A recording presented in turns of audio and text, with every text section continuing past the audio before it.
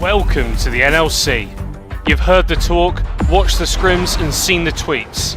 Streamers, LEC players, MSI champions. Dropping the ultimate onto Yanko. But all that matters is what you do on the Rift. And Kurt is going to be killed by some random bloke from Hungary. MSI champion, welcome to the NLC. There's only one league like this, so what more do you need to know? Brought to you by Arozzi, the NLC is hitting your screen right now.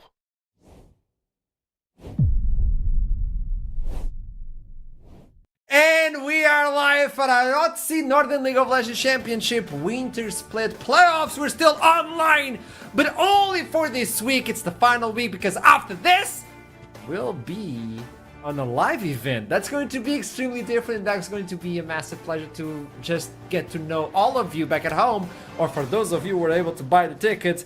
But from the desk itself, let's give a warm welcome to today's desk, Salari and Fox. Hello. Hello. I was waiting for the first What's one up? to reply. Yeah. So, tell me, how are you feeling? How are you doing? Hype today. Fantastic.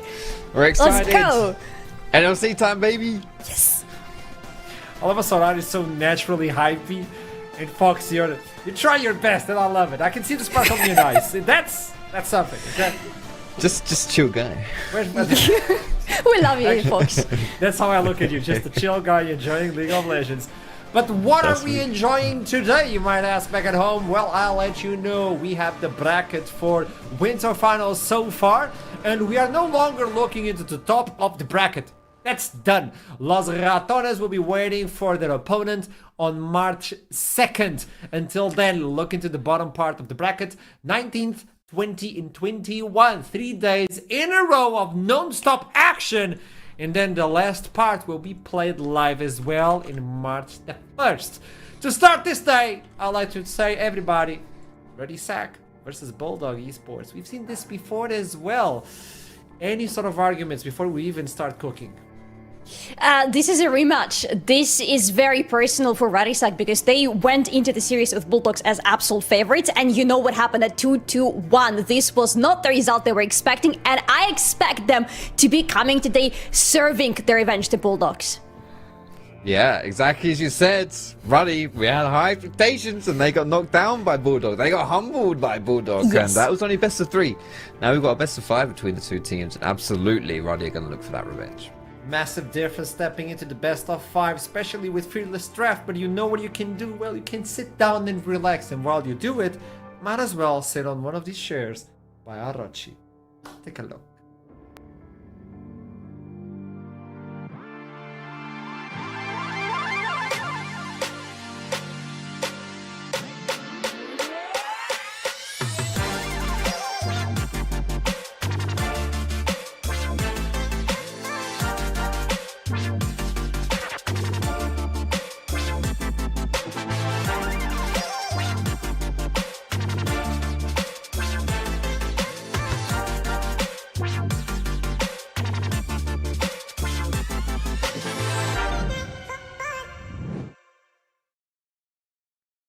Welcome back to the show. Before we start talking about what we have for today and debating about the teams and all that, Salari Foxtrot, are you ready?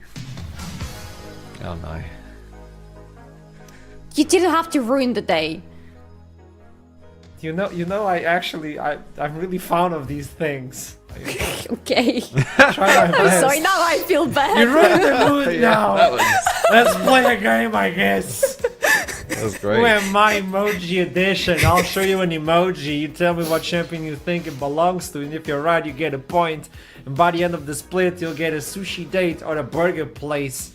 If you're up to Foxtrot, you're 1 game behind Jamada. Jamada's winning, Yes. by the way. Solari, you're 2 games behind Jamada. So if you win today, you'll tie up with Foxtrot and try to go for the lead. It's a tough one, doesn't matter. Let's move on into the first champion of the day. Who am I with this emoji? Yes, Solari! Brand? Why? Because he has a zombie skin. He does. He does. But it's not him. Is it? Respectable. No, She tried, so you can't do it now. You have to wait for the second one. Oh, okay. Okay, Yes, sorry. I thought sir. we each got to go each. And I actually saved you, by the way. Let's go for the second one. Who am I? Ooh. Yeah, I'll give it a pop. I don't Yes, know about Fox. this. Is it Yorick? It is Yannick. He has the zombies, he has the ghosts, and he has the graves. And there you go. Yannick You is the didn't first save one. me then. I didn't. Fair I was enough. just trying to make sure I would get to the third one, you know, to spice it up. I need to change the way I tackle this. Okay, 1 point for Foxtrot. Solani, step up. Yes. Second one. Oh, wow. This is exactly what I asked, I guess. Vayne?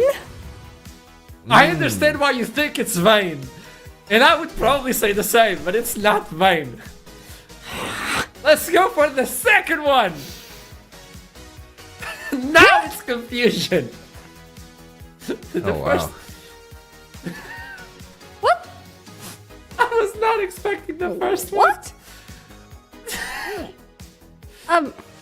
Hey, okay, I'll give you a tip. Swish, swoosh.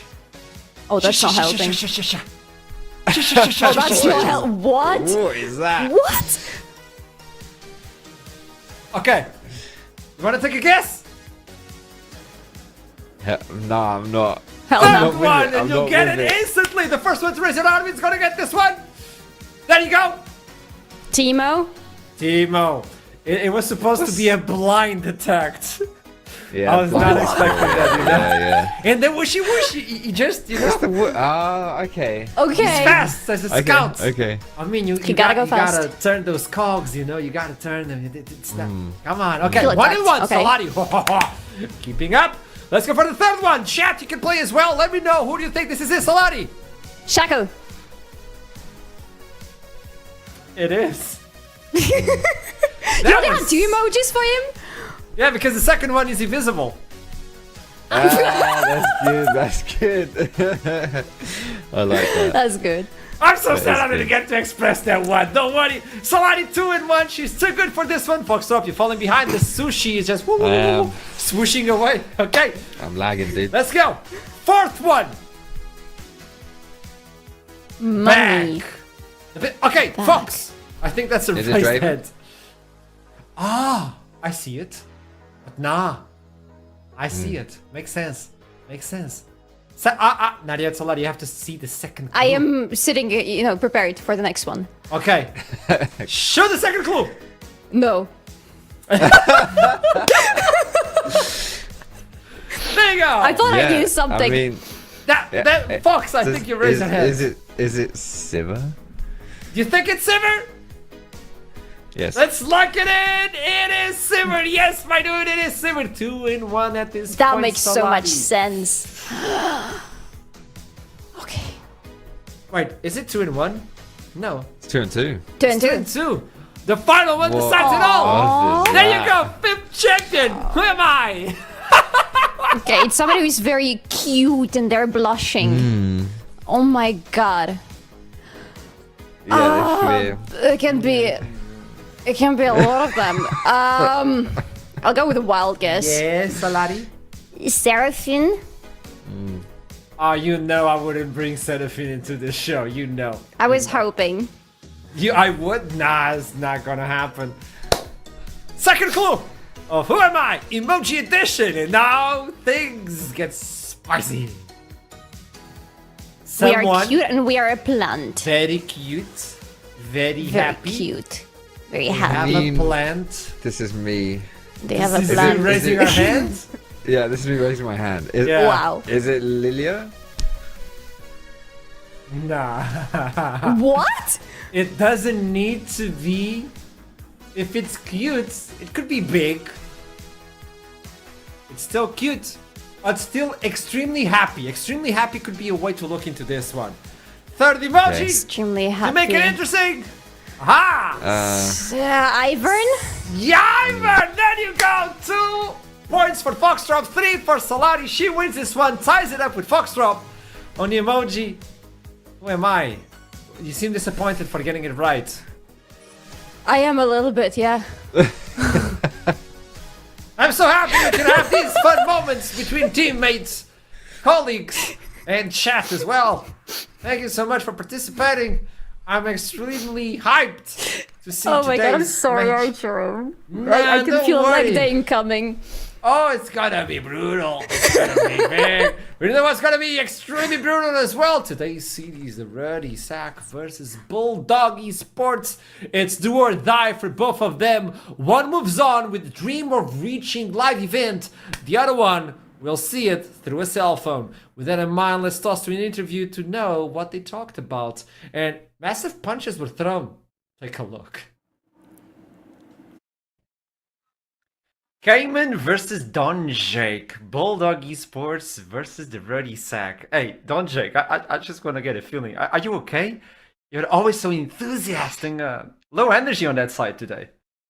The last couple of months have taken a lot of my life energy, I would say. Watching, I don't know if you saw scrims yesterday. I watched my AD carry die to Scion passive 40 minutes, and then we lost the game. So, yeah. I might have been watching a thing or two. If I speak, I'm in big trouble, Chief. He's suspended for 6 months. Oh boy. Cayman, how are you feeling though? High energy? I mean, scrim's going great, and I think last time we met it was only best of 3. I would love to meet the boys in best of 5.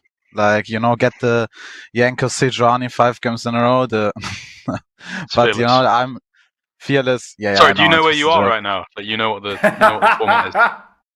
Yeah, it was a joke because Jankos hates Sejuani, you know? Like, maybe I know okay. your players better than yourself, but... No, it's just typically, like, I don't know if you know this, but, like, jokes are meant to be funny. So, I don't know. Maybe you missed out on that one.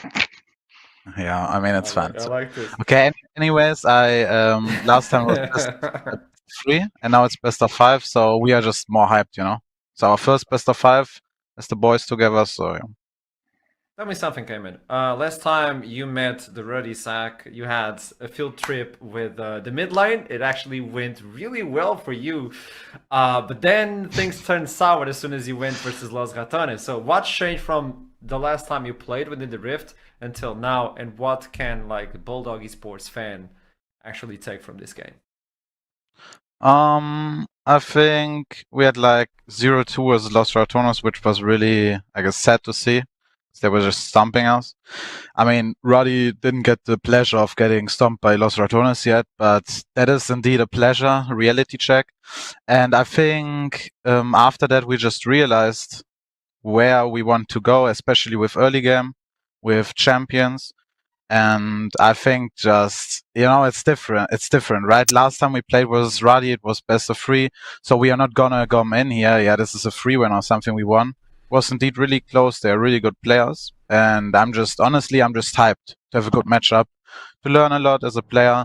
And I think like I can speak for all the players here, like best of 5s, especially with the new really good format Fearless, is where you can grow, or where you can show, you know, the Cayman show, right? Like 5 different players, you know, like getting that Kled mid lane out, and yeah, let's see. Okay, Jake, I don't know if you noticed, he said you didn't get to meet Los Ratones yet, so, you know, he's on lower bracket. Yeah, I so mean, I if think, you're gonna- you know, you look into his eyes deeply, I think he knows that his time has come. I mean, he's talked about the Cayman show. That's a show that's got so low ratings, I think it'll be getting cancelled after this season. And just, you know, I want to just take the time. Obviously, I don't get the chance to speak to players that much as an owner nowadays. You're welcome. I mean, you went from 0-18 in the Prime League to get to play against players that you would have never had the chance to play against in your life because of your skill level. And congratulations. Enjoy your time in the spotlight. You've got another potentially 5 games of it today. Make it worth it. So tell Yeah, me something, Jake. that's why I'm streaming, you know? Like, yeah, I have to prepare the retirement, right? And I have to choose like the viewership from you, so I can go safely into retirement, right? After the Cayman show is like over, you know? So I mean, Tell me you something, know, Jake. like... Tell me I was something. thinking more supermarket Oh, for you, boy. but if you want to stream, you could as well. No, Yeah, Jake. Well, tell me something, Jake. Last time you played, you had to bring in extra, you know, force towards the top side. Like, who's came in fighting today? I mean, you talk about big names, but you're bringing all the big names. Are they still the same? Are we going for the sub? No, Someone back from Turkey? Perks is in today. You know, that's officially confirmed as of this morning, I think. Oh, that's good. Actually, we didn't know it. So no wonder. That's good. So Okay. your manager just doesn't do their job, now. or because side select was released last night. So, what is your manager being paid to do? No, like it's about like what we That's have to do interesting to that win you versus threw you know? him under the bus. Are you going to be throwing your jungler under the bus today as well, or like what's going on? I mean, I think I'm gonna throw myself under the bus by Galio and just roam perma to Hums. But that's another story, okay? It's about what we need, you know. Oh. It's what we need. Do we need to know what side we select? Do we need who plays on top lane? Yeah, like if you guys are like sitting there at 19 o'clock watching, who's gonna play from them? You know, we are just No, chilling in solo queue there, you know. Just to clarify, you are the guys who selected side. So it's just interesting that you don't know what side you are or who's playing. Cayman, what is happening, man?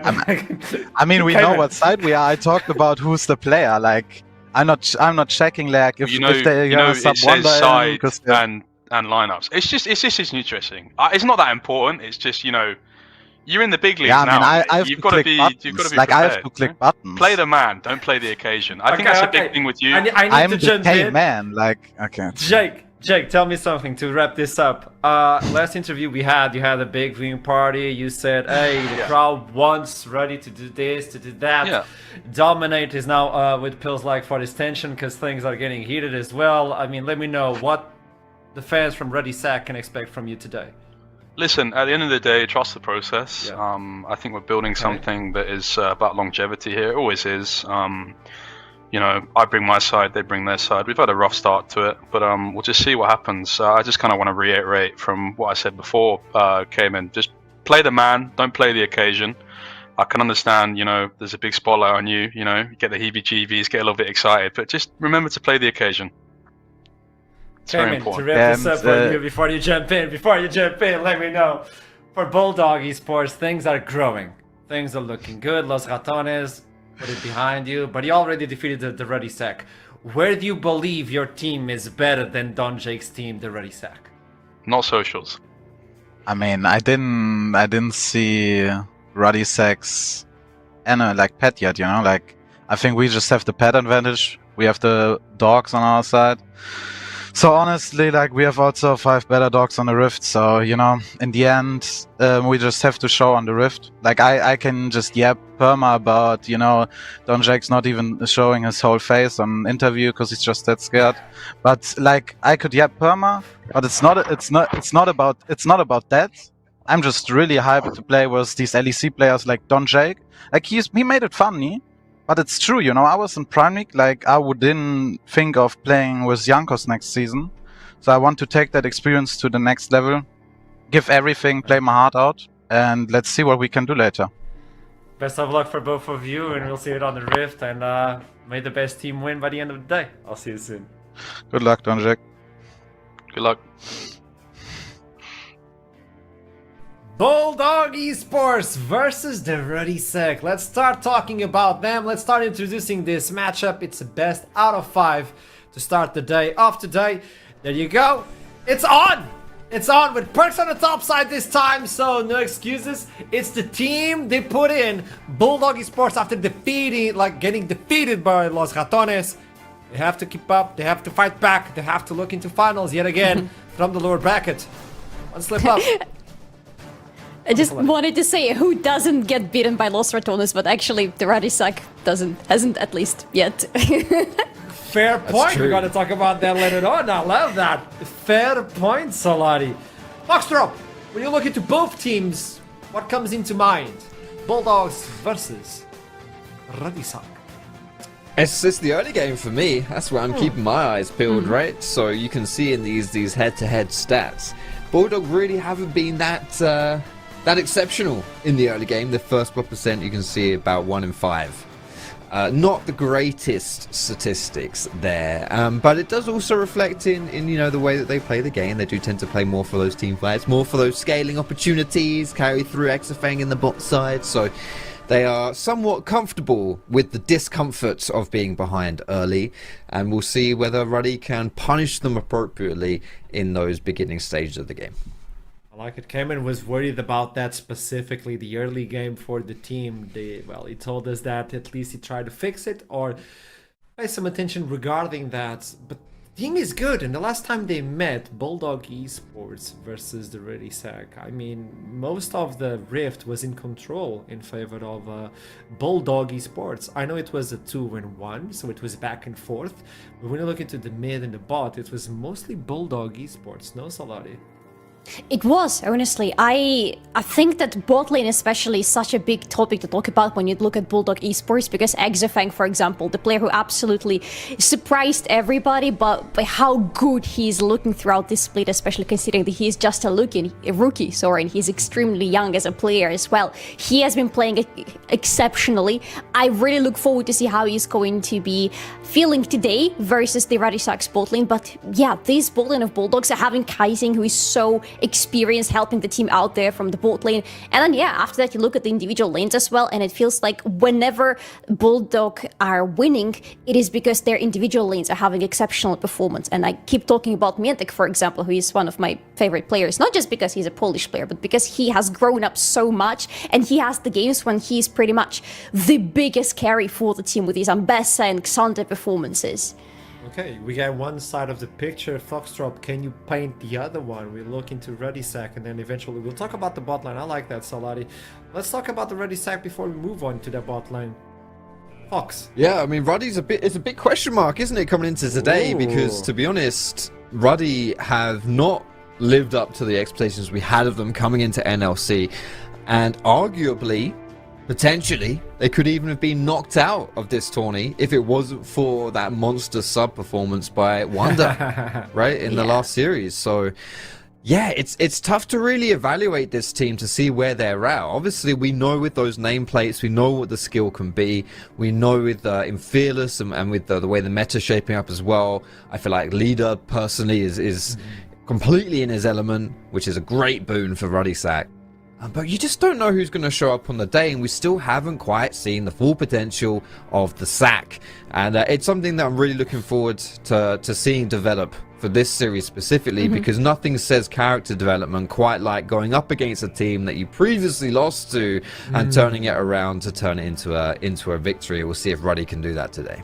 Yeah, to me, honestly, I love your point about Wunder, because he was such a big part for the team. And on the interview after that play day, the players talked about how Wunder was the voice, the shot-calling voice that the team had been lacking before that, and that they needed very much. So I wonder if between the time from the previous series to this one, if maybe they had managed to find that voice within the team, because if not, then I would have a big question mark about their performance today.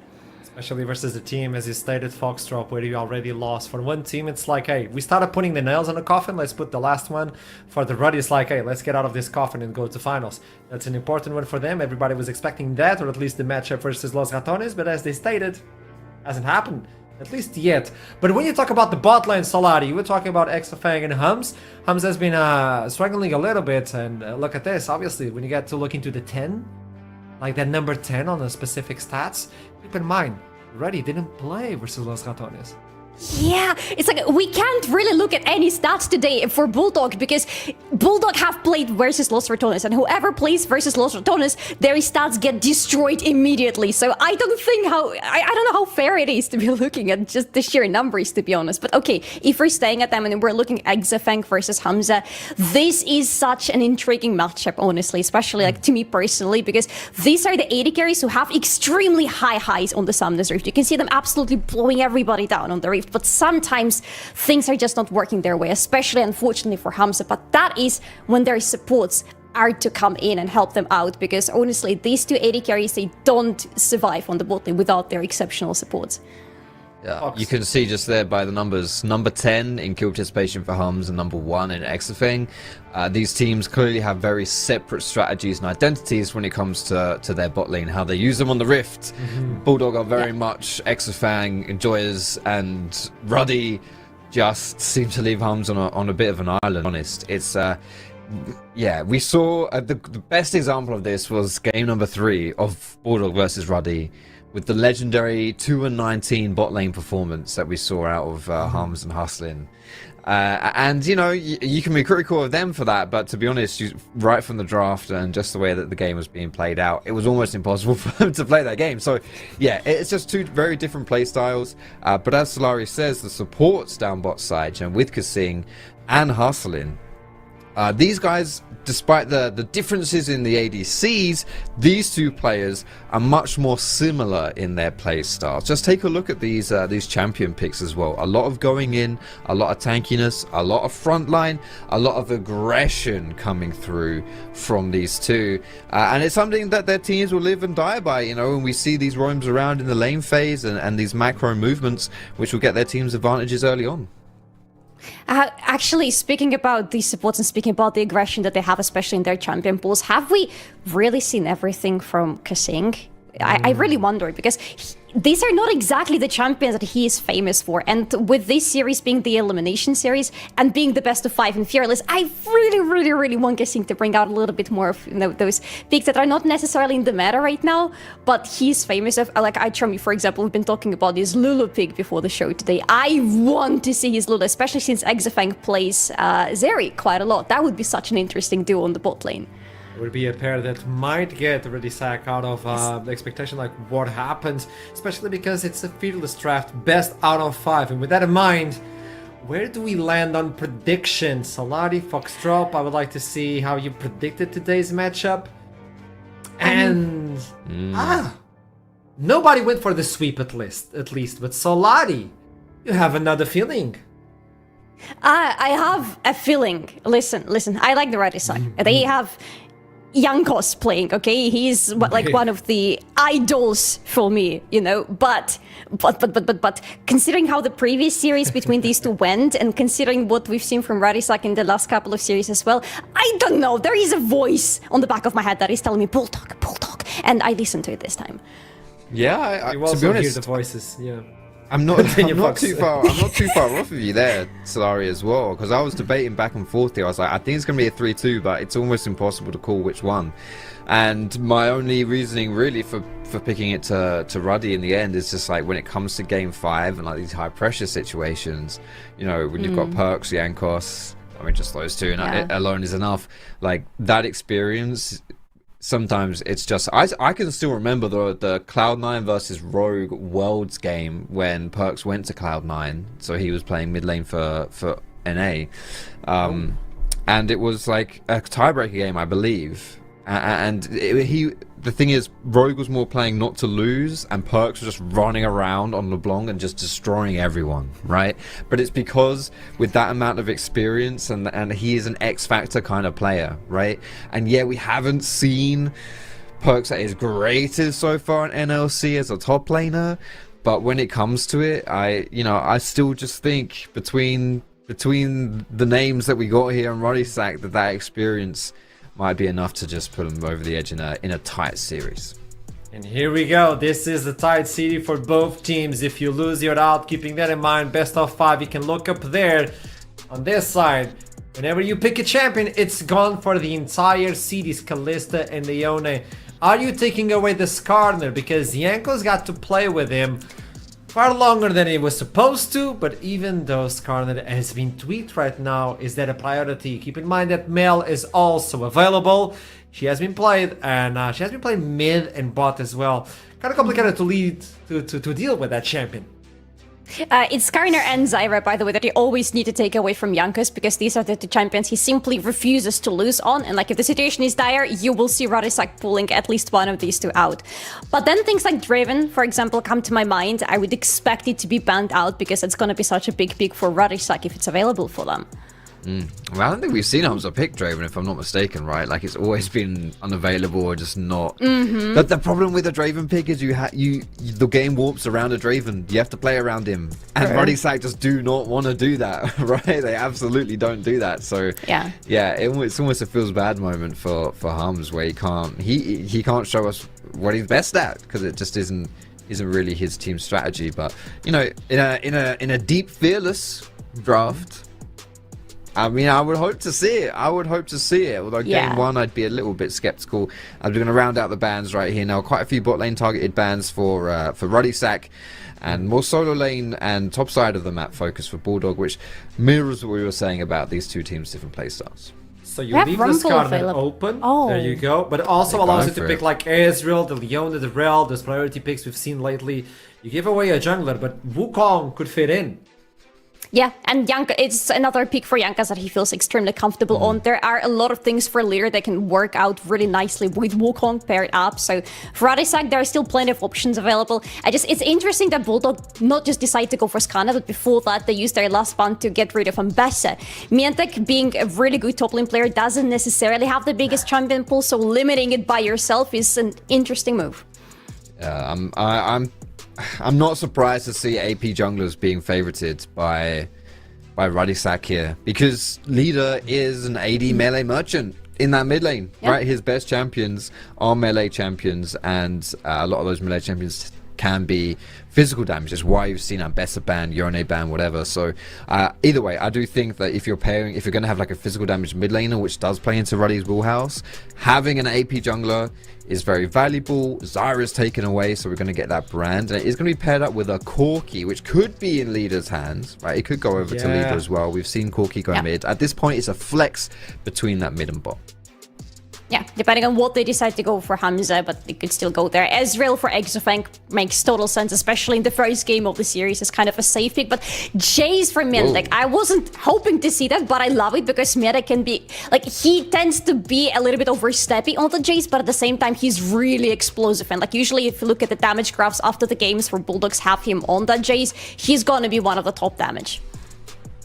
Okay. I was wondering, why don't you pick just a support and then you can tackle on the top side eventually? Because since you know it's Jace, you can go with Malphite, we could go with Ornn if you want to play for late game. Yeah, you can at least soak it up for the beginning, or even lane swap if you want. I don't know how Ruddy Sack is looking to attack this one, as the supports are now going to be picked out, and Kasing, well, he has to fish. So we already have Rakan removed, now we have Leon removed. Quite possibly the last ban from Radisak, is going to be Rel, I just wanted to say. They know who to target on the enemy team, especially since it's Ezreal we're talking about, so there is a big chance that Bulldog will, leave Exofank on autopilot in the bot lane and then try to help out Cayman on the mid lane. Whatever Cayman decides to go for, Kazing could be there for help. I wouldn't be too surprised to see Kasing pick up either Rel or Maokai, depending on which one's open after this ban. Right. Maokai also has the extra benefit of doing a little bit more magic damage to the squad, which is kind of lacking magic damage right now. But it is that Brawn ban instead, which is I find a little bit surprising. Because it's not really something we've seen Kasing pull out, and also it's much more of a defensive orientated pick instead of more aggressive, which is what we tend to see and what we've seen so far out of these players as well. But yeah, focusing away Perks' champion pool here. The Sarn's gone. We did see an Ornn hover, so that might be like even the Cassante. Yeah, I was gonna say Cassante's gone through so far here. So Perks has kind of just been chilling a little bit. Like he's had some role playing games topside, but also can go for those more carry topsiders if he fancies that as well. Although the champion pool for that, with that Ambessa gone as well, and unlikely to pick a Rumble when you got Brand as well, means that he might just there's your leader pick in the mid lane to go pair alongside your Brand. Yeah, I like it. So we have a melee champion for leader, we have the AD champion for leader, so like everything works out in the sense of having the synergy with Jankas on that Brand in the jungle. Just really wonder what in the end is going to be happening on the top lane, because the Ornn that they were showing makes total sense here, and like it works with the extreme aggression that Radisak already showing in their draft. Okay, since Rel is not banned, Kasing not playing Lulu, but I wouldn't expect a Lulu in this game, to be honest. Rel makes total sense here. Now, is it going to be something like a Syndra maybe on the mid lane for Kevin, something with just obnoxious amount of AP damage later on in the game? Yeah, I wouldn't mind seeing a bit more AoE here, but we'll see. I like the range as well to kind of keep leader at bay. But even something like the Aurora could probably slide in here too, as a bit of a disengage option. And this works, disengage, keep your range. Like, obviously Ari isn't Ari's really like Skarner. yeah, not a long range champion by herself, but with just the amount of like moving around and all that zip zapping. What was it you did in our little emoji game, Archrum? The shoom shoom shoom. That's yeah, there it is. That's our in a nutshell right there. So yeah, so there it is. That's a nice round out there for Bulldog, and now it is going to be that chill champion in the top side for Perks with that Malphite. Doesn't get much more chill than that, and pretty simple to do. So Solana and Foxtrot, before we toss it to the first game of the day, I just want a name. I just want you to tell me who do you think is going to take this first one to start off the aggression. Solani! No comments, but Bulldog. Ruddy! That was so good. With that in mind, we'll toss it to the beginning of the game. But first, a word from our sponsors. I'll see you soon.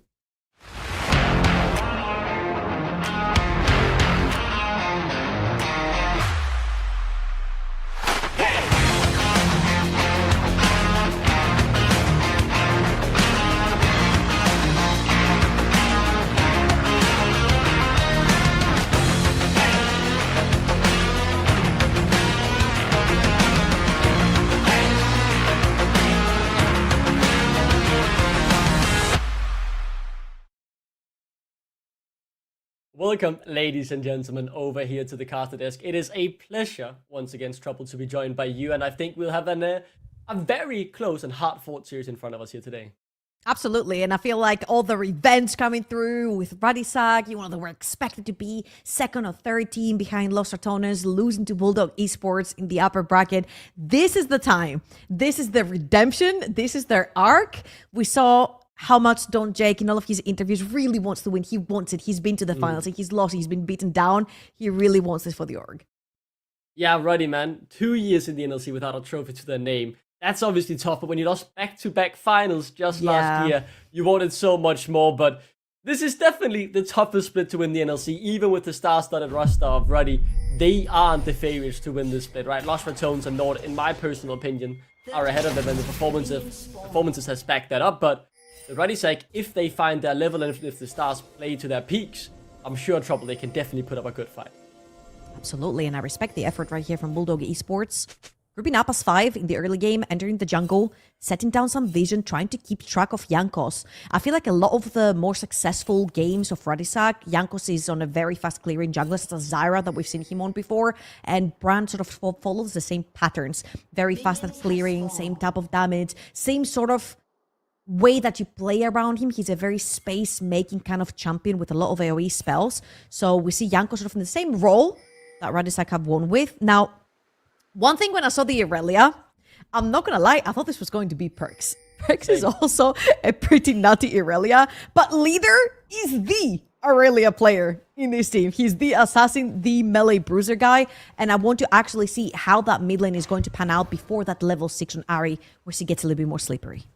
Yeah, I'm very excited for it. You said it yourself, right? Leader, the Aurelia player. I remember seeing multiple highlights just popping up on my social media pages throughout the years with Leader smurfing it in solo queue on that champion. Instead, Perks gets sent on dog duty, tank duty, whatever you want to call it up in that top lane. Hey man, EU top laners. Responsible for that engage. Yeah.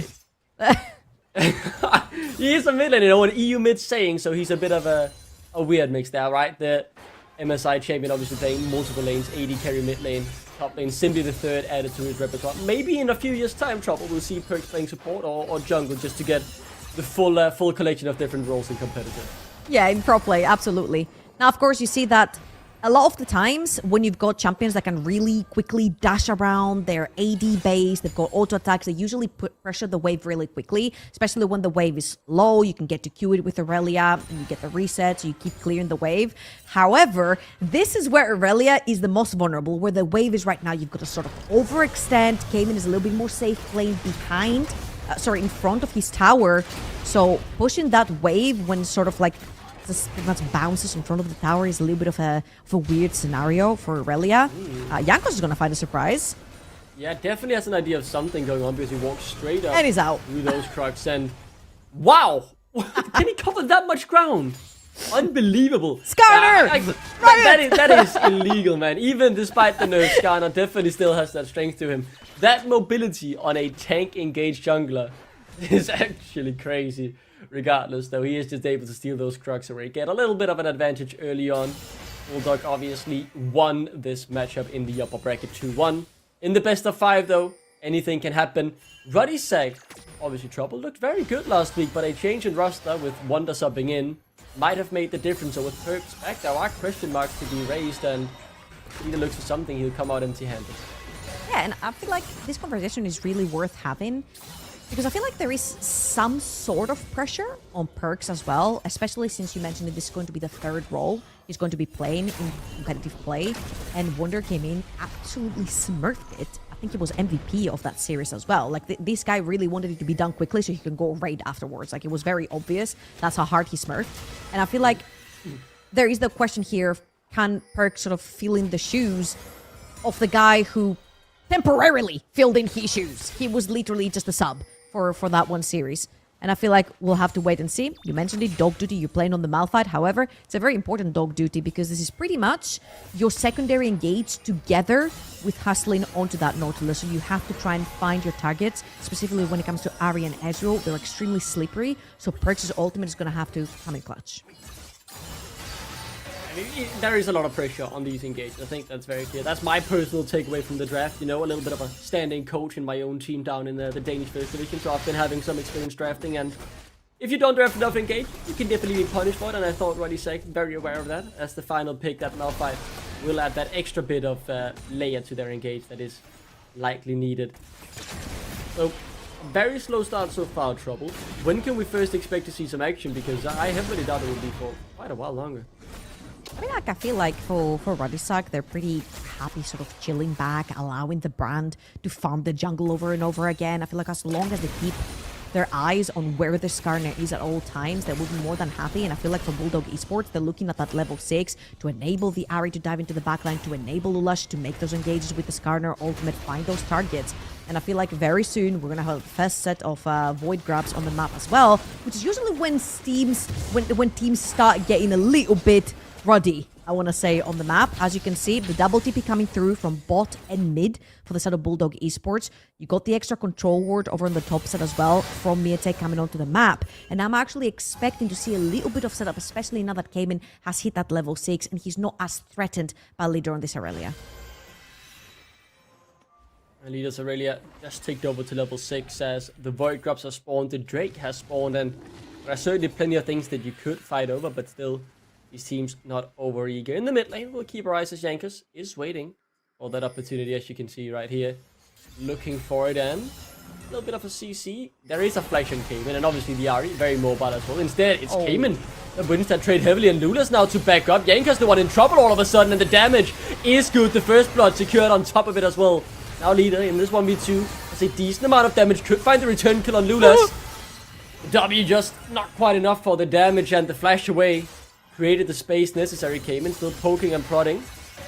Heals is good with the Q, the blade. So much damage. Cayman now in trouble as Leader, dancing around flawlessly on his Aurelia, forcing both Lulas and Cayman to go back. Fully stacked Q, fully stacked Conqueror right there from Leader. You saw the healing coming through this whole iteration. That looked a little dodgy. I mean, Lulash was still level 5. Leader takes those. All good. Calculated. Jankos ends up going down. It was a very clutch front step, actually, from Cayman. Didn't blink at all. Just walked up. Dodged Jankos' combo right there. And then they ended up turning onto Jankos. Jankos level 5 on this brand. Can get the full burst with that level 6 and the ultimate. Now, Leader, a little bit slow right here. He's going to take eventually that reset. Cayman walking over to the bottom of the map together with Lulash. So we're going to see no contest on the top side of the map. I'd like to actually see Jankos take advantage of the type of champion he's playing right here with the types of Brand and Zara-like kind of champions, where you clear void grabs very quickly. I mean, they do still reset, but you do clear them because you have a lot of base damage on that champion. Let's watch this one more time. Cayman, Jankos walks up. The stun will come through from Leader, and Cayman just walks up to Jankos and just dodges the combo right there. Really, really great stuff from Cayman. Lulash is around. Jankos got run over right there, but whatever the heck Skarner is, looks like a scorpion, I don't know. And you see all the healing coming through from the fully stacked Conqueror plus the pot onto Leader. Almost a 1v2 coming through. Yeah, really, really good performance. I mean, the confidence of both these minions to play this close up to each other, pushing their kits to the limits, definitely feeling themselves in what is a do or die best five worth remembering. win this, you've qualified for top 4. You'll be playing again on Friday, fighting for your spot at the LAN in Nottingham. Only 3 places to that, of course. So you wouldn't have qualified just yet, but you've taken a crucial step closer as Lulas takes a step closer to leader and just finds a little bit of poke. And you can see there was a trade-off for neutral objectives on the map as well. 3 Void Grubs going over to the Ruddy sack. With, of course, again, Cayman and Lulash resetting through the bot side of the map. There was an opening on the top side for Jankos, so he snuck in and grabbed that one. Now that's a 4-man on both sides of the map towards that bot quadrant of Jankos' jungle. He is level 6, though. And Bulldog Esports know better than to bundle around a brand. Yeah, that's a recipe for disasters. Now they'll find a different angle in. Kasing flies wide, no ultimate as well, so very squishy early on. And not really the engage you would have wanted. Forced to flash out to safety as leader. Now looking for Cayman. The flawless do it. Goes wide and instead the trade. Now turns in Cayman's favor. Ludas have to back up his mid lane as well. The flash is forced. The kill could still come through. The cooldowns just need to be there. And the hijack really. And the kidnap comes through from there. From the Ludas rather. To secure that one. The fight still ticking as Exo Thing. That's a whole heap of damage to force the flash out of hostage. But Jankos, where did that come from? A huge amount of damage there to pick up the double kill. Flash forward, but can't quite connect. I did not see that coming as Jankos single-handedly turns around the fight. And we just said that. I literally just said Bulldog with solo kill from Miatek onto Perks as well in the top lane. Literally just said before that starts, Bulldog Esports knows better than to bundle up as 4 into a level 6 brand. All of the bounces around with the ultimate plus the abilities in a very short space do insane amounts of damage. Hopefully we'll get to see this one more time, but Leader fancies the dive! Leader, and we'll just get it. No flash though, and he'll die to the turret, so Cayman eventually gets the 1-for-1. Oh, not sure about that. Alright, let's reverse. Let's go back in time a little bit and watch this one more time. Cayman, great fancy feat right here from Cayman.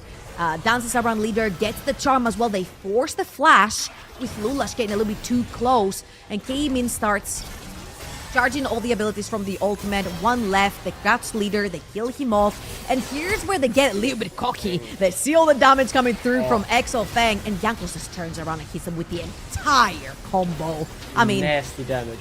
Come on, man. That was a huge bait right there by Ruddy Sack. Great execution.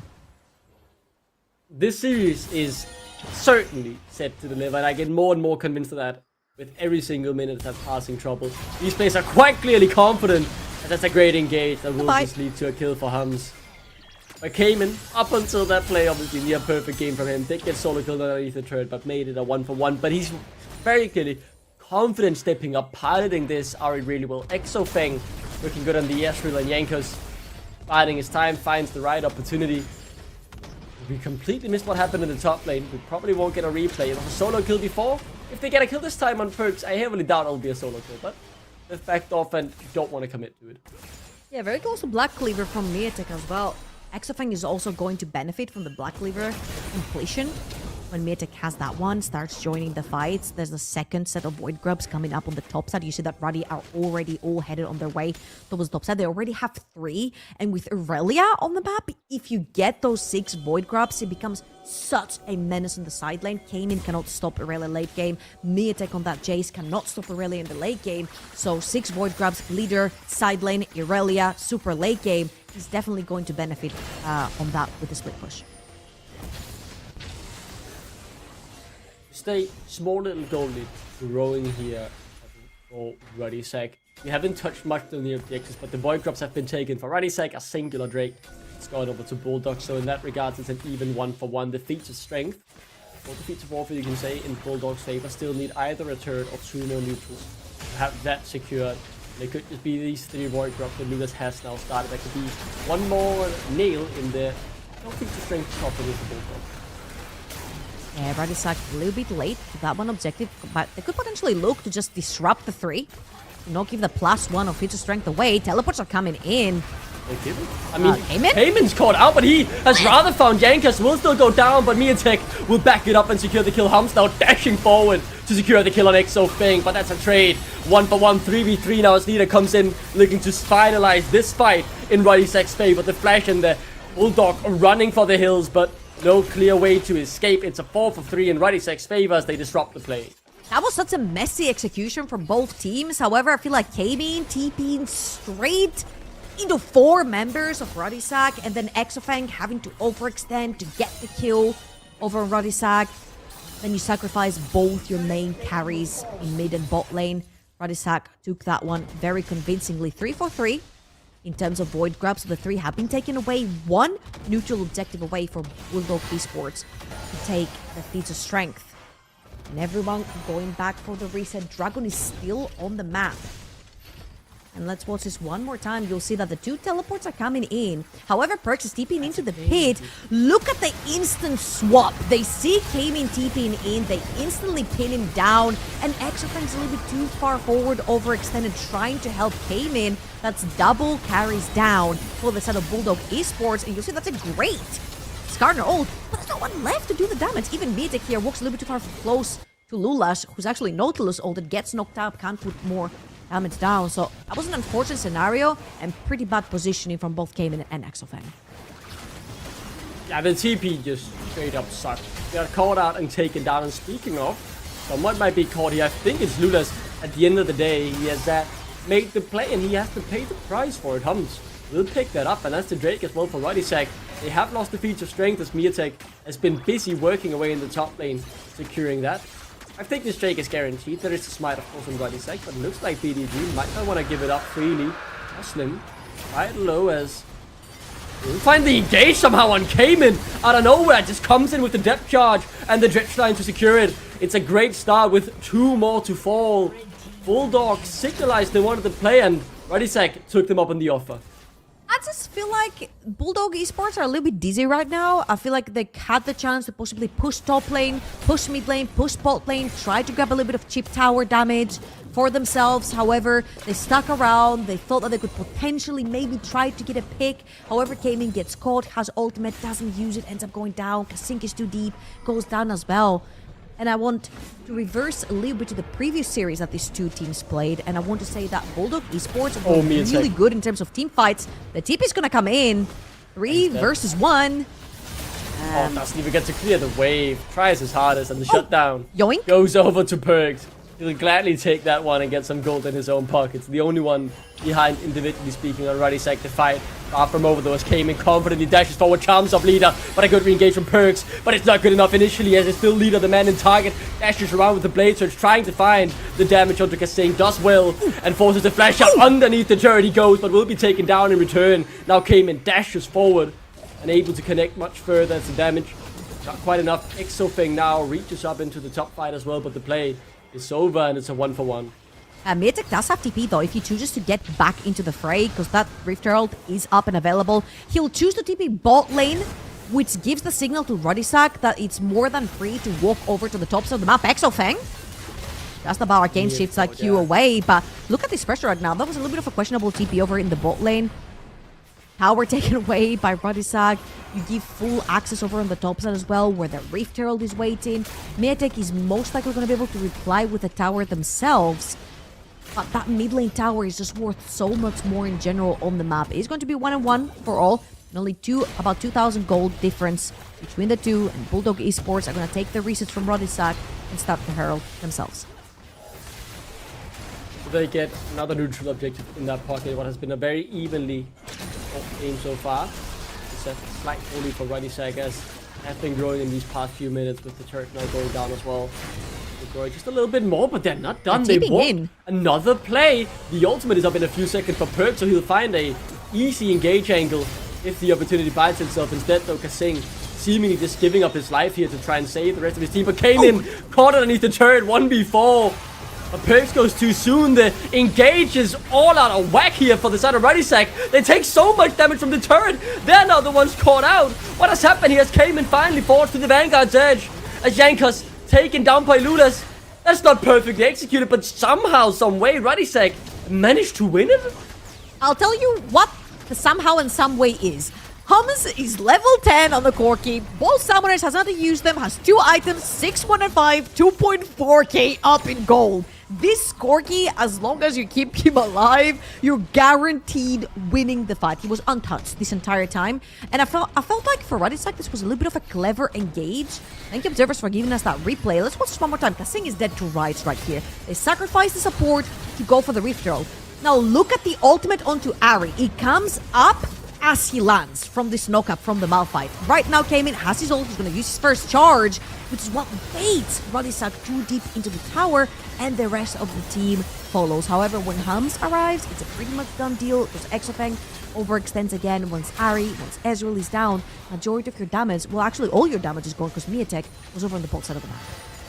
A fit 4B is a great side if you're a Ruddy fan, looking to claim that revenge on Bulldog for losing to them in the upper bracket. Game 1, of course, that's all this is. It's just a 4k goal lead, by no means insurmountable with the Drake spawning in 50 seconds. Another fight could be on the card, but wouldn't surprise me trouble if Bulldogs say, you know what, we'd rather scale a bit and make sure we set up 4 fights correctly and not fight what would just be the second Drake for Ruddy. I'm kind of getting scared right here because I don't know how much a poke composition can scale into what Ruddy have. They've got pure brute force engage with the Nautilus, with the Malphite. You don't get to sit around and poke. Came in.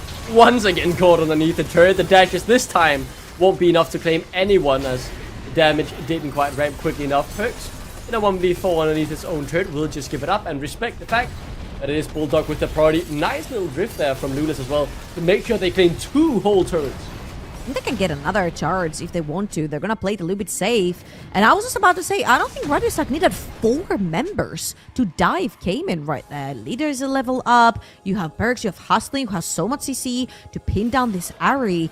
This way, they have actually lost a little bit controlling their jungle. Jankos? Does catch out Yankos, but I'm not sure who's caught here, Trouble, as instead it will be turned around on Lula as he can't take enough damage out on Yankos, and instead that's an immediate counter engage. Hums now goes dominating. Keep your eyes on the rookie in the Sea of Veterans because he's the one who's all the damage in this pocket. 2 taken down already. Bulldog forced to run. They are over eager, over aggressive, and they're paying the price for it. Hums nicely dodging out of the damage. Good flash away to create the space, but Exofeng connecting well on these Mystic shots. The fight's not over as Ruddy somehow lose it as damage, the poke, the consistent DPS. Too much for them to deal with. This is so messy. This would have been a fight instantly won by Ruddy. If I'm not wrong, this is Leader deeping into that mid lane. Exofang and Cayman have to run away. But this is it. Bulldog Esports had to commit so many ultimates, which means Ari with no ult, sitting duck, no flash for Cayman, even more of a sitting duck actually with the no flash. So I think even playing around that mid lane wave when you see Aurelia dashing about is kind of scary if you're on an Ari, no ultimate, no flash. However, Bulldog Esports, they have the rest of the team around, and Ruddy I feel like it's pretty safe for them to walk in. They don't necessarily have any of the bigger ultimates. They will have in a bit. Malphite ult, Hustling's ult just came up onto this Nautilus. They've got all the tools they need, and I feel like on the other side, Bulldog Esports are just running towards Atakan to set down some vision to try and potentially find a team fight there. Now, something we haven't necessarily talked about a lot is the way Bulldog Esports do beat. Never mind. Yeah, Never mind. Go on with your point. What are you doing there? That's it. Yeah, what are you doing there, Hustling? Yeah, support duty, you could say, and Miatek forced to flash now as well. You could ask what he's doing there. Luckily, with the flash in his back pocket, there was a quick way out. Now Perks is the one caught. This is so messy, Trouble. It's back and forth. They keep overextending. They keep wanting more than they can realistically get. And they get punished back to back. The teams really catching each other off guard here. That's so funny. This goes back to my point to say, you know how Bulldog Esports beat Ruddy last time? They were really good at team fight. You know why? Because Ruddy majority of the time were fighting with a member less on the map. Because somebody was getting caught. Bulldog Esports were taking advantage of that. They were grabbing objectives. They were grabbing team fights. They were able to bring down Ruddy. In no way, shape, or form should Ruddy be face-checking things like this. Hustling face-checking that mid lane bush, knowing that majority of Bulldog Esports, if not all of them, were top side of the map, has pretty much lost his team, the Atakan, on the top side of the map. And these are pretty important mistakes to make 22 minutes into the game when you're already 4,000 gold up, when you've got an 8-1-6 Corki, and you are supposed to be the frontline. You're supposed to be the one creating space, finding opportunities, being alive to create those opportunities. And it just wasn't quite the case. And again, go back to my point. That's how Bulldog Esports beat Ruddy in the first best of 3 series that they played with each other. I'm a bit shell-shocked. I didn't even realize, Trouble, that it would have such huge implications on what could have very easily been a game that would snowball into Ruddy Sack's favor had they just found one more fight around the Atakan. All of a sudden, we're back to even footing. As we went into that pause, the goal lead had shrunken a little bit, and now for the next 2.5 minutes, they're playing with the withdrawal to their advantage, and they can really be the aggressors now. That changes so much just by face checking, and I think you're dead right in terms of the fact that it is just being too overeager, getting caught out on these dumb face checks that you should never be doing. And these are veterans, 10 years of pro experience on hustling, should tell you you'd never go into that area when you have no vision all alone. Surely you don't make that mistake when you're battling for your life here in the NLC. I mean, it does happen, and if you're making a mistake, someone has to be there to catch it. And Bulldog Esports have been really good in general at punishing overextension. So someone face checking, they're always there. They always bundle up as a team. And this is exactly what makes them really strong. Their team fights usually are very, very strong. Now, this is a kind of composition that we haven't necessarily seen that much before from Bulldog Esports, a sort of poke composition with the Jace and with the Ezreal. And when compositions like this usually fall behind, it's just a little bit difficult to catch up because you've got Malphite, you've got Nautilus. You can just stack armor and sort of stand in front of the rest of your team and just allow the rest to do damage while you eat up the poke. And I feel like it came in right now on the Ahri, Assassin, Burst Mage. You haven't had the opportunity to get all those skills and become so big and become scary onto this Ahri. This is why I'm getting a little bit conflicted. However, if the Ruddy side keep walking into you one by one, that's a very easy ka-ching in the back. Yeah. I'm looking forward to those team fights. I really am. Because it feels very, very simple to set up. Because if Perks or Hostin finds the right engage, finds the right carry, finds the flank, the fight is over, and it could be game deciding. But if the side of Bulldog, they get the time to poke and prod around these objectives and not just immediately engage, but take someone like Perks or Hostin or Hums down to half HP, all of a sudden it's a different picture. It's harder to get the right engage without losing someone in the process. And that poke, and in particular Cayman, has been really good at finding the right engagement with his charm. If he picks off Yankos or Hums or Leader just before a fight, the whole picture of the fight changes. So we'll really be keeping our eyes on who finds the right engage, either the pick before or the full-on engage from the side of Ruddy Sack. So there is definitely a burden of execution of both teams, but it feels like to me finding that pick is a little bit harder than finding the right Malphite also. Yeah, and of course, to let you know, guys, we are experiencing some lag issues from the side of Bulldog Esports, and when these have been resolved, we will let you know. We'll jump straight back into the game. I feel like it is at such a crucial point in the game right now, like the tension, you can sense it in the air. Atakan has gone over to Bulldog Esports, and obviously they're gonna look for a fight with this. It's late enough into the game where you can actually bleed it into a team fight, which then bleeds into a potential Baron on the map as well. So really excited to see how this turns out. Again, I feel like Ruddy Sack have gone through these situations before where they just overextend slightly as we jump back into the game. Again, Atakan has just gone over to Bulldog Esports. He will run out just about as Baron's about to spawn. Baron spawns at 220. This will run out about 30 to 40 seconds before Baron spawns, but they could definitely use this to leverage some sort of fight to grab the two last outer turrets in Ruddy Sack's side of it.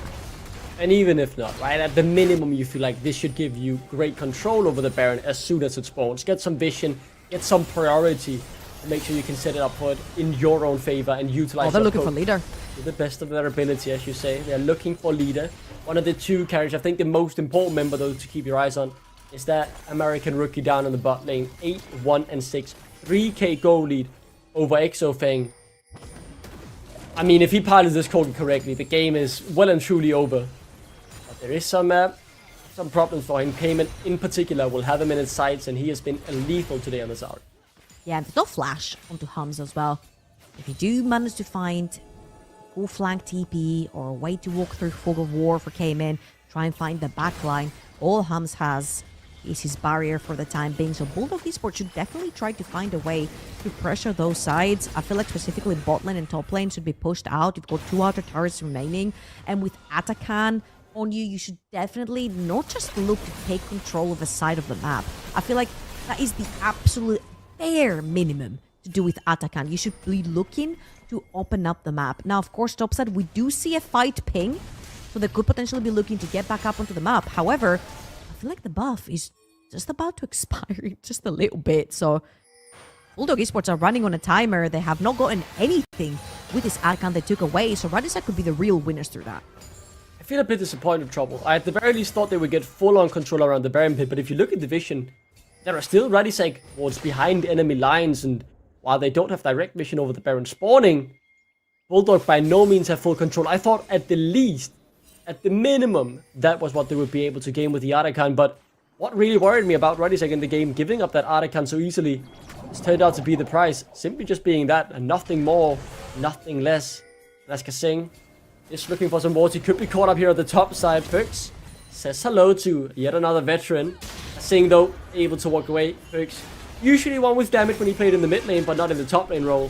Thrown on the tank duty, and simply do nothing but say hello. And the timer gets more dangerous because the closer we get to the time, Flash will be up for Hums as well, so it'll be much harder to pin him down, to try and get to Corki. Again, he is the #1 suspect, the #1 wanted on the poster for Bulldog Esports hustling. The Baron is on the map and they've caught Lulas. Instead, he kidnapped 2 right back. Exofeng now trying to dish out the damage. They found the first kill. Immediately, TPs are coming in from leader, but it's too late, it looks like. As Cayman goes forward, they try to turn it around on him, but he dashes right out. Now Miatek trying to find the damage, but can't quite, as I think Yankees' AoE was enough to stop them from further engaging. Such a tense fight, and no one really comes out on top. Another pause. More questions to be asked. Trouble as hustling. I Found the engage. The damage not enough, though. don't know if you wanted that engage. I mean, like, Bulldog Esports were right behind Lulas. Lulas is the tankiest member. He's got 2 items. He's got 321 stacks on his heart still as well. I do not know if you want to be walking and pulling Skarner when he can just ult the entire team behind you. And this iteration of the fight, leader was not there. Look at the low HP bars. If Aurelia could just there's 3 members, he could have queued right there, got a triple reset on the Aurelia and just destroyed the rest.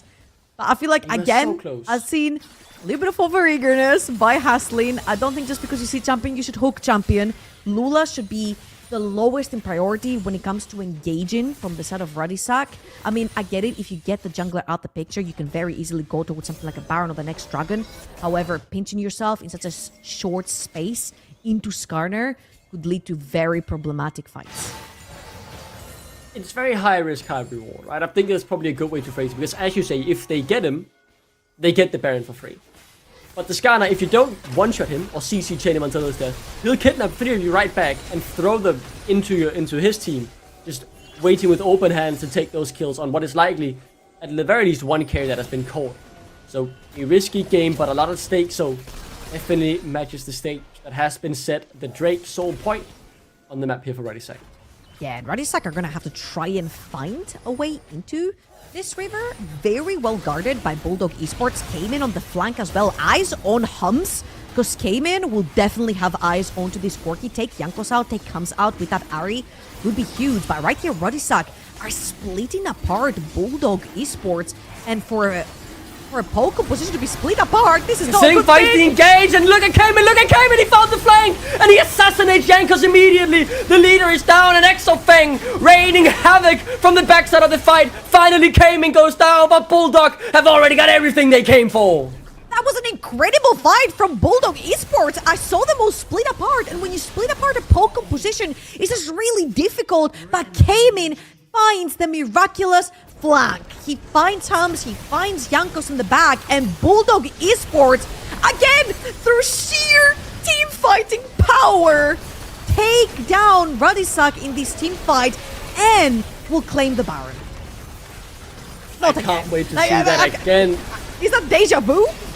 A bit of deja vu and pure brilliance there from Bulldog. The fight looked so hard to maneuver, and I thought immediately as Kasim went in, the engage went kind of awry, but keep your eyes on Cayman trouble.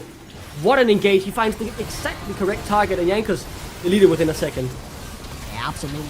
Great stuff right there. Connects the E and Q, and Hums, even though he plays from a more of a defensive position, he has to actually walk up to put some damage down. I love how you said that the leader was dead. Leader, on the other hand, wasn't dead, but he didn't manage to do enough in this fight as 1v3. And suddenly, from a gold lead to a gold deficit from Radisak, catastrophic fight. A 4. What? Last time I looked at Jace, he was 800 gold up to the Malphite. He's now 4.5 thousand gold in the lead. Triple items in the inventory. Very close to the fourth one as well for the Jace. Now the poke is really gonna start hurting. Insane gold in the top side. I said the burden of execution was on finding the correct pick, but somehow Bulldog managed to do it yet again in their time of need, and this goal lead will only grow over the next 2 minutes. I can't believe this game just got flipped on its head, Trouble. I was so confident in Ruddy having everything under control 10 minutes ago, and then throwing it away around the Archon and just straight up being outplayed in a 5v5 around the Drake. Worrying signs here for a star-studded roster. Yeah, here's the hardship though for Bulldog Esports. I don't think this game is anywhere near over. It's because the Baron went down. It was only 2 dragons. We're nowhere near Soul Point, or Soul rather, sorry. And there's still an outer tower that remains for Radisak on the both side of the map. Atakan resulted into nothing for Bulldog Esports. Baron resulted into a top lane tier 2. And that's about it. The game is just moving so slow. This is still anyone's game. Summoners are going to be of pivotal importance. Hums has his flash up.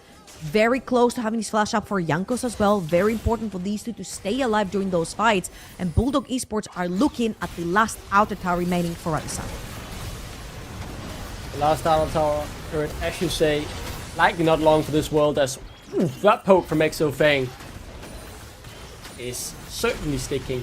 Perks pretty tanky, but the rest of the poke connects on the right carries. Hustling trying to step up, but even he, as a bit of a tank, can't do that for long against this lineup. Cayman is constantly fishing and threatening trouble on the flanks, and it's so hard for Ruddy to deal with. What do they do in this situation to try and bring this back? Because this just looks unplayable. Look at all the poke coming through. The Qs are flying all across the map. The arcane balls, the mystic shots, and now the engage coming through as well from Lulas. He's found perks and Cayman can't fight the carry. Now they try to turn it around on him, but he can't quite go down before the right engage has been found from Lulas. Ruddy are falling to pieces. Leader from the flank, desperately holding on though, and he finds the 2 carries to keep this game alive. It would have been over if that TP wasn't perfect, if the engage from Leader wasn't perfect. And Ruddy live to fight another day. Well, there's a way to find the last outer tower for Radisak, and it's just bypassing walls, running through walls, running down Radisak. They found Hums with a great Skarner ultimate from Lulash as well, and they're just brute forcing the way into these fights. Let's have a look one more time. You mentioned it, they were poked down from the Ezreal, from the Jace. Lulash showed the opening and gave onto them. However, Jankos had gotten his full combo out, and Hums was able to hit some as well. I feel like had Hums survived that Skarner ultimate, it would have been a completely different fight. Leader could have potentially been able to grab 1 or 2. However, the problem remains. And that problem is 5,000 gold up on that Malphite. 7, 1, and 6.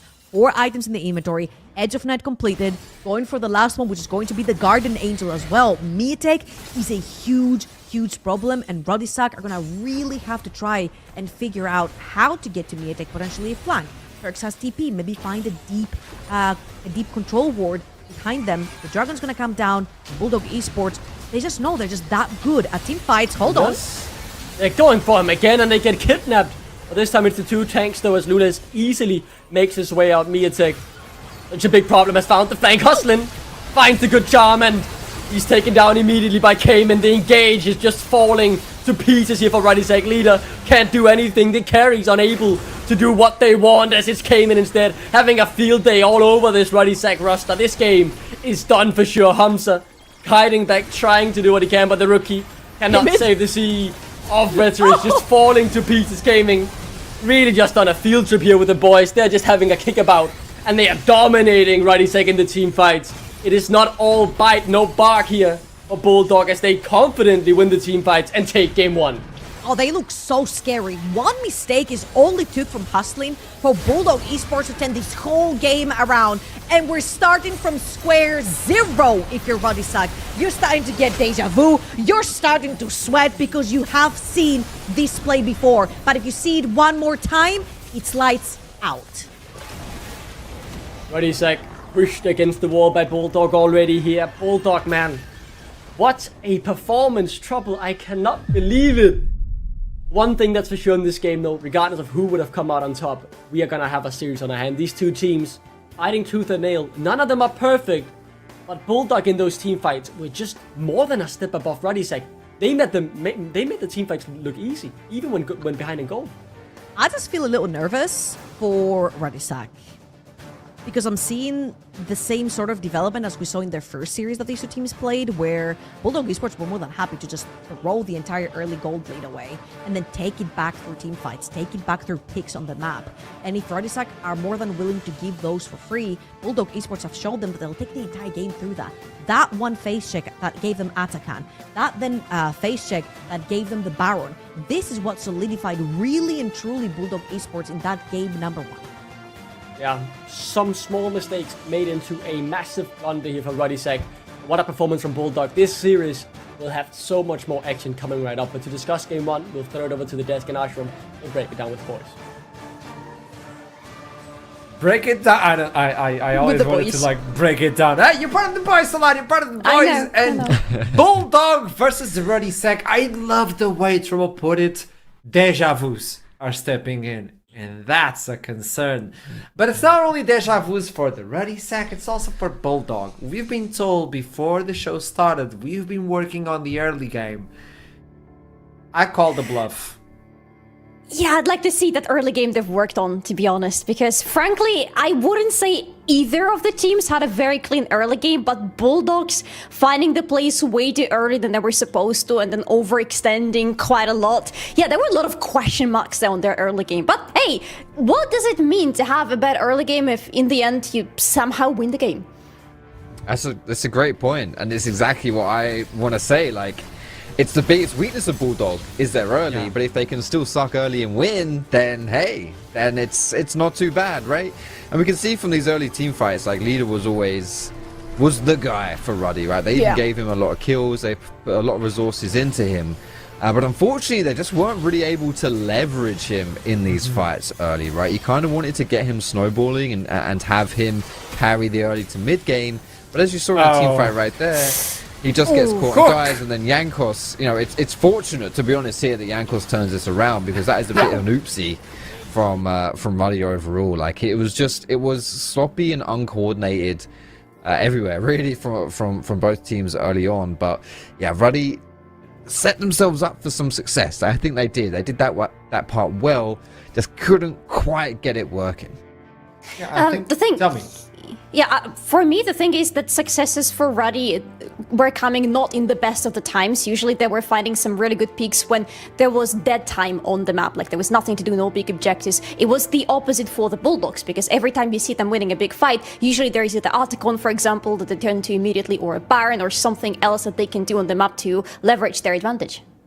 I agree. It feels like Ruddy started leading the race, but it was not like the race was that far apart, I guess. Bulldog was always in the shadow, but really, really close, and any mistake could happen where they would get the lead yet again. But with that in mind, I think there's some nervous system holding them as well. A lot of these players, because you lose, you're out. Cayman is not playing the way that we get to see Cayman play.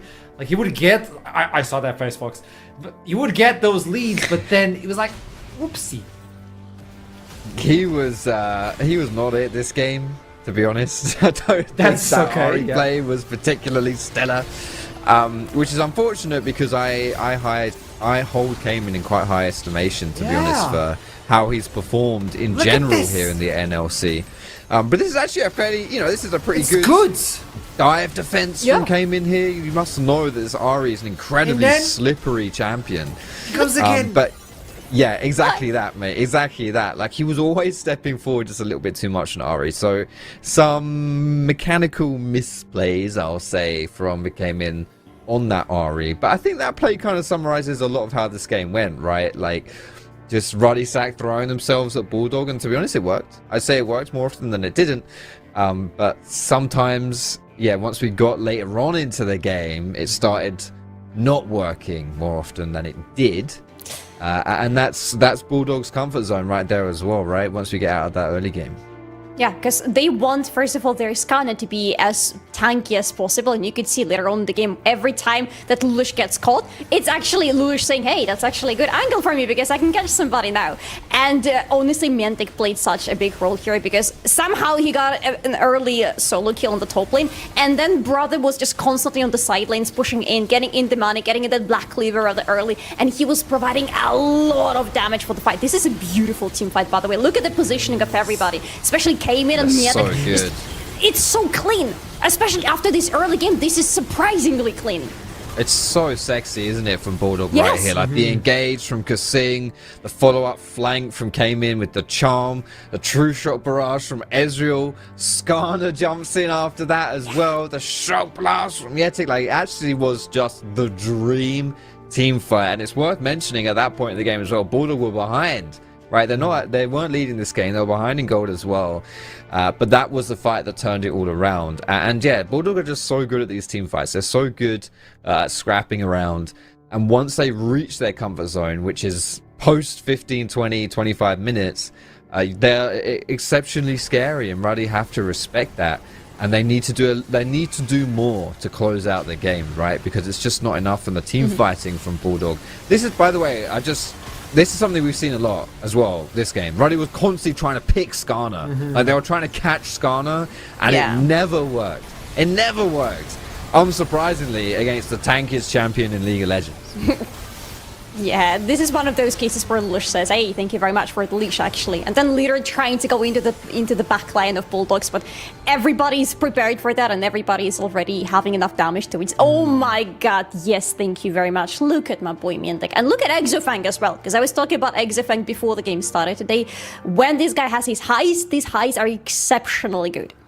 So a 4,000 gold lead for the Ruddy sack by, what, 25 minutes? Goes into a 5,000 gold lead in favor of Bulldog. That's picking up 9,000 gold in less than 6 minutes, I guess. Oh, yeah, 6 to 7 minutes. Yeah. That's a massive difference. And even in the jungle, look at this. Like, it was well disputed. And that Atakan also raised some concerns because there was no vision over there. It looks like Ruddy has a game plan of throwing in chaos and then hoping Bulldog collapses under that chaos. But I believe Bulldog actually thrive in chaos at this moment. They're good at holding on and weathering the storm, at least. I think it's fair to say. And, you know, the bot difference is something I was looking at this game specifically as something we could talk about here, anticipating that Ruddy might win that game. Hamza was like 8-1-8 or something on his Corki. He had like a 5,000 gold lead individually, by the way. A 5k. He was 5,000 gold ahead of Exofang at some point in that game, who was sitting like 0-3. There was a big gap in that bot side. Hamza played really, really well, but it just simply wasn't enough for Ruddy to find the victory. Like, I don't know whether... I mean, their team comp doesn't particularly play around him that well, to be honest. And Leader was building like Hullbreaker on the Aurelia too, so it was signaling that Ruddy weren't necessarily looking for those big fights either. You know, there are some problems there, obviously, and whatever you want to blame, you know, whatever the reasons are for those problems, it is what it is, and Ruddy's going to have to fix up, look sharp, because it's tough. It's only game one, but still, that is not a game you should be dropping here. Communication is key moving forward, and moving forward, the Ruddy sack picked blue side for game 2. To talk about that and much more, we'll do a quick break, and we'll be right back. I'll see you soon.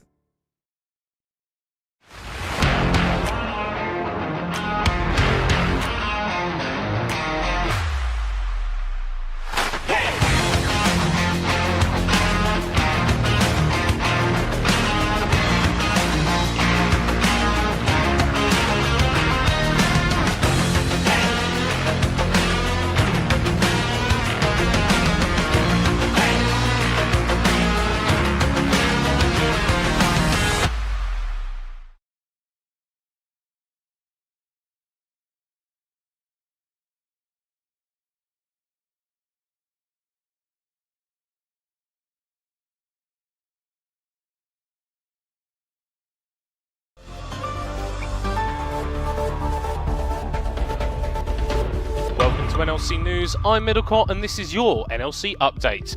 Lost Ratona has demonstrated extraordinary development in their series versus Nord, by finally managing to not win a game. The Rats' top jungle duo of the Baus and Velia showed excellent synergy, going a combined 1-16 in Game 3 of the match to secure the loss. But it was not enough to push the team to a series defeat, as Los Ratones still won in a convincing 3-1 fashion. Coach Caedrel voiced his displeasure at the victory in a recent stream, bemoaning his team's inability to establish themselves as a lovable underdog who still wins in the end.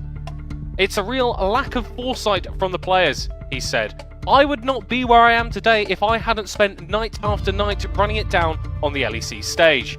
If Reckless ever wants to be more than the object of obsession of a random northern ginger bloke, he better completely flop at EMEA Masters so we can have a heroic victory arc when we come back for spring." Nord have put themselves in a strong position to do what they do every split and finish in 3rd place. Following their defeat against Los Ratones, Nord find themselves in the lower bracket final, a series they played twice last year without garnering a single game win. Management have responded swiftly to the situation by developing a range of countermeasures they believe will be effective regardless of who their opponents are. If they should find themselves matching up against Verdant, Nord will only be drafting animal or plant-themed champions due to Verdant's environmental policy preventing them from harming nature. A virus which causes the infected PC to constantly remind the user to "come downstairs, dinner is almost ready," should be effective against the bot lanes of Bulldog and Ruddy. And Rich Gang will simply be reminded of the time the entirety of Norway ran out of butter, which will cause the players to stand up, leave their desks, look out their window for between 4 and 5 hours, and wish that they lived in a more serious country. The ownership of Ruddy Sack and Verdant have released a joint statement threatening to sue the NLC if they are not able to guarantee at least 2 games between the organisations every split. The UK-based orgs have stated that without a derby match between the two teams in 2025 thus far, matchday income has cratered, and fans are wondering when they'll finally be able to have a proper scrap with hooligans from their rivals. At this time, the NLC is sticking to its guns and refusing to enter into any negotiations with the organisations. This story has led to further speculation that the NLC's UK-based orgs are planning to form a breakaway ERL at the end of the split. With talks already underway, this news eater would love to tell you more. Unfortunately, you'll have to go to Dom Sacco for that, because no one around here tells me anything. Anyway, that's all from us here at NLC News. I've been Middlecott, and this has been your NLC Update.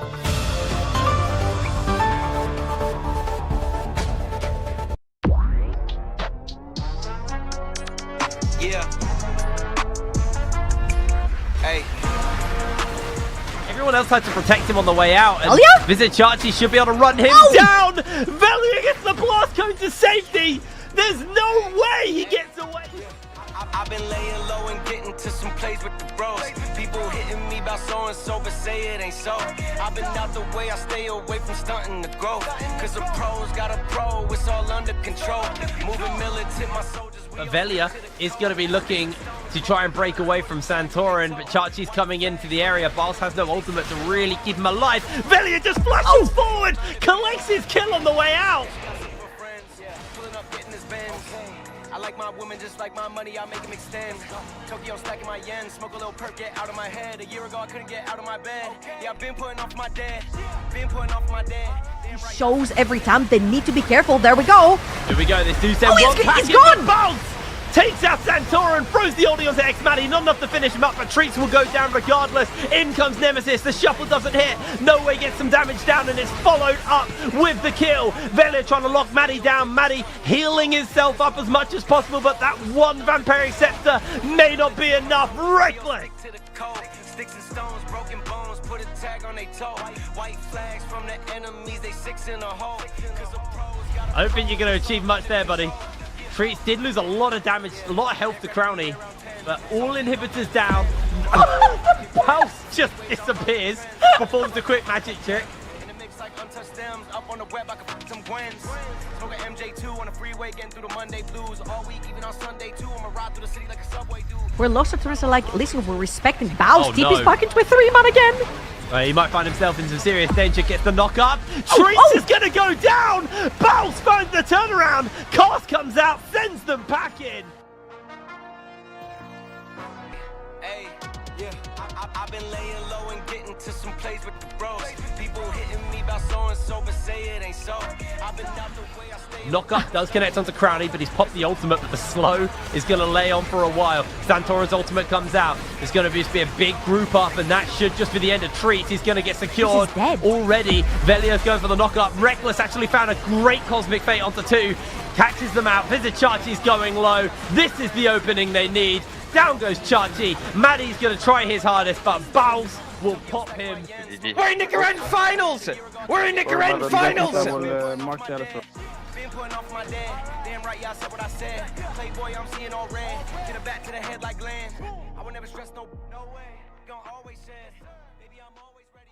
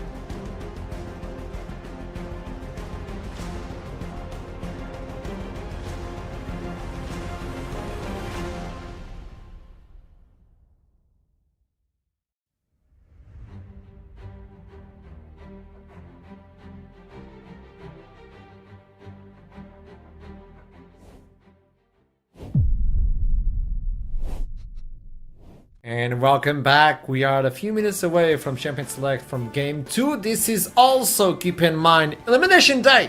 You lose, you're out. It's the best out of 5. It's going to be fearless. All the champions who were played before are no longer in the Champion Select, which leads me to question Jace, Ari, Skarner, Ezreal, Rel. We're talking about big champions that were removed for Bulldogs, and they got the win, yeah, regardless of that, but is this a concern for them? Because we only got to see them on best of 3 Fearless Draft. Yes and no. Yes, because as you say, we haven't really seen much from them in the best of 5, so we don't know how deep they can go into the champion pools. No, because some of these champions were also removed from the Ruddy Sacks rotation, for example. That's Kani, is a very big champion to remove, so now, for example, Bulldog can focus on only banning out Zyron, feeling a little bit better about the upcoming games. Yeah, I'd say generally speaking, just as like an objective tier list perspective, that Bulldog had more valuable champions, right, in the current meta. I'd say overall, you know, when we're pulling out things like Bram, Malphite, even Aurelia, like, yeah, that's kind of unique from Ruddy's side, you know, and not exactly power picks at the current moment. So, yeah, that could mean potentially, as we move forward in Champ 6 here with the Fearless draft, that actually Ruddy are kind of favoured here because they've not had to use those you know, those picks so much. So obviously I know that the picks are gone for everyone, but it kind of just shows potentially, at least, like the champion pools that we might have here in between these two teams. Are Bulldog more reliant on the strong meta picks as opposed to Ruddy? And when you look at the you know, the lineups for Ruddy especially, you know that these guys have pockets. You know that they're going to have unique champion pools. Leader by himself has a very unique champion pool, yeah. And that might be the difference moving forward here in this Fearless situation to give Ruddy the edge. Well, as soon as we jump into Champion Select, we'll find that in. We're just a few seconds, don't worry about that. Now, Cayman on the first game with the Ari, he pulled through. It's important to highlight that him and Leader, that challenge in the previous series was so massive in favor of Bulldog. I think Leader got so much gold in the previous game. He has to step up on this one to shut down Cayman. Even with those mistakes from Cayman, I think if Ruddy are to win this one, maybe he needs to remove Cayman and even Exofang. I think those two are priority targets right now. Oh, absolutely. Exofang need to do something about it, need to slow him down somehow. At the same time, maybe for Ruddy, you start looking towards your bot lane, because we saw the damage graph after the previous game. We saw how much Hamza dealt damage, and there was nothing done about it. Again, as you said, Atrum, the draft didn't really allow for much movement around that Corki, but there could be done more. I feel like Ruddy should trust in their AD carry a little bit more. This Right. is how Draven, as you thought. Draven it goes, yeah. Facilitation.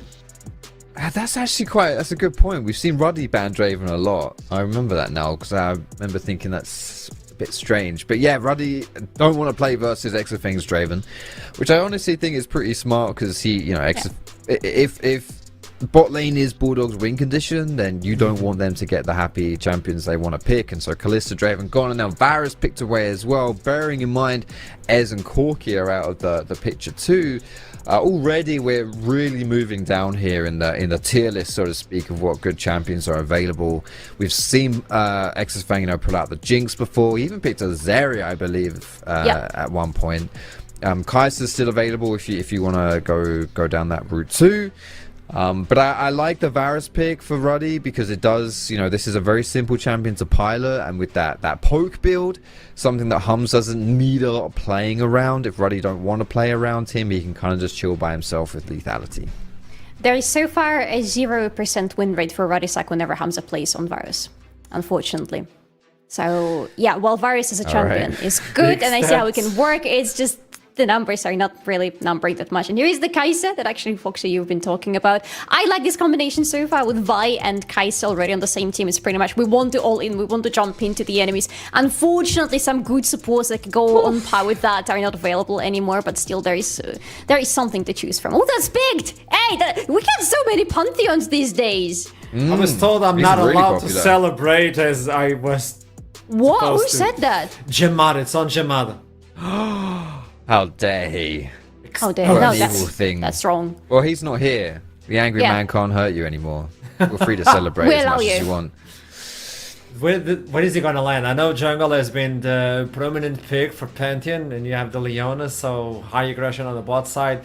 Guys is not gonna have a field trip with this one, so maybe some protection coming in from Kasing before we jump into the second rotation of bans, no? Yeah. Well, I think you'd be happy to see that, wouldn't you, Slurry? We know Kasing does have some enchanters in his pocket. Although when I see a Vi plus Kai'Sa, I'm thinking more go in than peel. Yeah, it's a bit dangerous because Enchanter will stay behind most likely when Kai'Sa goes all in on the killer instinct. Ooh, but that is a big one. That is a like big that. champion. In general, big champion paired up with Vi, big champion for Medic more specifically. I like this very much for Bulldogs. We are setting up big team fights, but at the same time, we have a lot of big potential. At the same time, I love that Radisak took Leona away from them because it feels like such a natural support for Bulldog to go with these combinations. So Ruddy really read this beforehand, and it's a good pickup for them as well. It's a good pairing for Varus, so hopefully they will be able to do something about this bot lane this time. I'd love to see Galio here for Ruddysack. I'm not gonna lie, I feel like Galio would be super sexy here because we've already got elements of jumping in, diving forward. And Galio is great at nullifying a lot of magic damage as well, right? We've got Kai'Sa, we've got Rumble, like Red Carpet versus Galio. I think it's, you know, it's a decent answer when you jump in and provide that shield. So, you know, Jankos can jump in with the Pantheon, and then the Galio follows up as well with the hero's entrance. I think it'll be a pretty cool combo. We'll see if Radisak decide to go for that. It's not particularly a leader-style champion. Having said that, he has actually played it before. We have seen him on it. We have seen him pilot it. So there is potential there. I'd say that this Pantheon is a flex too. Because technically it is. We even saw, I think it was Showmaker played Pantheon today. If I'm not mistaken, in LCK. But it was played mid in the LCK in a best of 5 fearless, but I don't think there are enough buttons to click for leader to play that champion. I don't think it's skillful enough for him. So yeah, I think that's gonna go. I'm pretty confident in saying that's going to be a Jankos pick here, as it's pretty heavily pinched now in the support pool as well. No Maokai, no Rakan, no Alistar. We're gonna have to go pretty deep here if Kasing wants an engaged champion. Oh. It might just be the takeaway. It might just be the takeaway on that Galio. As I said, I would love that on the Ruddy sack. So Bulldog, they're going to get there first and knock in that Galio.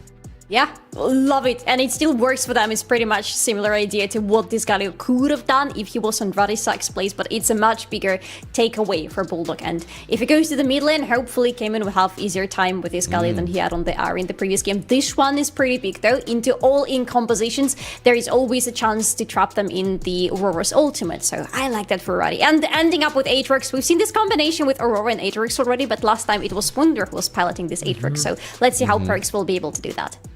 But it worked. I think that's what they have in mind. It worked wonders. Now, do you go for the whole that? I'm like, I know this Galio is still a flex, but it should land on the support. Using the way there's a lot of AP on this team. Yeah, that is a butt ton of magic damage for Bulldog right there. Okay. So Gallia Philippi support. Kaiser, who says no? Void Star first item for 4 characters. Yeah. That's what scares me, yeah. And Yeah, what no, about there's the a lot of lane magic swap? damage. There's a Rumble. We gotta make it snappy. What do you think? Yeah, no, Yeah.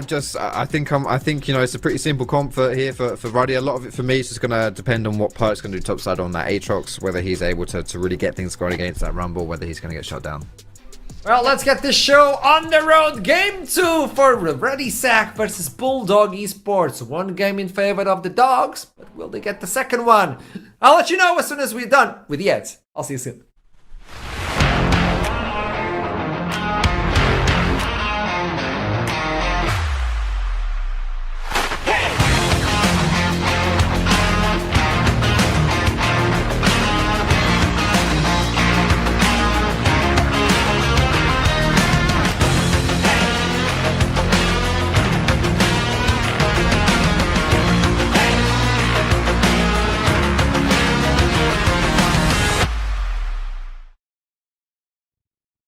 Welcome back, ladies and gentlemen, to the castle desk here for game number 2. I'm gonna be honest, Trouble. So far, this day is not looking good for a dog like myself because the dogs of Ruddy have their backs against the wall, live on the line for the favorite from the Ruddy sack. They're 1-0 down and straight up Trouble got outplayed in the team fight.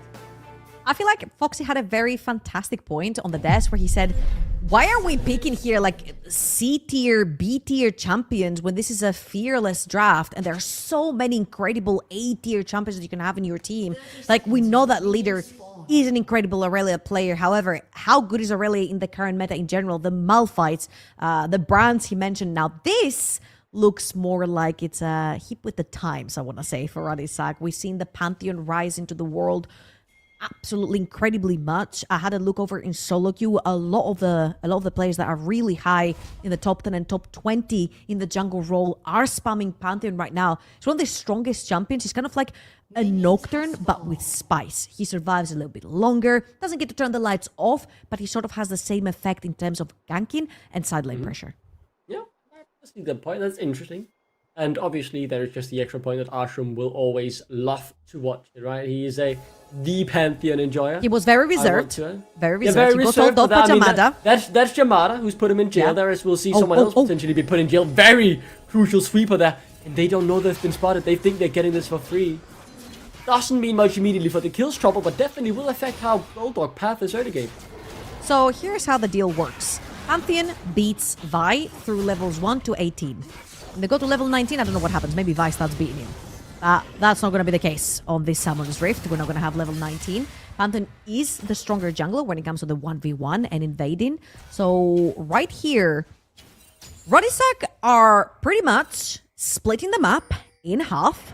They are going to spot Lulash as well. However, Perks needs to play a little bit more careful towards the top side of the map.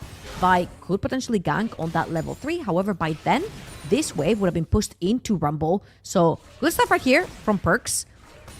Crashing that wave onto Miatek's topside tower. And because of that vision in the jungle, you see Perks, leader, have already started moving. Great Lulash. movement. Does he just have to execute to the turrets here? He's hiding. And he is going to go underneath the turret. So he'll execute here early on. Just to get a little bit of a tempo advantage, you could say. But at the end of the day, that is a camp W for Jankos at the... When all is said and done and the maths has been calculated. More gold in his pocket, a small little early lead. The early game, the weakness for Bulldog, as we saw in game number 1. Their teamfights, though, were way better. And this comp Trouble very much to set up for going in on the teamfight. Absolutely. I mean, it's not very surprising how both of these teams do like to team fight. And knowing how strong Bulldog Esports is generally at team fighting, I feel like Ruddy Sack replying here with a team fight composition of themselves might just benefit them later on in the fights. However, that early game has completely benefited Jankos. He's half the camps up onto Lulash right now. Level 3, very close to level 4. He'll need one more camp for level 4. Lulash is just about to hit level 3 after this camp. So having that Pantheon that wins the matchup and ahead of the Vi is going to be extra layer right there of strength in that early game for Ruddy Sack that we really, really wanted to see. Let's see how Jankos is going to utilize that Pantheon to start getting that team ahead. hovering right now is Jankos up towards the top lane for Perk. On the Aatrox, we saw just about a week ago a very, very good Aatrox performance from the Ruddy side. But was it Perks? No, it was Wonder, right? And with him out of the team, I have to ask a bit of questions of how Perks will perform on this carry role as leader. It's a lot of damage. Could just be able to walk away from Lulas's engage. Kasing rotating up as well. Hustling and Jankos in the area. Could potentially become a 3v3. But I mean, I doubt Bulldog want to do anything here with Cayman's HP. But Perks, I asked the question of how he will do on this Aatrox early on being poked up by Meatek. I mean, it kind of stinks, right? You're a melee champion, you're playing into the flamethrower. Later on, you're able to heal up a little bit of that damage, but in the early, you struggle a lot. And Mid is going to get the push right there. You see, great job from Leader, though. He has taken complete control of that mid lane, giving the advantage to Jankos to play around that mid lane. And I feel like what we just saw earlier on with Lulash and Kasing showing up in the mid lane is like the Bulldog Esports classic. It's support, jungle, ganking for that mid lane, which we saw in the previous game as well. We've seen in the previous series as well. It's worked really, really well for them to play around Cayman. However, see Haslin and Jankos are doing a Fnatic push for themselves for now, while Hums is pushing down that bot lane wave, and so far, so good. Still Jankos up about 2 camps, and he's gonna continue clearing his bot side jungle. I think Cayman has really come into his own this split. Coming from the Prime League, he didn't have much success over there, and here in the NLC, throughout his interviews and his performances on the Rift, has made a name for himself. Like this, I say, you know, League of Legends player who definitely has his moments, but also someone who is fun to watch outside of the game, which is really nice. It's good to get some, you know, personality to the faces and not just their characters in game, right? And I'm really enjoying getting to know Cayman throughout the split as Bulldog continuing to, I think you can call it a bit of a miracle run, Trouble. I personally didn't expect the Orc to be finding themselves in this situation at the beginning of the split, but it is without a doubt that Bulldog, in my eyes, have turned some heads. Absolutely. I don't know if it's a miracle run yet, because they've got a couple more games to go. Many steps to go still, right? Maybe it's the start of something brewing. Oh, Leader with the ult. And speaking of something brewing, a little bit of a fight in the mid lane. Won't become a full-out first blood, but you know, still some poking, just getting lane control and Leader. He's looked good individually on this Ruddy seg roster. He's looked very good at times as well, but I mean, this Ruddy seg, I have just never fully been convinced by them, and continues to be so after game 1. The grubs are being taken as we speak, by the way. A little bit of a trade on the bot lane. Many things to keep your eyes on as Leader. Could be in a bit of trouble here in the mid lane. Luda's not level 6, and that's the big differential! Whoa. Flash forward the tick. Just not quite enough. There is no minion auto attack or anything to secure it. Jankos ult. Will Jankos ult in the mid lane? I think he will. The Grand Starfall. Couldn't secure it. He's used it. Cayman reacts in time, and now Jankos finds himself in a peculiar situation. Leader takes 2 turrets just for the heck of it, because why not? I mean, tension trouble is brewing here. Jankos in no man's land. I think he's gonna be fine. He's gonna walk out. Yeah, he's out. He's out. If you look at Exofang, he's super low. There's no way he's walking inside this jungle. He's struggling to even get minions underneath his own tower, and there's an entire wave crashing as we speak from Hums. It has been a bot lane kingdom for Hums and Hustling for both laning phases in game 1 and game 2. And right now it's been lane kingdom for Leader as well in the early game. So Jankos is playing more comfortably towards the bot side of the map. And right here, they can actually even threaten a dive if Exofang chooses to stay. Lulash is around, still level 5. After that blue buff, he will hit at level 6. But a great reset right here for Jankos. Go back, grab items. You are stronger on the map. You're 1 level up. Works. Surely not again. Not again. I think Jamada said it so well. He's been gifting solo kills all throughout the split, and I think this is just another one. 2 games in a row. The former MSI champ gets solo killed again. Oh boy. Not again. Right there. All flashes blown. TP from Meatek. Another solo kill back to back. Game 1, game 2. Meatek has gone a solo kill onto Perks. Now, Perks with the Hex Drinker as well. I'm not sure. I didn't quite notice if the Hex Drinker was there prior. I'm gonna assume that by the cooldown not being down, it has just been purchased. Yeah, I think he just bought it. Yeah. That's unfortunate, and the Swapperoo is gonna come through. Leader's gonna go towards the top lane to deal with Meatek onto this Rumble. And something that we don't usually see very often is also Kasing on Galio.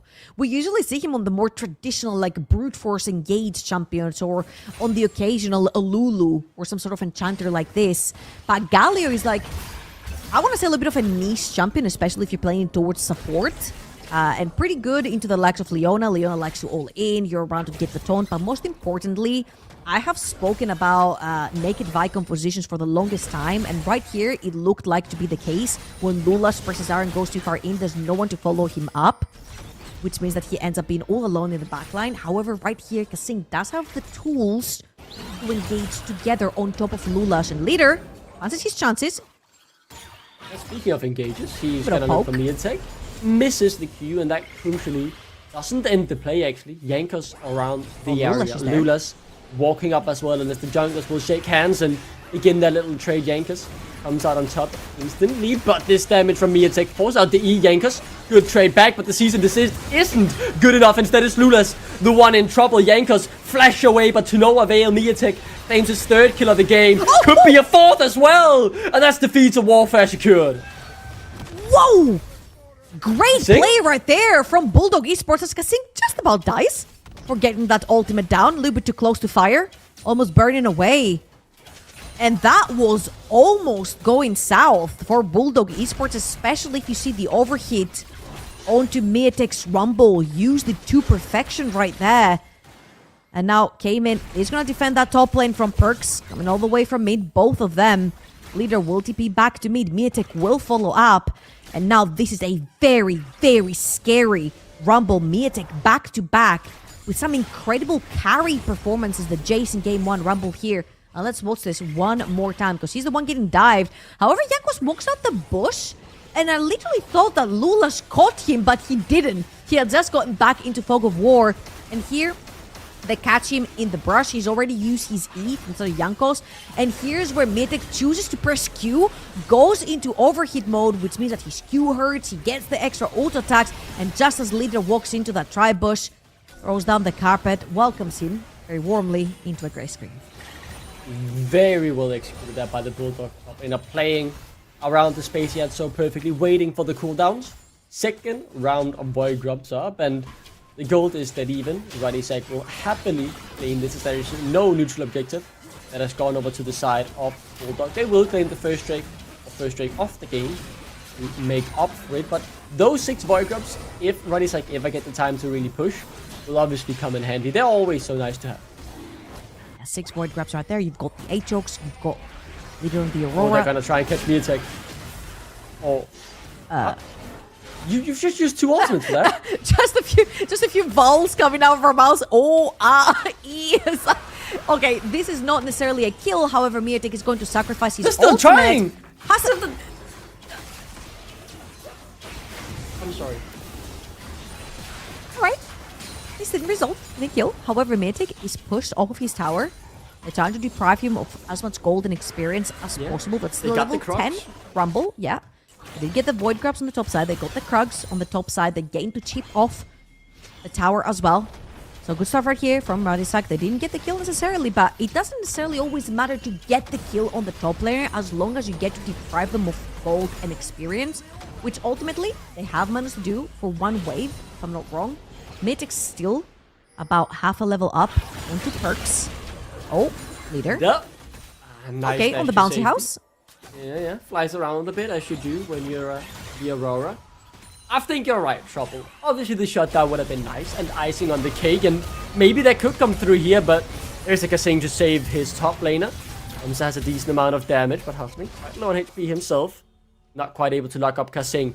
But they got what they came for, right? A few plays, denying a few waves, trying to delay this Rumble from scaling. A Rumble that gets fed early, often so hard to deal with as his damage is too much, and he's not just overloading in terms of his cooldowns, but the damage too much to realistically deal with his perks. Hasn't been having a fun time in lane, either against Cayman or Miatek, as against essentially 2 range with the Harpoon from Miatek. It's just so hard to play the melee. Man, Praxis is just not having fun. He's playing into Miatek, he's 201, he's got the Haunting guys already. He's playing into Victor from Cayman, just gets absolutely shoved in under his tower. It's just not fun to be Perks right now. Finishes them all for Mortius as much MR as you can in the early game. Could potentially go towards something like the Mercs if you want to as well. Bank a little bit more MR. You've got some avoidability when it comes to the taunt as well. The Galio, because you're playing on that melee basis too. So we'll see if this is going to be enough. Try number... I've lost count. To shut down Miatek. But they've already made the TP happen. Miatek has all abilities available as well. The red carpet is laid out for a grand welcome to the Ruddy sec, as they will look to get Cayman early on, but the damage is not there. It's disrupted and they're cut to pieces instead. It is a killing spree for Miatek. TP back bot lane so they don't lose much. What else can you say but clean from Bulldog? I am so confused, however. It just doesn't look very coordinated coming from the Ruddy sack. And if I'm Don Jake, I'm sweating right now. I'm actually sweating. This is a best of 5 series. However, if you do go 0-2 down, this is very scary territory. The deeper you go, this is hardcore fearless as well. The deeper you're going to have to reach into your champion pools. And even though we do know how good these players are on the side of Ruddy Sag, you're going to have to be reaching out to some B, C, D tier kind of champions. And this didn't go to plan in game number 1 for them. Right here, Bulldog Esports, they seem to be so coordinated. They're using that Galio so well, playing around vision. This is not Bulldog Esports necessarily being proactive. They're just reactive to whatever Ruddy Sag throw at them. They're really, really good at it, Trouble. I think that's maybe the main point, as you say. Piloting this Galio so well, not to can we usually see Kasing on, but he, with a wealth of experience, right? Very used to these scenarios, and he feels cool, calm, and collected, placing himself at the right place, at the right time. Because despite, some lesser known faces or known variables on this Bulldog roster, he is the name everyone in the NLC knew at the start of the split, and while the rest of Bulldog has shined in a solid presence all throughout their split. Absolutely. I feel like they have relied on his experience and his expertise in terms of engaging a lot. And right here with the Galio, he gets to be a little bit more reactive, allows Lulash to make the calls in terms of who he wants to engage on and when. As you can see, again, Bulldog Esports as a 4-man unit over in the mid lane. And Hasley is finally engaged. This will be a fight. It's Perks who's going to join in, and here comes Yankas as well. Cayman is low, but not dead yet. Hums trying to get the damage down and will finally secure, but the fight has been lost on the other side by the looks of things, as Lida is the next target. Exofang flashes forward, but rather, Ruddy sec, they're winning it. Hums with the double kill. Yes, Lida dies, but it simply doesn't matter. You found 4. Ruddy sec get exactly what they want. Good engage right there from Haslin. Realizes, hey, Miatek is bot lane. He's the guy we're scared of. He's the guy with the item and a half. If he's not here to kill us, we could potentially get some kills. Ruddy Sack lose 2, but they end up taking 4 kills with them. They'll lose the bot lane tower in return. However, they will take the Herald, which they can very easily turn into a tower themselves. And again, Hums 2-0 to 1.2k gold up. It's going to be the Varus versus the Rumble. Bulldog Esports overstepped their boundaries. Their main carry was not around, couldn't join due to the TP. Let's pause this one more time. Haslin realizes, he's like, look, Miatek is bot lane. This guy's walking too far forward. Go. Came in with way too far. Instant engage coming through Ruddy Sack. Excellent punish. It's a really, really good call. That is the Ruddy Sack I expected to show up from minute 1. Bulldog fighting tooth and nail to get something. Back 2 kills is something, but fight is won, and that is a breath of fresh air from Ruddy Sack, seeming so coordinated and decisive in a play. And as we look at the mid lane, Yankas is there pressuring for something. I think they'll get the turret as Hustlin earns in as well. The Drake will be claimed by Bulldog, their second of the game, but this trouble to me ties into someone I want to see step up today, and it's Hums. He's been good all split. I don't think Miatek is dead here, right? Surely not. I'm gonna hold on for a bit now, just able to walk it off. I got a bit too overhyped from Perks' damage, but to draw back to what I was talking about, Trouble, I think Hums has been good this week. I think he's looked solid. He's had good games, but I haven't seen that carry game. And if there ever was a time, the last game could have been it. But this one could potentially turn into one as well, where Hums could be the huge carry in dragging Ruddy Sack over the line.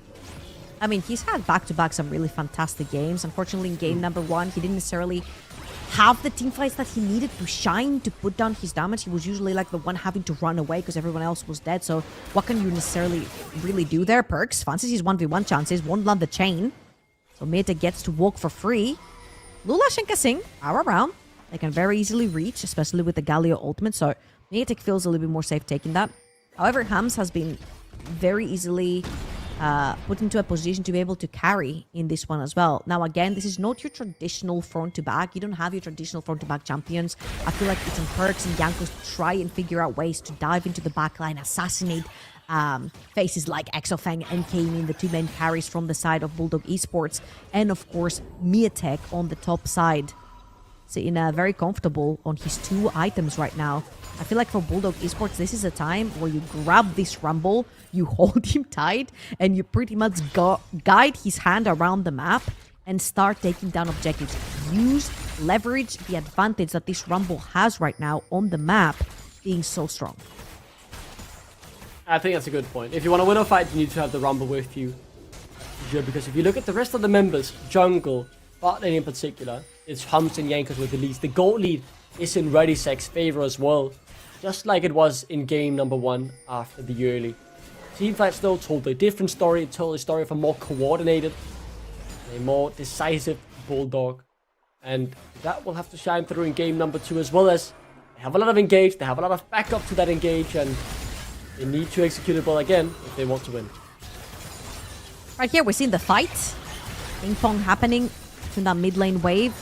Sing covering the side of this river opening, and all teams really want to take some control over Atakan. Cayman's just caught. He has the flash, but can't even use it before he gets taken down. Hums gets his 3rd of the game. Kasing running, but there is no way that is safe currently, as they're just being destroyed here. Ruddy Sec, the spear flies wide, but 2 kills is enough for them to move forward. Lula's clueless on that escape, as just out of nowhere, they just pulled the trigger, and they easily win the fight. Miatek, CC chained to death as well.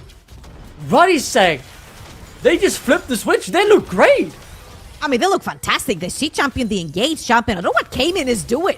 Walking up into Leona, Pantheon. There's so much engage and power, raw damage power on the side of Ruddy Sec. I don't see why you would ever be able to walk up and he's just sipping in the tower. The cheapies in again. I mean, yeah, you're gonna get 1. And probably even more, actually, as Kasing is there to back it up. Perks, no world in the flash. Already used. We'll have to fight his way out of this 1v3. I've seen him do it at Worlds 2018. But I don't think this is the game to do it, buddy, as Cayman will pick up the kill eventually. Okay, so I was expecting Jankos to ult in. So possibly turning this into a 2 versus 3. Jankos is actually pretty strong on this Pantheon. Wasn't quite the case. Oh, that's clearing out chickens and now the Scuttle Crab as well for a bit more vision. However, now the reset is going to come through a little bit late. Still does have the ultimate to join from far away, but that is a 5-man unit on Bulldog Esports. They've made 2 picks. Both have TP. Leader is now up, can TP back into that mid lane. Perks up in 13 seconds. Does have teleport up as well. So Bulldog Esports, they do get 2 picks, but they don't necessarily get to translate them into a huge objective. We have to translate into another fight though. Trouble as Lula's too far forward.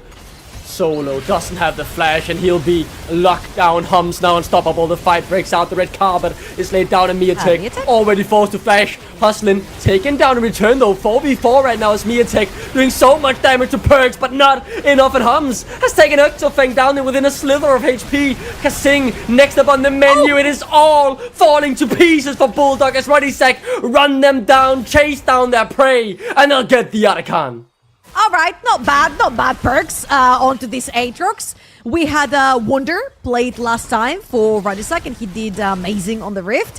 However, Perks right here also shows that he's no slouch. And if I recall correctly, Aatrox was also played mid lane back when Perks was over in the LEC playing for G2. So I'm pretty sure he's very acquainted with the champion as well. Great stuff right here again from Ruddy Sec. They just use their raw power to engage, and the Lulash. I don't know what's happening. I think I'm seeing whatever happened to Ruddy Sec in game number 1 happened to Bulldog Esports right here. They're trying to make picks. However, you overextend. Kasing only has one ult, and if you die too fast, there's no point even pressing R for that Galio. Exofang puts down as much damage as he can. However, he is a very short-range AD carry, and Perks did a fantastic job right there applying diversion in the pit. Yeah, very good fight. Very good fight. They got 4. Didn't get the Atacant. I was convinced that was what they would go for. But instead, trying to get Cayman as well. Did waste a bit of time, but they are able to claim the Cloud Drake. Mia Tech could be claimed as well. There is no way out for the Bulldog top laner. Caught once again. What was once, or just 10 minutes ago. Such a coordinated Bulldog now being caught out left, right, and center. Ruddy Sack. I talked about flipping a switch, but they've been clinical ever since that happened. All of a sudden, they're ahead in every lane. The goal lead is almost 10k all of a sudden. What? That is insanity. As now Bulldog desperately looking for a piggy on towards Perks. He heals so much with the World Ender though, and can buy so much time as well. He hasn't even died yet, and he won't for a few more seconds until Exofang finally claims it. But the rest of Ruddy Sack are here to make sure he doesn't go down without paying anyone a bit of dividends in return. Lula's next on that menu. Yankos now on a rampage. And this could turn into Atacant. Actually felt like Bulldog Esports might have had something going on there for themselves since they caught members out of Radisak separate from the rest of the team. But unfortunately, Cayman was not around, so once Exofan had already used his abilities and ulted in, there was no more damage to come through. You saw like even Hustling wasn't taking a single bit of damage there. So Radisak get out of this one. There is going to be the Atacant. They want to fight it. Gonna step up 3 man, it's 4k and Cayman is not there, doesn't even have TP. Yeah, There's no way you're fighting They can't get it. They just checked that it was happening. I got oversold there, Trouble, on the hype. I thought they were just gonna, you know, slam their heads on the keyboard and force the fight to see if they could maybe get the steal. But instead, no. They played smart, and that's the reason they're the pros, and I'm here commentating, right? I would have gone You're for playing that. too much solo queue, man. Yeah, sadly, right? Yeah. Solo queues are rough. That's why I play TFT. In TFT, you play more methodical. You think. Yeah, you think. Weigh your situations, right? Maybe that's the difference between you and me, Trouble. You think? I don't. All right. You're the mouthpiece. I'm the brain, I guess. That's kind of how this casting dynamic works, right? You're the brains. I'm the voice that just yells. That's kind of how this goes, huh? Regardless, You're underselling yourself, man. You're underselling yourself. As we're underselling Ruddy Sack right now. Because they they're have really come good, back. man. Go on. Great stuff from them. They've been finding their picks. And I think finally, hold up, Jankos. Speaking of picks, yeah, he might be caught out here. Leader trying to help, but with the TP coming through from Mia Tech as well, they can force that withdrawal without much of a cost to it. If I could speak properly, I'll get that sentence out eventually. They'll get their objective bounty just before it falls off. Perks on the flank, but doesn't find the right engage. Baron on the map as well, keep that in mind. As Yanka's now back from the withdrawal, and Hustlin is on the flank. He's looking for Exofang, locked him up immediately.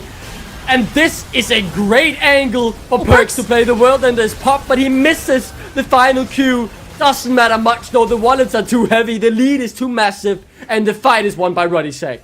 And just a quick reminder right here, even though Atacant is nerfed and you take about 15 seconds to get back to base and back up, Jankos had ult right there, so he could spend the 15 seconds where Bulldog Esports were busy taking the mid lane tower.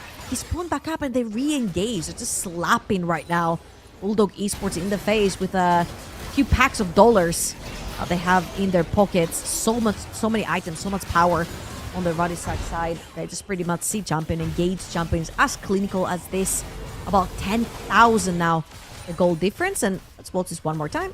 Jankos is dead. He's in base. The second he's back up, he can just ult back into the fray. Great flank from Haslin right there. Cuts. I mean, technically he misses everything, but who cares at this point? Trouble. He manages to cause so much paranoia in the backline without even playing Nocturne. And just Ruddy Sack just clean it out. Yeah. Clinical, I mean... Man, it's fun. Just walk in, miss everything. Who cares? You're 10k up. Just they were a bit more like individuals in game 1. But this game, I mean, they seem to be on the same page. They are going towards the same objective. They're fighting the same battles. And it has really made the difference. Hums 7-0 just solidly carrying in the backline while the rest of the team, someone like Hustlin finding a brilliant engage. And despite not hitting a reability, as you say, the chaos it caused, the fight was so messy, and that is the mess that this Ruddy Sack roster, they thrive in. Here's the deal. They're faced with inhibitor towers for the first time. They do have burned up minions. If I'm not wrong, there is a wave in the mid lane as well, pressuring. Jankos made sure he pushed that in. However, now they need to wait a little bit. A little bit of a waste of the Leona ultimate right there. That's just perks.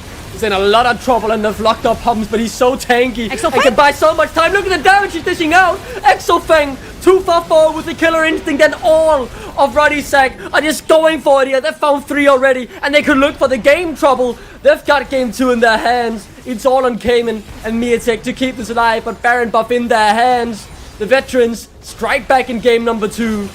And look to make this an even series. We've got it in our hands, Trouble. Anything can happen. We knew it would be content.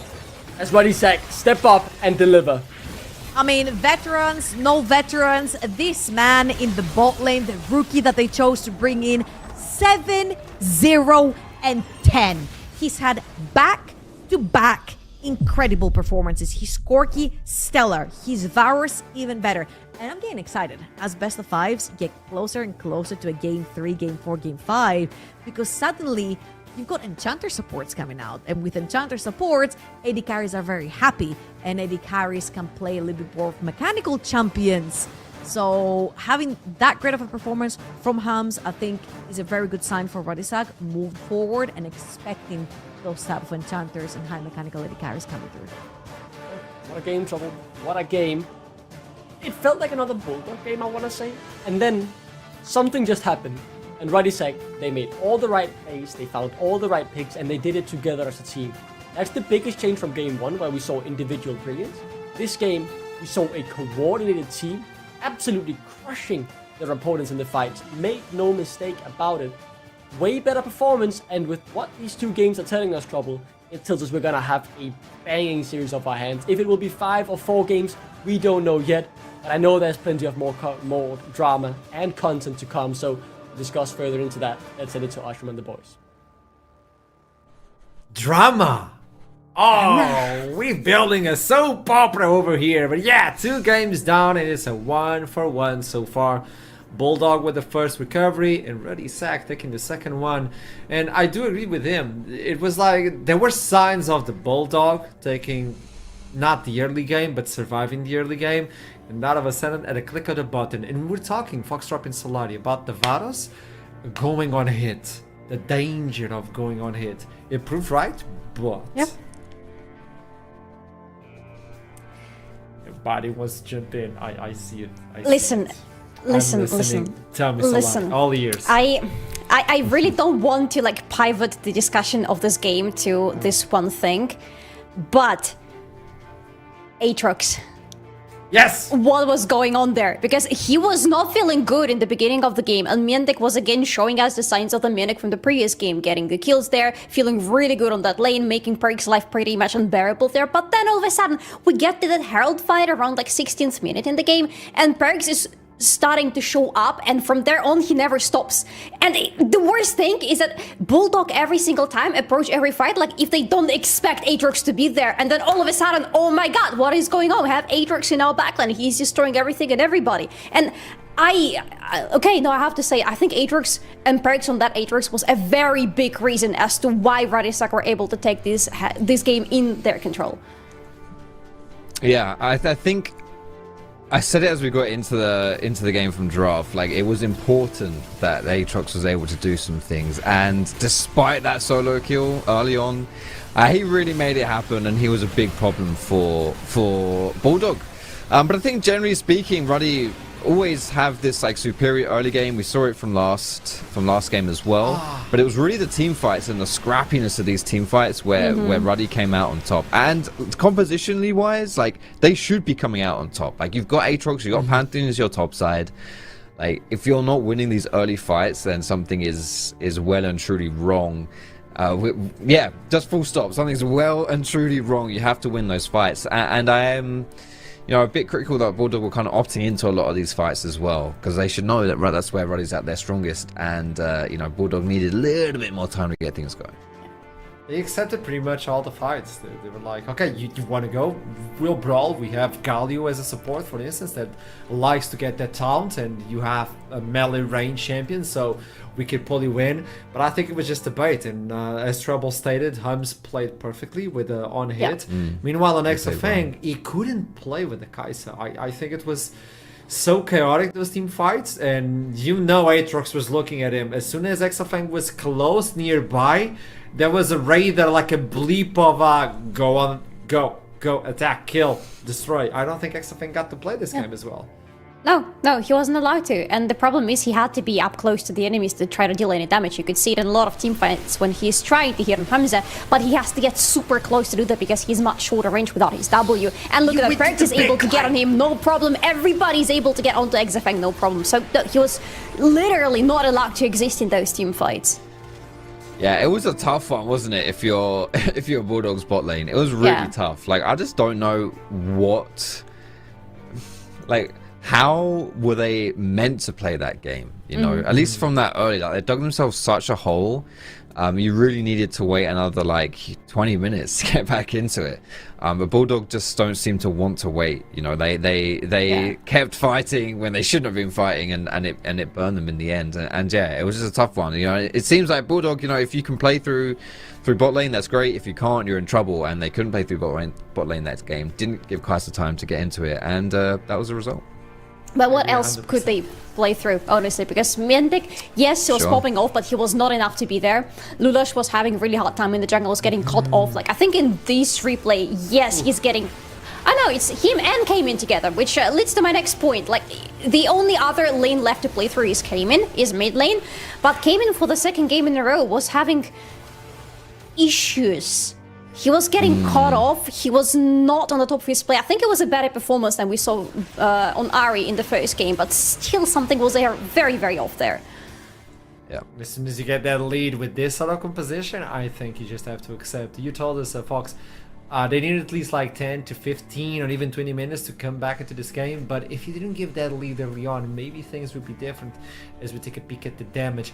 And Victor did all he could, but... as you stated, like those two top side and jungle, they needed the synergy, they got it. Aurora is a champion that deals damage regardless if you're looking or not, and then Vados on hit was perfect. I think Vi... Can I just say, look... Yeah, sorry, go on. I think Vi had a rough game. It was really hard for her to play this one, There's two things. Firstly, you see that 15, that number 15 at the bottom there, and that red little dip? That signifies Bulldog were ahead at 15. That is the first time in playoffs, Bulldog have been ahead at 15 minutes. The first time, right? It's not by much. It's like 100 gold. And then we got to like 16 minutes and they were, you know, immediately lost the game. But just want to say that is the first time that's happened, and they got stomped shortly after. But yeah, to your point there, Archer, it's good. You know, a lot of they had tools to jump in, like Vi, Galio, Kai'Sa. But they did not want to. They could not jump in. By jumping in, they were setting themselves up for a lot of pain. And a lot of pain is what they received. So, yeah, difficult one. Difficult one for them to play out and to execute. Once you fall behind with a composition like that, it does become very difficult to make it work. And they weren't able to in game number 2. Well, Desk, Bulldog picked blue side for game 3. At this point, they're having a rest in order to jump into Champion Select yet again. So, we're gonna do the same. I'll see you soon. Don't go anywhere. We'll have game 3 right out of the corner. I'll see you soon. It's a warrior side.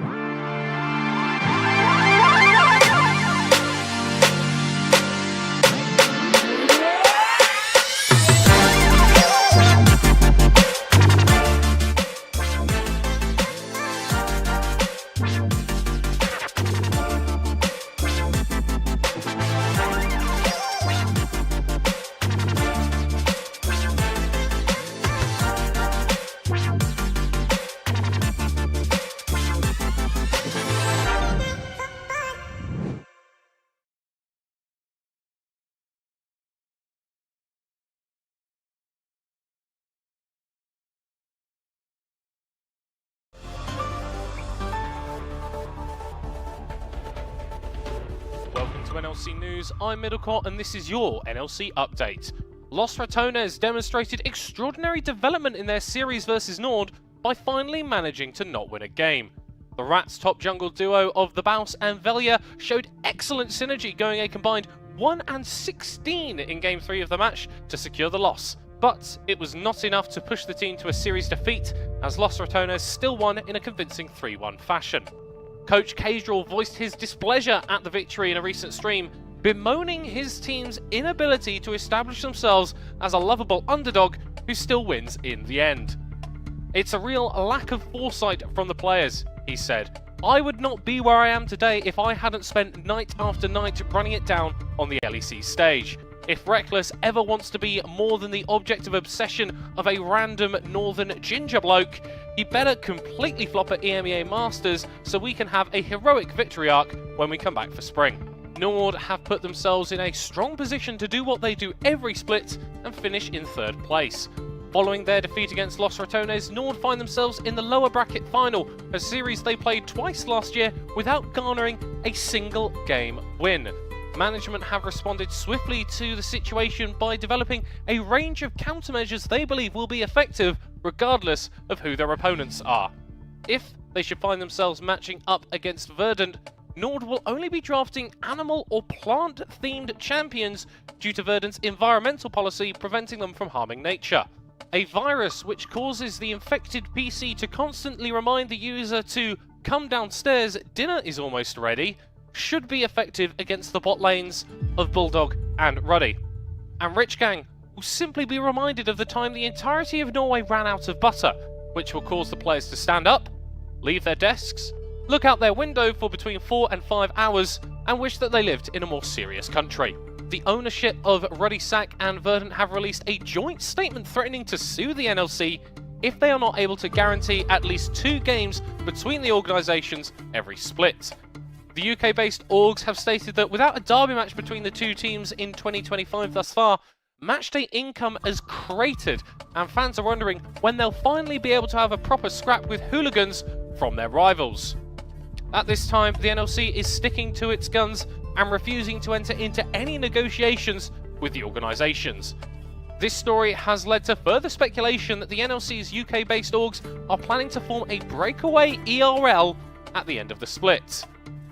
With talks already underway, this news eater would love to tell you more. Unfortunately, you'll have to go to Dom Sacco for that, because no one around here tells me anything. Anyway, that's all from us here at NLC News. I've been Middlecott and this has been your NLC Update.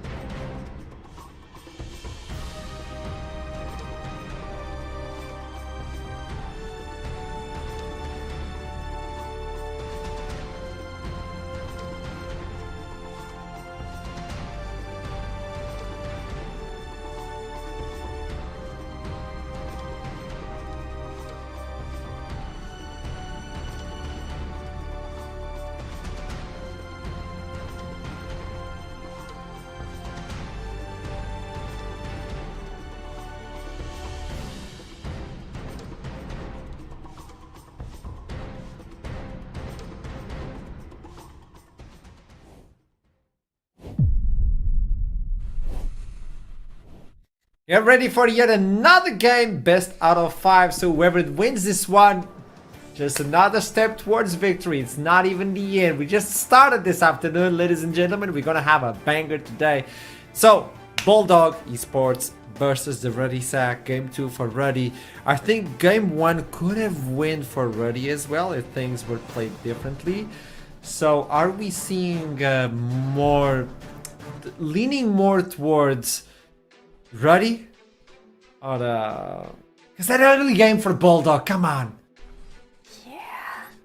I don't know if we're leaning towards anybody at this point, to be honest, because we have seen some disappointing things from both of the teams, especially around their early game.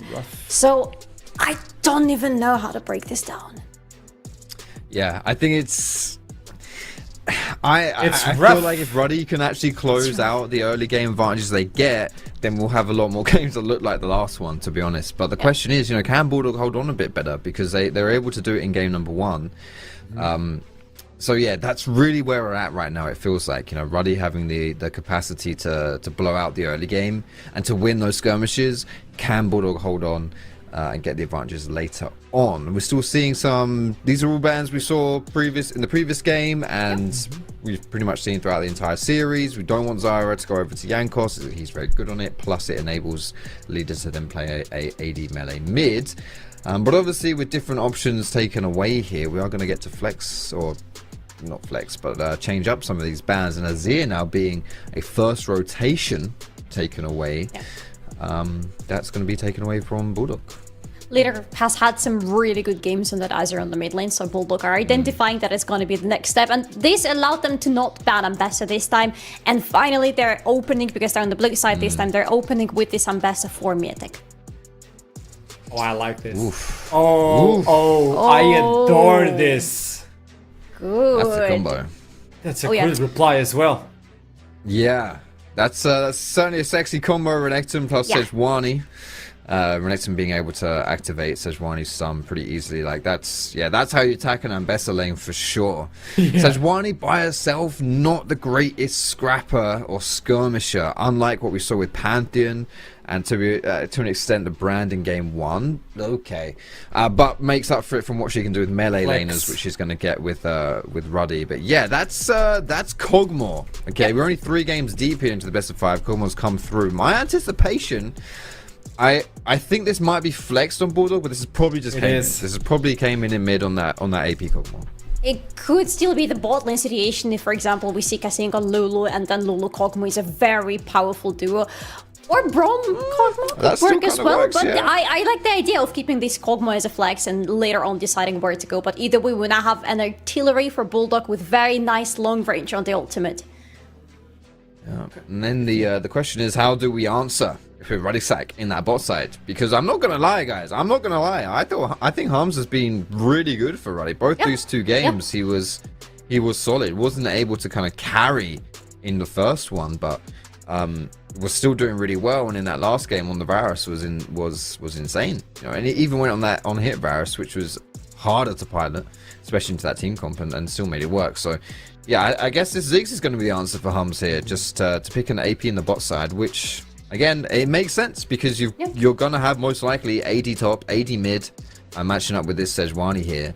And Sejuani by herself, not enough magic damage there. So if Hums can make this Ziggs work bot, it makes a lot of sense. But that's a big if. That is a big if. We haven't seen Hums on any of these AP champions, and it's certainly a unique playstyle from the AD carries. But it adds a lot of side lane pressure to Ruddy side, because they already have the Renekton, now they're adding Ziggs, so there is a lot of things that Bulldogs will need to answer in the side lanes, especially if they are trying to go with a very teamfightish composition.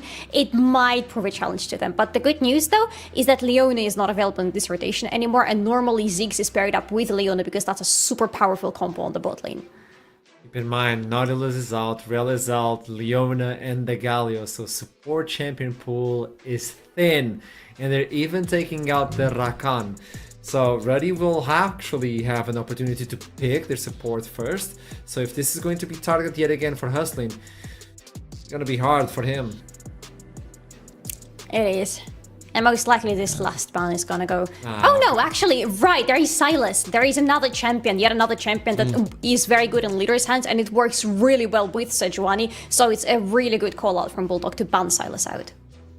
Yeah, we'll see what. Okay, it's gonna be hustling on the Bard, which I think is kind of cool because it means that you can just leave Ziggs by bot lane by itself, especially when you know you don't have the most threatening.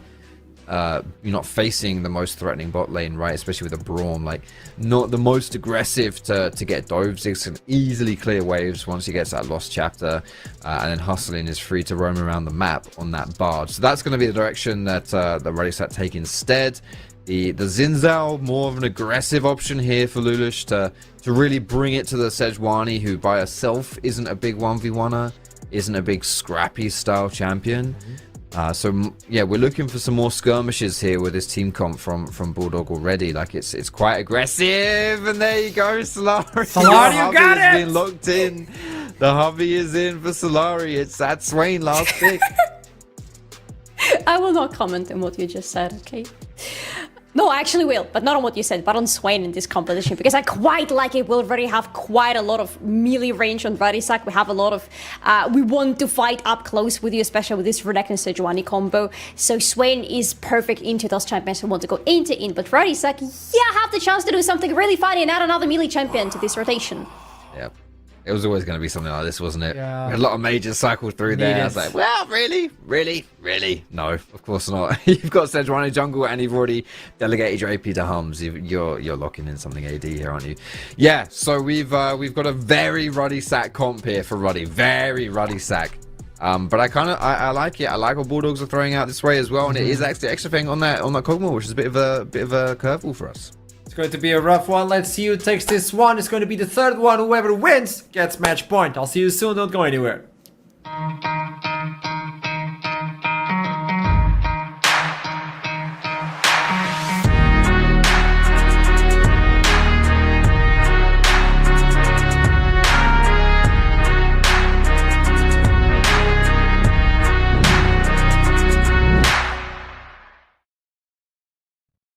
Welcome back, ladies and gentlemen, to game number 3. This series trouble has already delivered, but this draft, I mean, they are cooking for game 3. What in the world are we about to watch?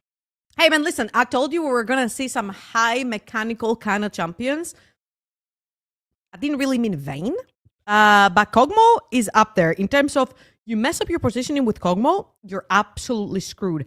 However, Bulldog Esports have brought out the G2 special, Braum, Kog'Maw, and they've got an abundance of frontline and champions to surround the Kog'Maw, the Xin Zhao, the Swain, and then they've got a little bit of spice, if you will, just a little bit of spice, with Miatek yet another carry, the B1 Ambessa. Now, the thing that I want to keep my eyes on is Miatek on that Ambessa. He's played carries 3 games in a row. Worked in game 1, couldn't necessarily translate in game number 2. Now, game 3... it was his turn to be a champion, and I want to keep my eyes on him to see how good this is going to translate into the game. I'm excited. I am very excited. And what better situation trouble than now, when you're in game 3 of your do or die series, than to put all the faith in your young 17-year-old lady carry. And now, a lot of pressure lies on Exofeng, but he has certainly managed to stand out despite so many big names. You know, all of these stars have joined the league, and somehow we keep going back to Exofeng because he's definitely shown that he has something to offer. All right, well, I've got something for you, for all of you actually at home. We've got some intel right there. We talked a little bit about how the previous series that Radisak had played was very easygoing, and there was a certain someone in that particular roster that had to sub in. They brought in Wonder in the top lane. He did a phenomenal job. Now, through game number 1, I felt like the Radisak members behind the scenes were sweating a little bit. And if our lovely production can give us the tea on the screen for all of you right here, well, I just want to say to I Will Dominate that this is a very bad timing. Wednesdays, every Wednesday, the raid resets. And sorry, I Will Dominate. Wonder is busy. But he asked him to name his price. Again, obviously, this is all for the laughs here, but it shows you also what big impact Wonder brought in the previous series. And it's all meme and games, but his absence is sort of felt right now. It is definitely felt, and while I think it's a bit harsh taking Wonder's prize, we all know it's in good fun, and Perks definitely did step up during Game 2. Not only did he step up to the usual charity offers and gave away another solo kill, but he did actually also play some of the fights really well, and showed up a bit on a champion that had some agency. But definitely, you can understand exploring all options, make sure you've gone for the right candidate, and I will dominate. Might be questioning himself just a little bit there, right? Considering that brilliant performance Wonder put in last week. But we are onto the Rift Trouble, and Bulldog, they're invading, getting some vision, scouting a bit here early on. Yep, same as in game number 1, and especially when you have Braum, these level 1s become that much easier. His passive is one of the best tools to invade level 1, to even catch someone, grab a flash, even a kill sometimes. So great stuff right there again from Bulldog Esports, making sure that they track Jankos throughout his entire endeavor on the top quadrant of the map. And also, most importantly, if we can highlight the very top blue ward on the map, this would catch any sort of potential lane swap to come through. We keep our eyes on that lane swap trouble as it looks to go underway. No lane It's swap. not happening. Yeah, no lane swap will be happening. I was maybe waiting for a little bit. Maybe there could be happening something late on. A late reset or whatever to try and catch their opponents off guard. But no, that wasn't to be. This draft, we've talked a bit about the Cock mod. There's obviously also a Swain who's just been buffed and looks incredibly strong when he works. I'm also keeping my eyes on the Bard here for Hustlin. A very difficult champ to execute, but we've seen it a few times this split. In particular, it was the side of Chaos who pulled it out in their do or die game. And it didn't work out there, but Hustlin looking to make a good performance, and they could have counted themselves in game number 3 on this Bard. Now, there's positives and negatives with the Bard. I feel like having double poke bot lane is extremely useful, especially when you're playing against a champion like Braum. He doesn't necessarily really like the poke. However, if you're very squishy and you miss position without your journey, Hustling could be in a very big pickle. So, Kasing and Exofang actually have the chance to play a little bit more aggressive. If that Q hits from Kasing, Exofang can get to walk up a little bit more as Jankos is looking for the wraparound mid lane. Lulas is very far away. And Lulas will be there as well in just a few seconds. Never move. Slows the play down, and as Lulas goes back to his wolf, rather should I say, the play ends. They don't force any cooldowns, just a slight little exchange. There will be some scuttles up in 20 seconds, and it's worth noting that with the junglers pathing the same direction, that path will cross as they do head towards that top lane. And the very important part is that right there, Cayman was playing pretty much from safety. He knew that Jankos was most likely wrapping around. They had so many wards over on the top quadrant of Jankos' jungle. They knew he hadn't gone in yet because all 3 of his camps were untouched. They played a little bit more from the safety right there. Good stuff from Cayman to get away from that gank. And so far, so good. A little bit of a lower pace game. We do have an incredible amount of scaling in terms of damage, in terms of late game power. You've got Hogmo on one side, Ziggs on the other. You're definitely looking for that level 6 for the Ziggs and the Bard to start making plays around the map. And I'd love to put a little bit of a magnifying glass on Hustling, on a champion that is not the easiest to play. It's a bit of a niche kind of champion. We've seen Reckless play that Bard as well, and I feel like once you miss position once, it's a little bit difficult to get out of a very tricky situation, especially again if the journey is down. And Hustling has had some ups and downs. Yeah. As Lulas is looking for mid, but he's just helping Cayman, pushing that lane. Doesn't have a lot of mana, so a bit of help. He's jungler. Top lane. Underneath the turret goes just saying good little bounce back as both supports get taken. Very low, but no kills do come through trouble. I do agree with you. The positioning on Hustling has to be good. Same goes for Exofang. So much positioning to look out for this game. If you're caught out, it could be a lot of trouble. And speaking of, Kasing caught out a bit here, trying to recall the heal and flash. Comes to good use, and now Exofang, the one caught out, but instead he finds the first blood, and he's looking for more. Lulas is here as well. Flash forced out, and the Bulldog AD carry turns it around. Yeah, Hustling down there with his flash up as well. I felt like it was... Oh, whoa, Lulas! There's no flash on Jankos. Doesn't have the follow-up, though, to get onto him. And this will be a 1-0, 1 kill onto the Kog'Maw. Kind of huge. Again, thinking a little bit of the composition and how it will work later on for Bulldog Esports, especially since they're a very teamfight-driven team.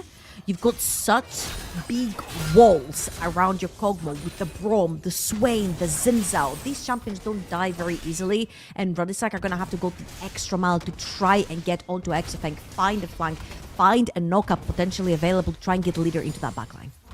And that really couldn't be a better target to get the gold on, right? You want it on your AD carry. Your protected puppy comp obviously shines if your puppy is all grown up and does a whole heap of damage. And that is certainly a good start. So much pressure on this 17-year-old AD carry that came through the Polish scene and has already made a name for himself here in the NLC. Yes, someone to watch out for. Nope, shining through despite the bright lights of the veterans and all the big star names is certainly an impressive feat. I'm looking forward to see more of him, and if he can step up when it matters most this game, we'll keep our eyes on his positioning and we'll keep our eyes on how much damage he's able to do. Let's have one more look here on what happened. I feel like Radisak, they actually know that Kasing is in this bush. Right back to life. Came in, caught out, but same goes for Leader. Forced to flash away as the Never Move connected onto him, and top lane as well. Perks forced to flash. It is a messy map right now, as there are no kills coming through yet, as finally the Never Move secures the kill as Cayman picks up his first one. The magical journey would have been even more magical if Huston didn't have the flash to escape. Bulldog, though, find their second kill of the game. Yeah, it's magical if you actually take the journey. If you don't take the journey and you greed, you get pulled in by Swain and killed. Jankos spent one too many seconds not clicking that portal, unfortunately. I feel like might have been miscommunication with Hustling right there, and Jankos. He felt like maybe they were thinking of turning this play around potentially, since it was a 2 versus 3. However, not the case. This is Bulldog Esports taking top lane. Void grabs are there completely uncontested. Miatek is looking mid. Jankos is there. Leader no flash, remember, he just used it before and he'll be taken down again. Whoa! Still a sliver of HP, but Miatek with the flash closes the gap and secures that kill. I wrote his death run too soon, but at the end, it was still valid. 3 Void grabs picked up as well. Trouble Bulldog, they're running the map. Hey, I'm not used to Bulldog Esports actually getting ahead in the early game, man. I'm usually used to them falling behind, coming back with clutch plays, catching people off guard, and then team fighting themselves to victory. This is very uncharacteristic in a very good way for them. They're actually making proactive plays. They're playing around shutting down Leader. Jankos is trying to play around Leader, trying to defend him. They've got a pretty good duo, a mid-jungle duo for skirmishes, especially if the Leader gets at level 6 and can engage onto Sejuani, proc the passive, etc. However, Bulldog Esports have showed how great they are when they play very reactive, but in this series, they actually play proactive. They try to punish the lack of summoner spells, and that's exactly what they did to Leader's Yasuo. And while Braum is certainly a champion that can roam, you would expect the Bard to be better at it, but his plays have really been nullified. They just didn't have the damage to get those first few kills over the line. They found themselves 1,000 gold behind, by no means detrimental, but brilliant start to Bulldog will some confidence brewing in them after a pretty disappointing defeat in Game 2. The Drake now the target as Miatek and Lulis in the area as well. 4v4 trouble as that ultimate flies wide. The X-Smithy coming through from Jankos as Lulis will still be locked up. The damage not quite there yet though as Jankos falls as well. The Demonic Ascension comes out from Cayman and he looks to have a field day in this fight as Miatek flawlessly dances around and stays alive for much longer than should have been anticipated. Perks forced to flash away. A messy fight ends in a 1-for-1. They just kept going ring around the Rosy. They were walking around, taking the portal, walking around, taking the portal. This was one of the funniest fights I've seen in a little while. However, Bulldog Esports again with a great response. Seems like Ruddy is looking to play a lot more aggressive with the Sejuani ultimate. Jankos hits level 6, instantly looks for an opportunity onto the map. Turns around the other way. However, Leader is going to grab that first kill for Ruddy Sack. A great champion to have that on. And again, they're looking to put a little bit of pressure on Cayman. Cayman, somebody who doesn't have the flash available. So we could be looking, when that ultimate is up from Jankos, could potentially looking to punish that mid lane, try to get Leader a little bit more ahead. That in games of Vine, I think it's worth noting. We've talked a bit about Exofang and the fact that he will have a lot of pressure on him this game.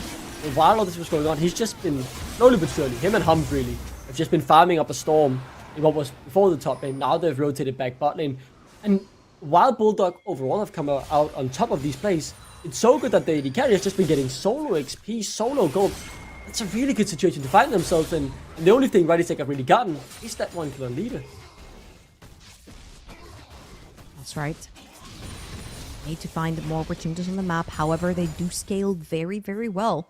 One thing we haven't necessarily really seen is Jankos play for Perks on the top side of the map. We've seen Jankos play for Wonder, and Perks is kind of getting left out. I feel like Sejuani pairs so well with both the solo laners right here, but we haven't necessarily seen any attention being put towards the top lane. I feel like Renekton is a great champion to focus ganking for the early game. He really can carry your early to mid, especially when you're playing around Void Grabs, around Dragons in the early game. Hasn't necessarily been the case. Perks has held his ground. He's about 20 CS up onto Miatek. However, Miatek has been roaming the map a lot more and has grabbed himself 2 kills for that. I have nothing else to say, Trouble, but the fact that it's just a classic top lane experience, right? There is nothing outside of being left on weak side. He tried in mid lane and ADC to be played around, to be the main star. When you're on top, it doesn't matter if you need to be played around early. He won't do it. You're on the weak side duty. Deal with it. It's really getting the classic top lane experience that. You sound very sincere towards top players. Are you even a top player? No, but we've all tried being weak side. I define myself, Trouble, as a multi-role talent. I've played every role. Sadly, not to a high level, and that's why don't have too much to say on that situation. That's why you're here casting instead of playing, right? Yeah, but I realized I would have just sounded like a broken record if I said that, so thank you for doing it. Okay, I'll do it for you, man. I'll do it for you. That's why we're a good team, Trouble. As speaking of a good team, we need to see some good synergy for this dive to work. A lot of HP and a demonic ascension available. Hustlin is here as well. Leader, the full team is really joining in. Great ultimate immediately to start the play, and that means the TP has to come in even slower as Cayman buys so much time. But not enough. Great flash out. Cleanly executed. A brilliant dive by Ruddy. Yeah, 4-man dive right there. However, on the other side of the map, Lulash gets 6 Void Grubs. On the top side, this is going to be a second take on the neutral objective's feats of strength for the side of Bulldog Esports, and they're 1 neutral objective or 1 tower away from getting that one for themselves. So they're going to sacrifice their Swain. Kill goes over to Ziggs. Very, very needed from Hams. Now, here's the pickle when you're playing Ziggs and you haven't necessarily threatened the tower early on. As they do say Hams, they could potentially force a flash here. Yeah, he has the flash, and maybe even the kill despite it. As Miatek, so many dashes on this champion, 200 years really coming into effect as he is able to get out with the use of the flash. Miatek missed the public execution, and without that, the damage was lacking. The play, though, not over as Hustlin, the next on the menu. Knocked up, taken down. The puppy will be fed a little bit more as Exofeng gets his second. And they're looking towards Jankos as well. That's a flash available, Miatek. Yeah, continues to dash around, does exactly what he wants. Good flash, and it's a slither of HP to get out on. Jankos very happy with that one, as he should just be able to walk it away. Kasing was fancying it for a second. I'm like, are you planning to flash Q right there? Wasn't quite the case. Oh my god, Miatek is so scary. Every single lane he goes to, he either forces any member of Radisak back under tower, he takes flashes, or he takes names.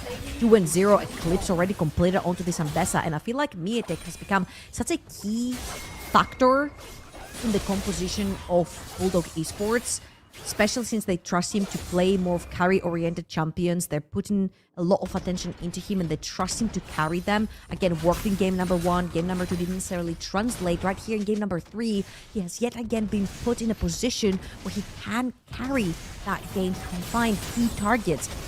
Found Hums, forced his flash. Next time, Hums is not going to have his flash available, so Miatek could potentially be looking to find that angle in the backline. Miatek has been solid all we saw just last game despite the loss. This Rumble had a lot to say, but not enough this time. Maybe a bit more. As Hustlin, I think he could be caught out here. Trouble does have the magical journey and the flash available, but he is more than behind enemy lines. I want to say he's around 4 people. Does he go on Exofeng? Does he just... Okay, he just walks it out. Instead, Kasing caught out all of a sudden. The flash forced to be used. You could smell blood was in the water. I did read it wrong though, and it wasn't Kasing forced to spend. Yeah, Kasing was a little bit overextended in the river, considering there was no pressure in any other lane for or his teammates around. Couple people in the jungle, and there was mid and top pressure from the side of Bulldog Esports, so I don't think it was his turn to get inside this river, and it ended up costing him his flash. Now, Jankos is looking a little bit more aggressive onto Miatek, not necessarily going to find anything, and I feel like Radisak have the perfect setup right here to start the dragon. Bulldog Esports are going to try to find a way in, but the flank teleport coming in from Perks. TP in from Cayman and Perks. Cayman, though, Goes right into the waiting hands of Bulldog. And pretty much the same can be said for the side of Perks, rather. As now Cayman, locked up, taken low. Leader, good 2-man ultimate, but he himself has no HP left to fight with. As he gets taken down by Exafeng, who's pretty much untouched. Goes on a killing spree, 1-for-1 at the end of the fight. But the smite still alive from Ruddy Sack. And that could be the deciding factor in terms of the Drake. It's a 4 versus 4, but in reality, it's a 3 versus 4 in favor of Ruddy Sack. Cayman's bar is blinking. Kasing hits the ult. But this is going to be to dissuade the situation. Again, Cayman cannot join. It's not 4 versus 4. It's a 3 versus 4. And right here, Ruddy Sack have won themselves a very, very valuable neutral objective. This is going to be feat strength. He went over to Bulldog Esports. They're going to be snatching this away, stacking 2 of those as well. And let's remember that Atakan also spawns in about 4 minutes on the bot side of the map. So both of these teams are going to pay extra attention on these bottom quadrants. Just for fun, take a little bit of turret damage there. It is very clear what the intention is now for Ruddy Sack. They want this spot on tier 1 turret. The W from Hums will help secure Cayman. Might just be someone standing in their way. They have their sights set on the goal and they will just claim it as well. The kill, just a little bit of an extra prize here as Cayman is all but over. Or instead, he will go down to Austin, I believe it was, as the gold is evened up in particular trouble. Keep your eyes on the feet of strength as leader. Should die underneath the turret, maybe not. He stands around flawlessly. Lunas goes low. Leader dances around the wind wall very nicely. Top lane turret trade. A lot of map movement happened there, but the point I wanted to get to, Trouble, was the feat of strength. Keep your eyes on it. The next objective will be the decider. Great counterplay right there from Leader using his ultimate, Q3 into ultimate, sort of isolated in situation on the dive. They do necessarily have anything to pin that Yasuo down, and Hubs has to run for the heals as Miatek is behind him. Again, once you put that wind wall up, I feel like there is no chance that this Pokemon can get you down. Hold up. Exafeng has the flash, using forward very aggressively here, and he will pay the price. Shut down. What? He saw the opportunity. He thought he had no way out. And that's when he decided to go in instead. Okay, rule of thumb. If you're stronger, you do not flash for flash if you're just gonna give over a 1-for-1. It is absolutely not worth it. Now, Ruddy Sack fully teleport to get more numbers onto that mid lane. I think they're gonna head straight for that Rift Herald. What a whoopsie right there from Exafeng, giving a huge shutdown over to Ruddy Sack as well. And Bulldog Esports, they're looking to see if they can actually contest Miatek super far away. Doesn't have the teleport. Shut down, feature strength as well to be claimed. When they get this Carol. If Lula steals it away, they will obviously get the feature strength, but we'll keep our eyes on it as a likely fight could unfold. Leader has TP'd back, then ran all the way up towards mid lane after clearing the wave.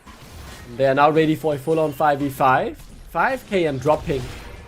They do get forced away initially, engaged on towards Hum's public execution, and a brilliant engage at that as well. Bulldog finds the first one. Exafeng goes forward here as well. Perks and Hums forced to run, and Hums will be publicly executed and taken down by Miatek. The Herald as well, feats of strength. Great fight from Bulldog. Yeah, it shows you why that Ambessa was pretty much permabanned during Game 1 and Game 2. Game 3, open B1, insta-lock by Miatek. Again, his third carry of the series, 3-0-2, finds a fantastic ultimate, which then gets lined up with another great ultimate coming through from Kasing's Brom. Feats of strength secured for Bulldog Esports. A little bit more help going that way. Huge shutdown there. How do they do this, Trouble? They just walk in and with their full HP pass, they're able to force them away.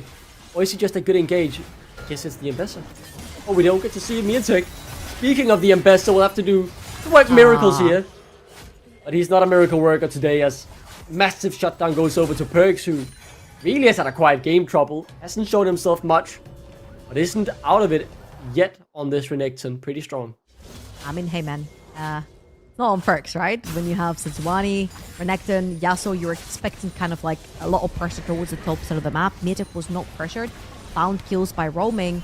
Oh, I thought he was gonna drive it the wrong way, but Lula's just gonna charge a mid lane tower. Trying to take the 360, not gonna be the case. But I think the charge is gonna land no matter what, unless Jankos. No, the charge is used.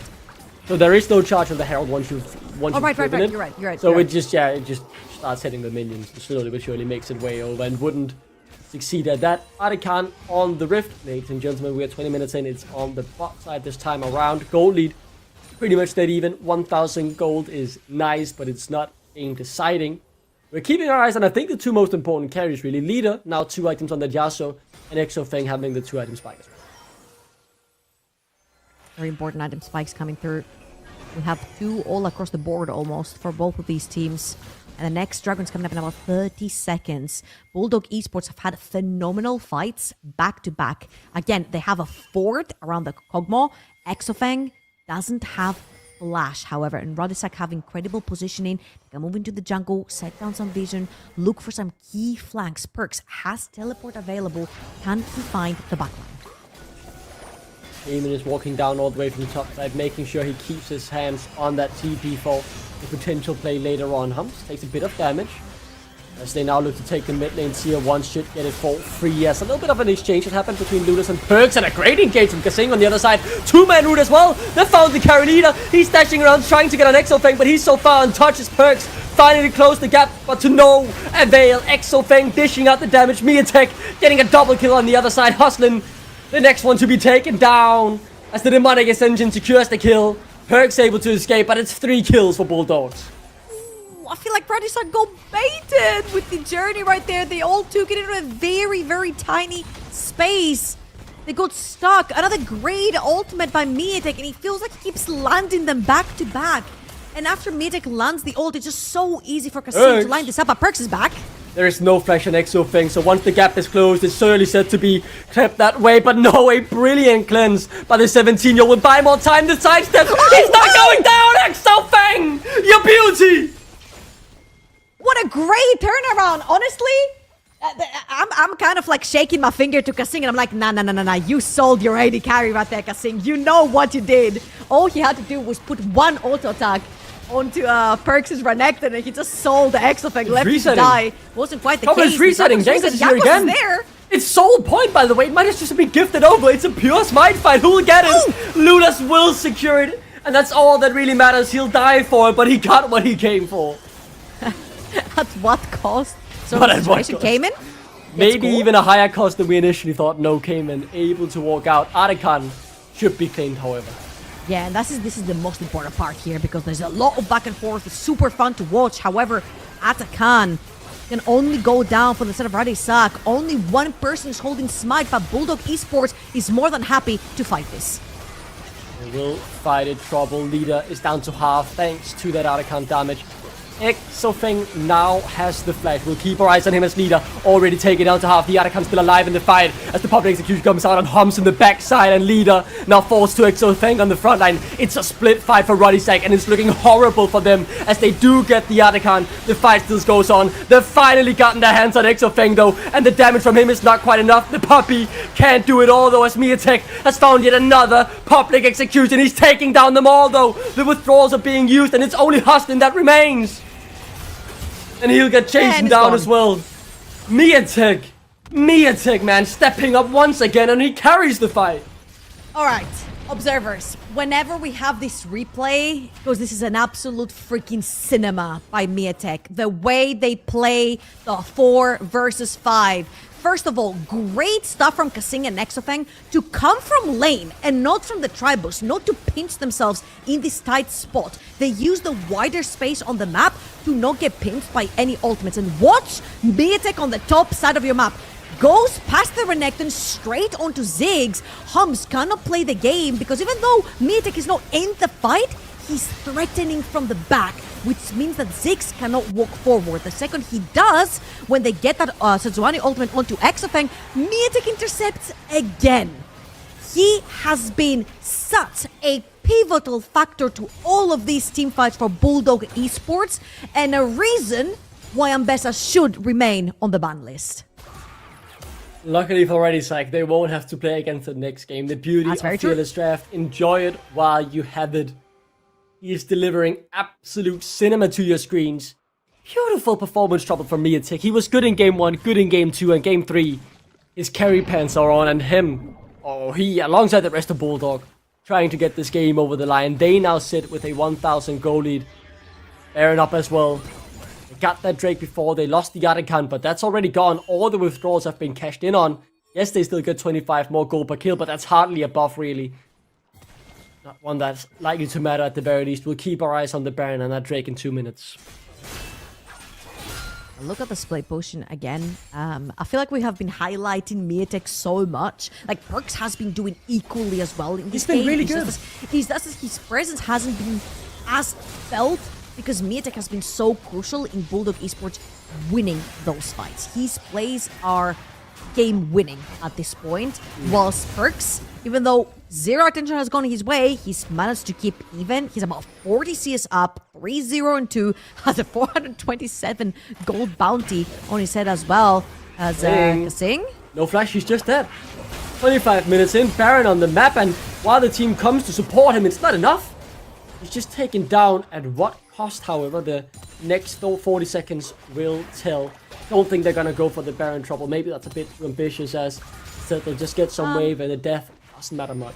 I actually feel like they could potentially threaten the Baron to at least try and get Miatek's teleport and then play off of that. They've got 3 members with teleport on the side of Ruddy Sack. However, when you get a pick like this and you need to reset on the map to try and get a few more items in your inventory, you should absolutely do that. And this is where the resets are going to come through from Ruddy Sack. However, their vision is not the best around Baron. They do have behind enemy lines in the top corner of Lulash's jungle to see whether any members of Bulldog Esports are going to be working through there. And this is what has been pinged on the map right now. Bulldog Esports is absolutely oblivious of what's happening on the map. They will see the Ziggs just about now on that ward to know that this has not been going down. In 3 trouble, often one that feels so decisive in terms of who will get the momentum going into what, very likely be that final game. This one here, everything still to play for. 100, 200 gold separating these two teams. Soul point up in 15 seconds, another team fight on the horizon as Miatek is caught. Surely he can't get out of this. I mean, the Embessa has so many ways to buy time and dash out to safety, but underneath the turret, I don't think he'll find much safety. The public execution, he's doing what he can. Leader is low. How much time can you buy? Now here comes Cayman with the demonic ascension. He'll look to bring someone back down to the grave with him. He has a good amount of damage, but not enough as Leader just cuts through his HP bar. But Leader, you've gone too far, and he will not go down yet. Exofeng is here to finally claim it. Oh my god, Trouble, they are really testing each other and pushing each other right to their very limits. Just a second to breathe, just before Dragon is about to get started. Lulash is going to check if Wind becomes Lightning, see if the Dragon is going down, and now they're going to engage the Dragon. Dragon active gaming, super low on HP. Doesn't have the ultimate to regen that back, doesn't have the teleport. I think both teams are going to sort of throw their hands up. Take a breather right here. I mean, we talked about the scaling on the Kog'Maw, but you have to look on the other side. Champions like Yasuo can truly 1 versus 9 a game. At 3 items plus, Yasuo starts becoming an absolute demon on the Rift. And we'll see right here, Leader. Fantastic job at keeping up the pressure over on the bot side. Now they're gonna pull TPs back in. First on the objective right here, Bulldog Esports a little bit too slow, and Perks is gonna play guard for the Dragon. The Drake is gone, yeah, immediately trouble, and that's the sole point. It's one you can afford to give, but put so much pressure on the next one in 5 minutes time. Baron still untouched. This game balancing on a razor's blade, really. It is so close. One big team fight to decide it all. Around the Baron, most likely. Exofeng has his flash. Miatek and pretty much every other carry in the game does not. Alright, Bulldog Esports starting the Baron right here. Perks does have TP. This might just be a case of, hey, let's get this Renekton's TP and then back off. Cayman is playing a very dangerous game, playing that small choke point right there on the Baron, and I think this was all along the play right here for Bulldog Esports. Very cool, calm, collected from the side of Ruddy Sack, actually keeping Perks over on the bot side of the map, creating pressure, could potentially take bot lane tier 2 as well, completely uncontested as well. So great stuff right here from Perks. Doesn't cave, doesn't press that teleport. And they're +1 on the neutral objectives, on the structures on the map as well. Bot lane tier 2 taken, only mid and top remaining. 700 more gold in Perks' pocket as his gold lead continues to grow over Miatek. It's weird how we've been talking so much about Miatek, but he has been decisive in these teamfights. He's been the one deciding who comes out on top. Man, look at Perks. if he finds the right angle, he can decide it as well. There is the potential for him to be the deciding factor. And who comes out on top here, game 3? So many key members to keep your eyes on when we hit the team fights. I think if Exofeng dies, Miatek might have too much in his hands to try and carry. 2 levels up for Perks right here. On to Miatek. Miatek has been making the flashy plays. However, Perks has been farming an absolute storm.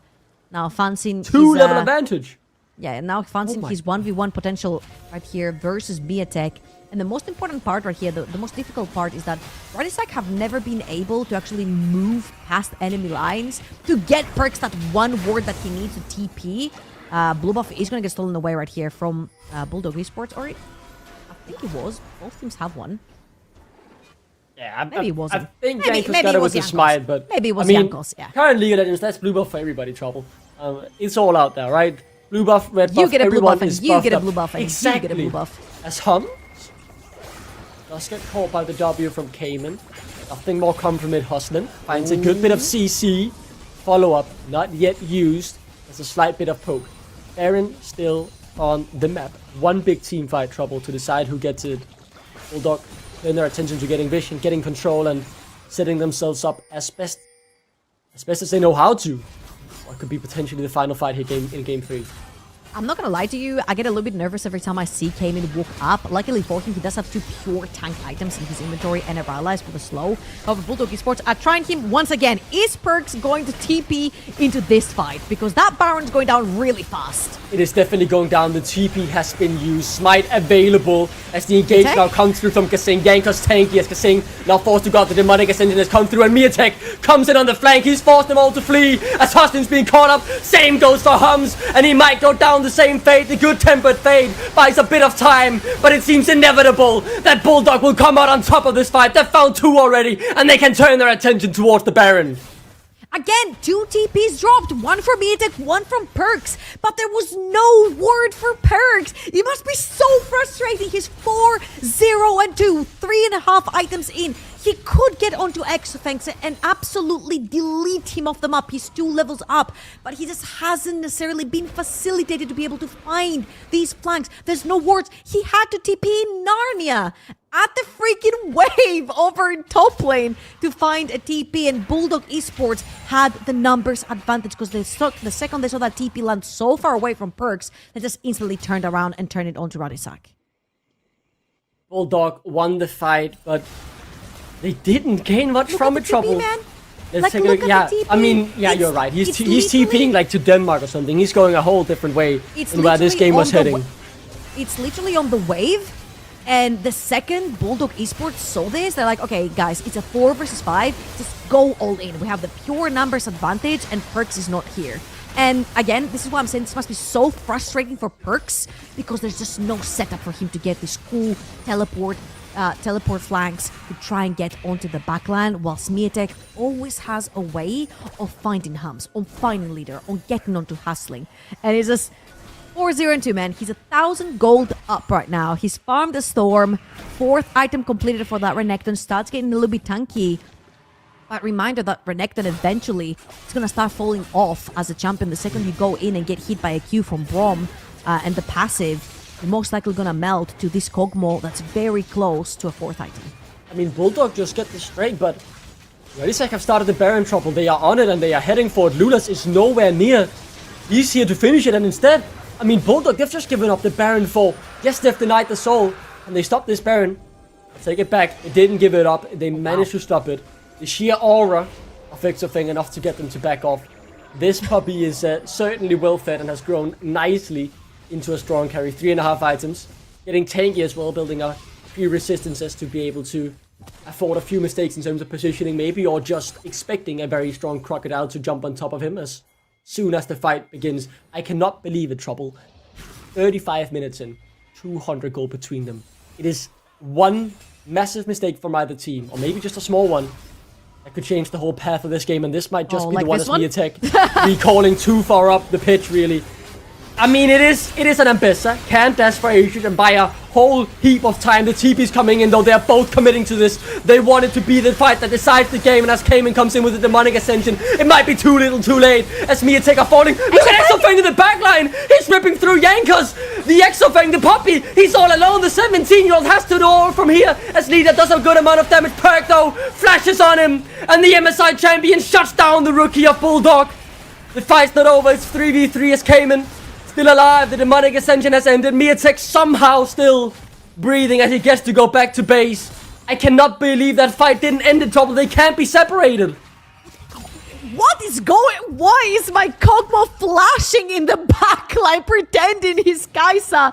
That was absolutely crazy. It's a 2-for-2 overall. Both smites down. And oh my, let's look at this one more time. Miatek, they caught him going back to base. Lulash and Miatek pretty tanky. They gain enough time for the team. You see Cayman tipping in, you see Hums tipping in, you see Leader tipping in. The whole map just collapsed. And I'm just looking at Exofang.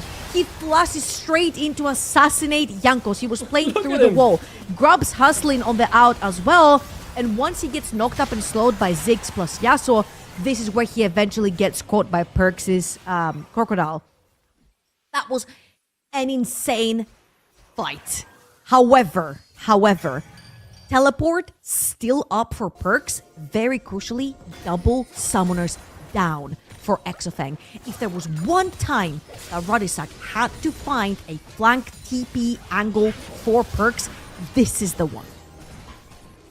Yeah, you're absolutely right, Trouble. This really is the one. I can't believe we've seen this many teamfights be so close, so they can't quite be decisive. 36 minutes on the clock, still just 200 gold between them. It is all down to execution, finding the right play, punishing your opponent's mistake. The do or die series, these teams battling for top 4, battling to keep their hopes alive of making it to the LAN finals. This would be one massive step towards that. I simply can't believe it, Trouble. This game is unbelievable. It's absolute cinema. It's not even over yet. Both teams really looking towards that Baron. I'm not gonna lie to you, I feel like the Baron will not matter too much.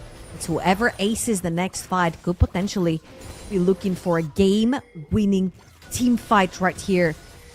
For both of these teams, this would also mean match point in the series. Loser is promoted to viewer, like Arsarm chooses to say, and winner goes one step closer to get into that LAN final. Bulldog Esports pushing that mid lane mid lane wave, try to regain some vision. This is going to be the back and forth. There's not too much in extent to that. Again, Perks does have teleport. Exofang does not have summoners. Can he find the angle? Can he find the flank angle to delete that Kog'Maw? I think we'll know in a minute, Trouble. Soul point for Bulldog, soul for Ruddy Sec. It'll be up on the map. Imagine if they get 4 Mountain Drakes. I think it'll be hard to kill. Perks now full item. This Crocodile has reached its maximum strength. We saw the damage he put out last fight. Perks have been doubters about his top lane. He's given away solo kills. He has made mistakes, but when push comes to shove, the veteran has stepped up. They were pushed against the wall, and they need to continue to do so. This game far from over. You can see how both teams have sort of slowed down. They're playing the wave. No one wants to walk too far forward. Baron has been up for quite a while right now. But the most important thing is that this is soul for Ruddy Sec. It's going to be mountain soul. The more resistances you've got, the better playing against this Kog'Maw. They've definitely worked pretty hard to get the extra dragons in the early game. And they're looking to solidify the deal right here. Dragon is spawning in about 10 seconds, and they do have priority inside this river. You also see Perks, who has now pushed that bot lane and can actually disappear inside the jungle, which is his big chance to get that big flank we've been talking about. Now Perks is on the flank. We'll see if he finds the right angle. Exofang has to cleanse up in 1 second. Perks already popped the doubles. Exofang is locked up with a tempered fade. And here comes Perks, waiting for his prey. Dashing towards him and will just claim the kill. Perks goes godlike. He steps up when it matters most. And the fight seems all but done unless Miatek has something to say about it. And that's exactly what he does. Hums running as Cayman chases him down with the demonic ascension. Finds his way to a double kill. Perks can't do it despite him going legendary. Bulldog Gaming will win the team fight. That is absolutely absolute madness. Jankos, the only remaining member of Ruddy on the map right now, came in, is hunting him, and what an incredible fight. Ruddy did everything they had to. Everything they had to. Great push by Perks, finds the flank, gets onto Exofang, and it's just not enough because latest season champions do exist. Let's watch this one more time. Fantastic ultimate coming through from Hustling's Bard to catch Exofang literally with the tip of that circle. You'll see it coming through just right now. Perks was already on the flank and lands exactly onto this Kog'Maw as well as the Ziggs ult. This was an incredible engaged scenario. However, Miatek gets to get into that backline, disrupts Hums, disrupts the whole team fight. It's just way too much damage. And you can see, even though that Kog'Maw went down, just the sheer tankiness coming through from Bulldog Esports is just so difficult to deal with from the side of Ruddy. And I was wondering if this was game or anything, but with Jankos alive, I don't think they can get the soul. Looking at it as well, 20 seconds on Hostin as we see this pause screen. I mean, I don't think they can end trouble, right? They don't have the AD carry, they don't have Ludus as well. They can certainly get an inhibitor. But can they end here if Jankos doesn't get back? Nah, surely not, right?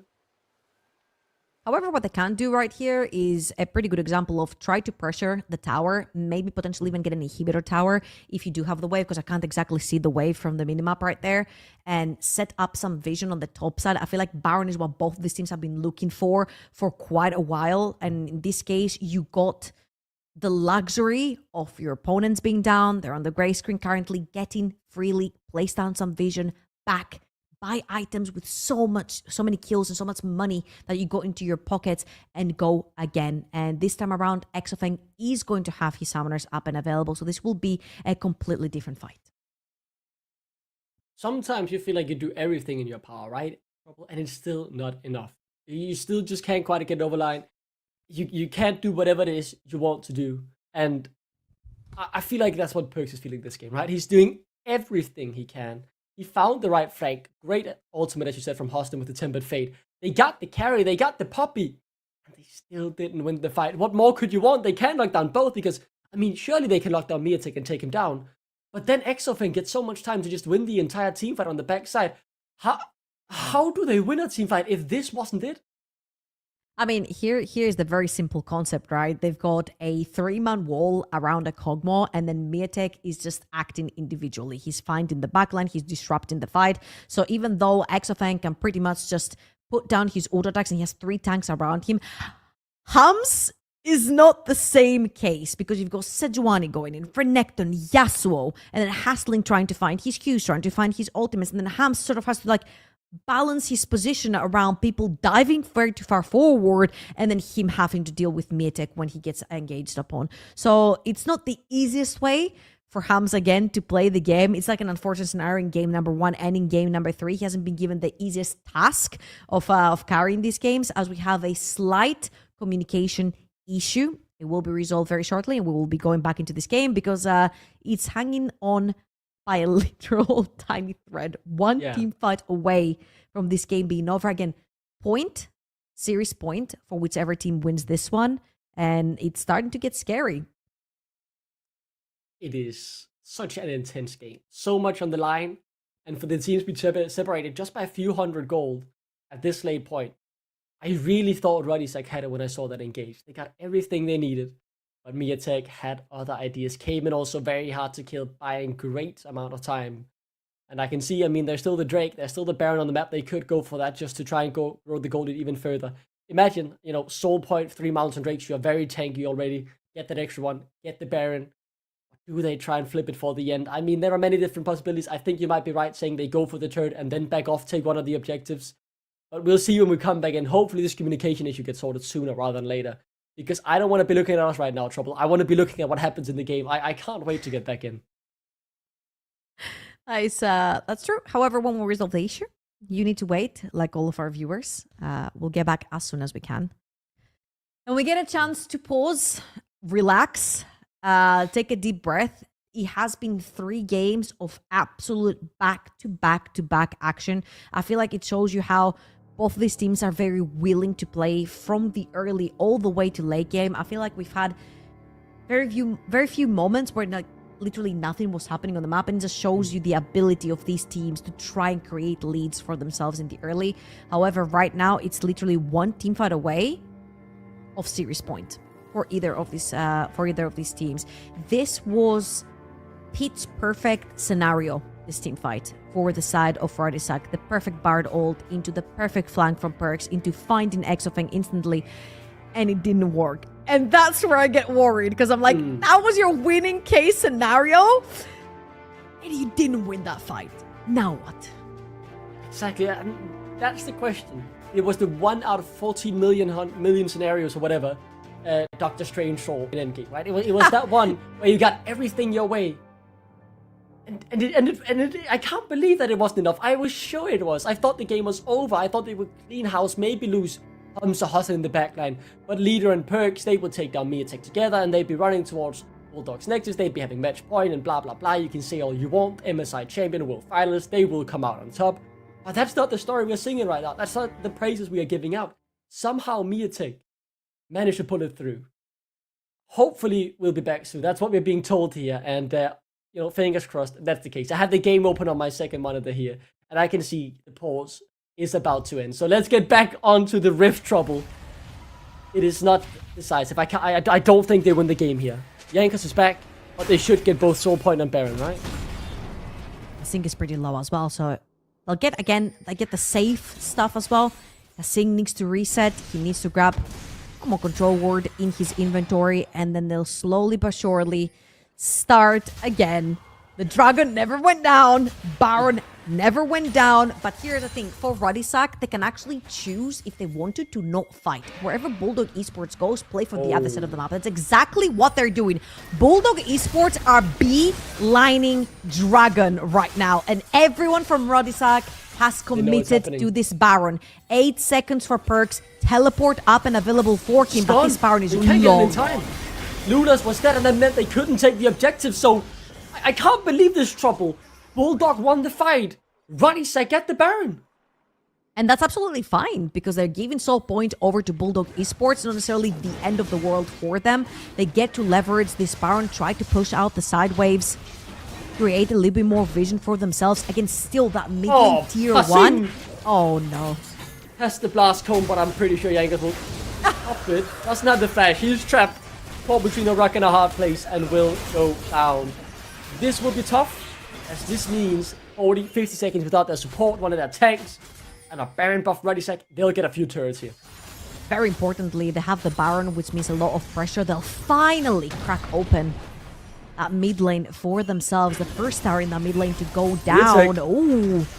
He's fine. He's okay. The never move comes out. Huston takes a bit of damage. Takes quite a lot to kill any champ in this game, unless it's one of the squishies. As now Perks goes forward, Miatek. The initial target, slides and dies, back in, out, safety. Leader, too far forward, the wind wall is good, but isn't good enough. He goes into walls, he finds the target, it's Exofeng, but a good flash by space, but not enough. It's only Miatek and Cayman now once again. Can they do it 2v4? But Perks, so much HP.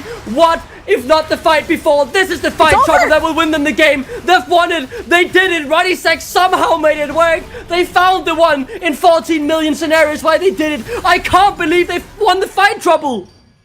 The unseen Yasuo is the deadliest. It's the call an ambulance, but not for me. Meme makes an incredible play. His team follows it up, and Ruddy out of nowhere, they managed to grab a second win this series. I can't believe it. When under pressure, the red veterans steps up. I thought it was impossible trouble. 3 mountain drakes. They surely couldn't win a fight, but they proved us both wrong. And within a few... I'm shocked. I'm absolutely shocked, Trouble. That was great juggling between the Qs and the Es from the side of Leader. He actually managed to get a triple Q into a knock-up on Exofeng, which then Ruddy followed up. Reminder, Kasing was dead.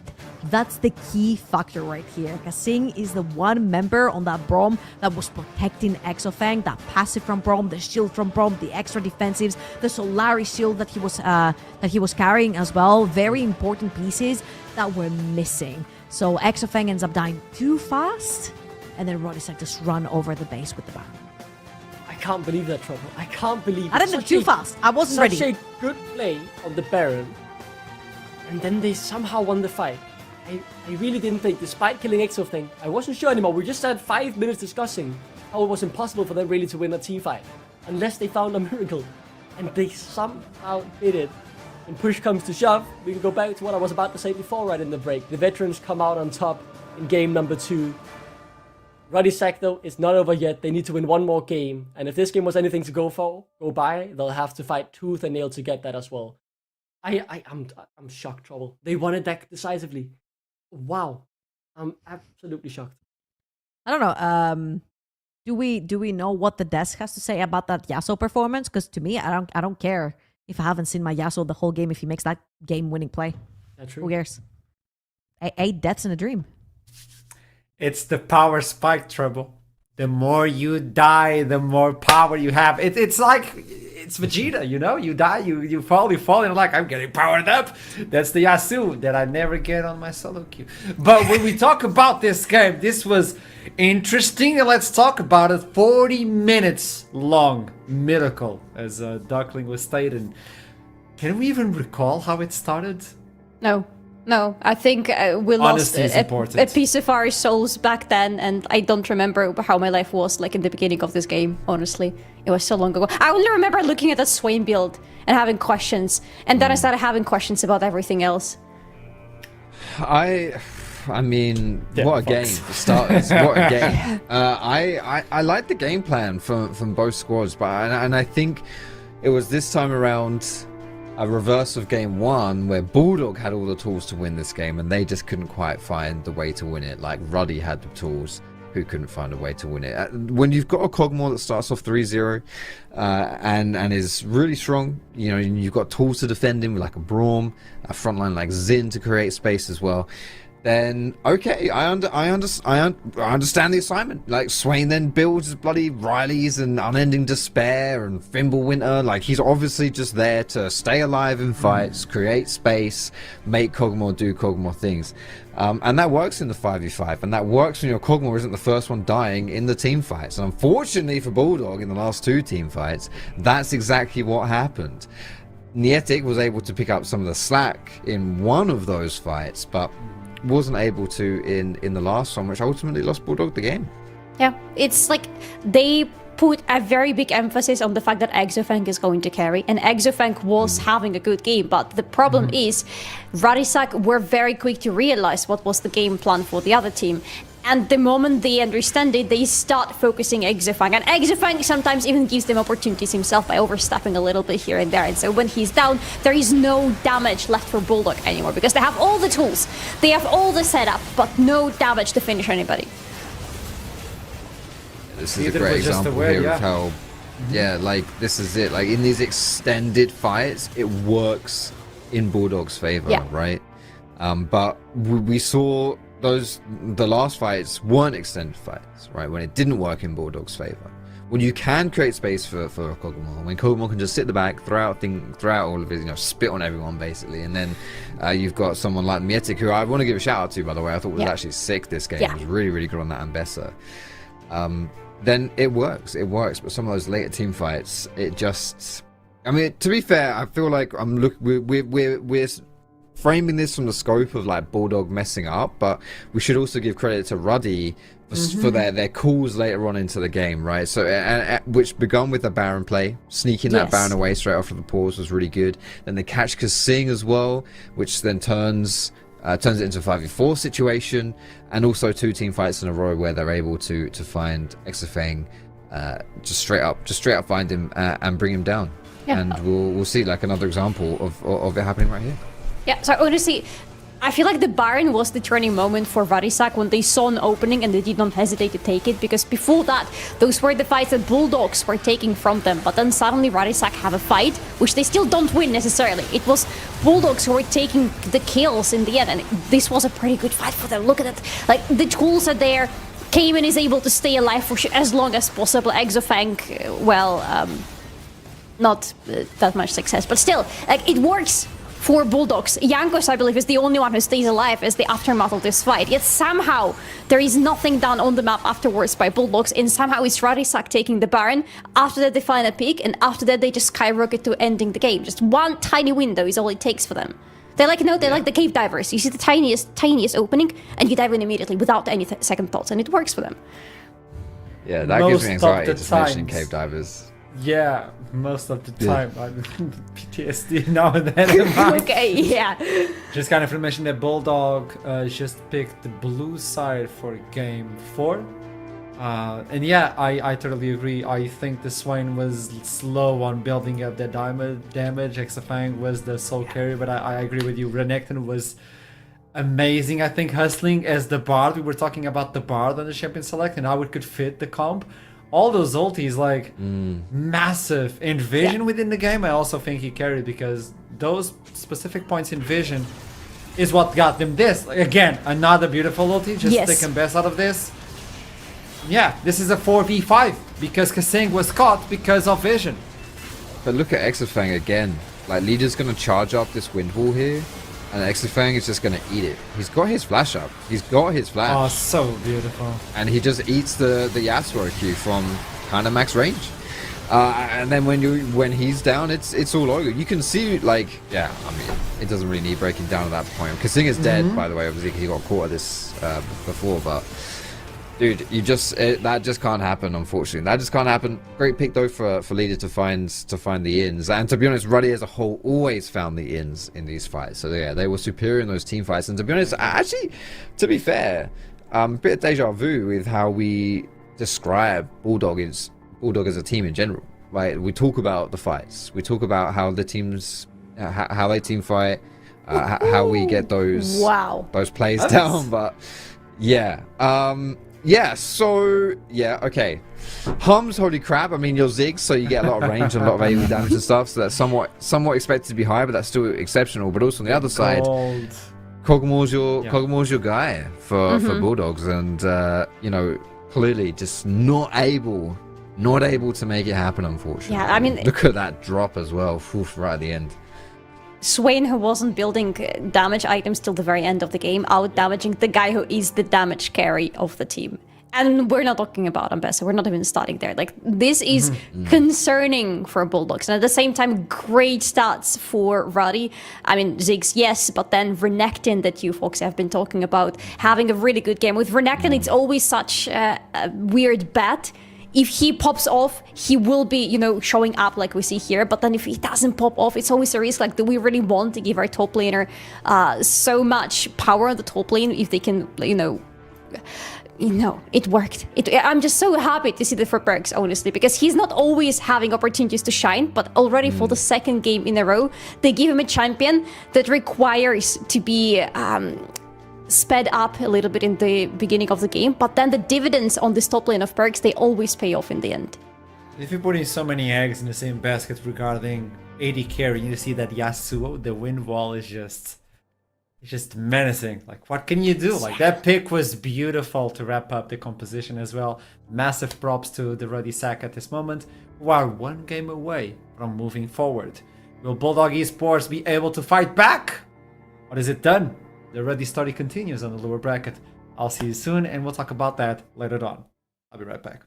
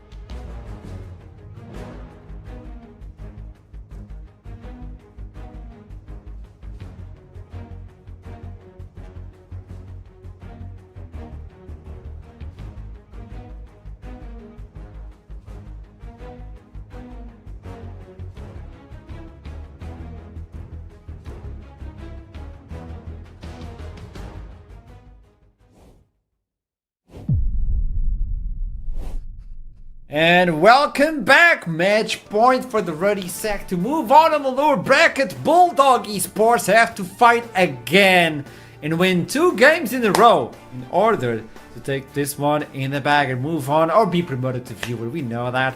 I know there's a viewing party going on as well. I hope everybody that is a little bit relieved after this match, but it's not done. Not done yet. There's still more to go. Let's see if Bulldog Esports are going to let you breathe or if everybody's cheering for Bulldog Esports. We'll get a good day. So, spam that chat and tell me, what are you rooting for? And what do you think the score is going to be at the end of the day? Most of our casters are still right in their predictions as we jump into the 4th one. All those champions out! What is priority? It's a lot of them. It's up to you. Priority. What is even left? I mean, we need a second to like digest what is even left. I mean, the bans are probably going to be the same. We still don't want to allow Yone. We still don't want to allow Zyra. Kalista, Draven, Azir probably. So we know how the first phase is going to look like. Yeah, no Yone for leader. No big surprise there. It's a very leader champion, and it's a very good champion as well. So that one's going to get taken. And yeah, as you guys are mentioning, the Kalista stuff coming through here. So looking a bit deeper into the champion pools, if we expect similar bans that we've seen before, the ADC pool specifically tends to be problematic in the late iterations of the Fearless draft, because the ADC pool in general is a little bit slim. So we start looking at champions like Zeri, perhaps, the Jinx being open, and of course, if we've got some AP champions in our pocket, which it seems like Hums does, Mel could be... hasn't been picked, Fox. That's true. Let's have it stay this way, please. I think we're going to see it this game. I'm not I'm gonna lie to afraid, you. yeah. Because what else do you V1 open no, I'm up kidding, I'm with? kidding. Please don't. I mean, Wukong, for instance, has been available. Yeah. Such a prominent jungle as well. A lot of things. Maokai was played by both supports, Hustling and Kasing. And with that in mind, I think they both lost their games playing Maokai. Haven't had Maokai yet? No, Up it's there- been oh my permabanned, this God. Maokai. So, yeah, Kasane Not even permabanned as Xante. well. Imagine this world. Yeah. What? This is Oh a my weird God. timeline, Solari.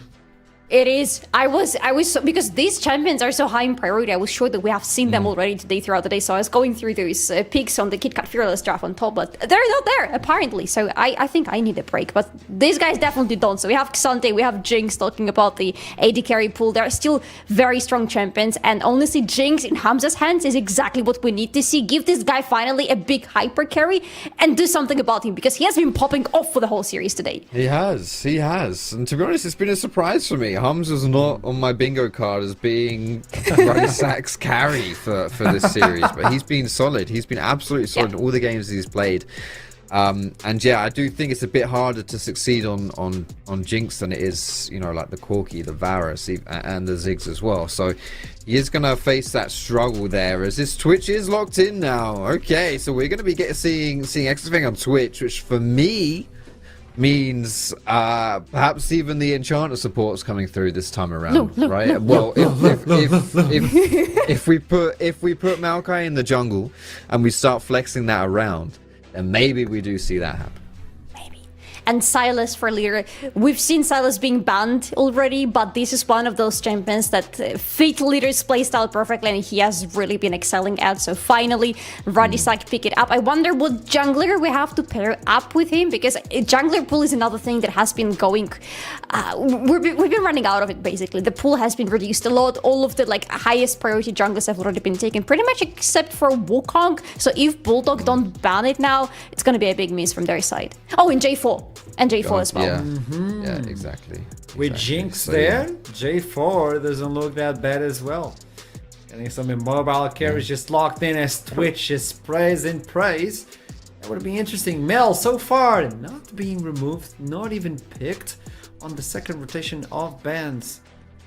By the way, for everybody on the chat, I'm going to take this opportunity. You see it updated. It's actually pinned a comment that if you want to watch the finals, we have a massive viewing party being built up. You can join us. Tickets are for sale already, so keep that in mind. On the venue itself, it's sold out. I'm so sorry. But on the watch party, you can actually even watch LEC afterwards. So it's a League of Legends day. Yes. Perfect. Love that. I'll be going, I'm just saying. Oh, another reason to go there for everybody in the chat. No, that's the opposite. The Poppy is also removed. What else do you remove? Ah, Lulu! Wait. Lulu! What? No, Bulldog removing a Lulu. Oh my god. I mean, I see the point here, actually. I mean, Lulu with Jinx is not exactly something you want to be playing around. If you want to make your priority killing that Jinx, Lulu is going to be a very big menace. She's going to be a very big obstacle for you. But it's still sad that we don't see Kasing playing her. It suggests that the Maokai is firmly locked from Bulldog in that support position, and I would love to see that Jarvan here. You guys mentioned Jarvan not being picked up here. I think it is very, very solid. You know, creates the terrain for Gnar to jump in with, the spray and pray as well with everyone locked in, and those relatively low mobility carries as well in the Jinx. Milio is a bit tough. It's kind of like, you know, he can sort of reset what's happening here for Jarvan, but considering, you know, you're relatively pinched, this is it. It's between Jarvan and Wukong. It is going to be the Wukong instead, which, you know, they're similar champions. They do similar things. Yeah, now we're just rounding out with that mid lane. You want to pick something here that doesn't give a good ultimate, preferably give a good ultimate over to leader, right? On that Silas. Yeah, there are, you know, we still haven't seen the Wei come through here either. I think this is a big gambit if they go for the Akali. Yeah, okay, it is going to be that Wei instead. So yeah, nicely rounded out here for Bulldogs. Good cluster, good amount of AoE damage, and a bit of a what I would consider a Bulldog team comp here. I think I would still like J4 more in Bulldog's team composition. Wukong is a good jungler, he fits here, but it feels like with Wei, with the Twitch and with everybody, honestly. The lock-in from J4 would have worked so good. But well, it is what it is. It's Wukong, it's Wei, and it is a Mumu in the end for the Ruddy side. Salari Foxtrot, I need a name before this match. It could be it. It could be done. Salari. Bulldog. Bulldog for Salari. No, Foxtrot, you go for Bulldog. Salari, tell me. I go for Ruddy then.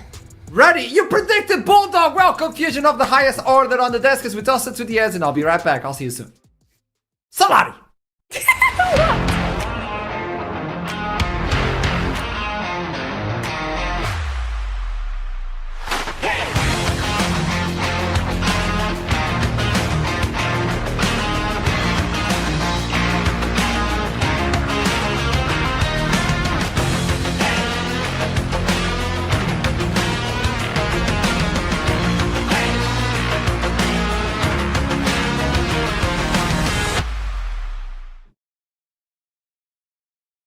Trouble, I am excited. A draft that feels a bit illegal, considering we're in Game 4 Fearless, I might add, but very exciting nonetheless. Still a few weird picks in there, but very much a lot of meta champions somehow slipped through the cracks. Yeah, I'm kind of looking at blue side for Bulldog Esports, and I'm like, how is this Game 4 of Fearless with Wei and Wukong and Maokai?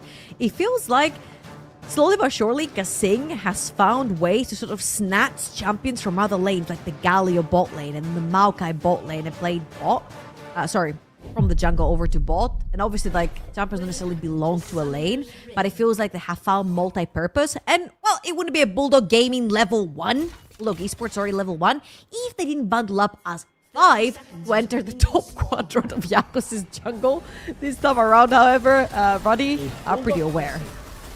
Ruddy very much aware of the moves that are being made around them, able to just get a bit of damage on Kasing. Nothing that really matters, there's still time to reset, but a nice little fun skirmish just to keep the mood light, despite this game being, decisive Game 5. I don't know if this is sorry, going to be to keep the mood light in level 1. I think this is pretty much a setup for a lane swap.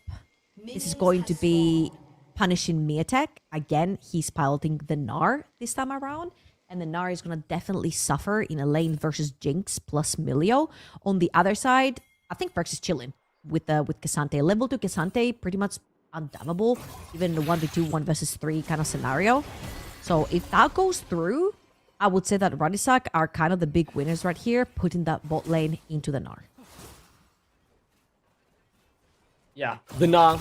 I will be excited to watch that. I think in particular, one of the things that excites me about the Gnar is obviously it's hard to execute, but when there comes a silence against the Trouble, the Gnar was what we're looking up for twice, and it's often more decisive on the silence side because of the huge AP scaling and leader. We saw him find the right team fight in game number 3 to give Ruddy the lead, and now match point. He certainly has the tools to do so again here in game 4. I think the tools are getting taken away from him, especially when you want to play a carry champion. This is why lane swaps are kind of tricky, right? Because especially when you need to have the ability to carry, especially that level 6 now, we're looking for the big ultimates. You mentioned Silas as well, stealing that away. We're looking for impact from Miatek, which we have seen in the 2 games that Bulldog... Sorry, 1 game. Oh my god. That 1 game that Bulldog Esports won, and the other 2 that they didn't. He still had a bunch of impact. He has been probably the best performing player on that roster for today. My brain has still not taken into consideration that Radisak won the previous game. He's just in disbelief. We'll get there eventually. Jankos, he's looking for that dive. Still level 1 onto Miatek. Level 3, Jankos half HP. Hostin nicely takes the turret. Well executed. He will go down as Lulas able to pick up the counter kill. Hums takes 1 turret shot. There's Blood though, the kill on the AD carry, and Cayman looking for leader in the mid lane. Ignite comes through. Great flash to buy the spaces. It was a very good rotation from Kasing there. Yeah, very nicely done. I think 3 things are for sure. Death taxes, Kasing ganking mid lane together with Lulash. Lulash was a little bit busy over on the top side of the map, so Kasing it is this time around. However, they will take leader's flash. And that's very important because the come around could come through from Kasing. Double up onto the gang in the mid lane, try to punish leader. It has been the case for both these teams. Oh, Lulash? Yeah, Lulas finding the right angle here as leader, and Hostin wants to make the play. No one dies yet again, though.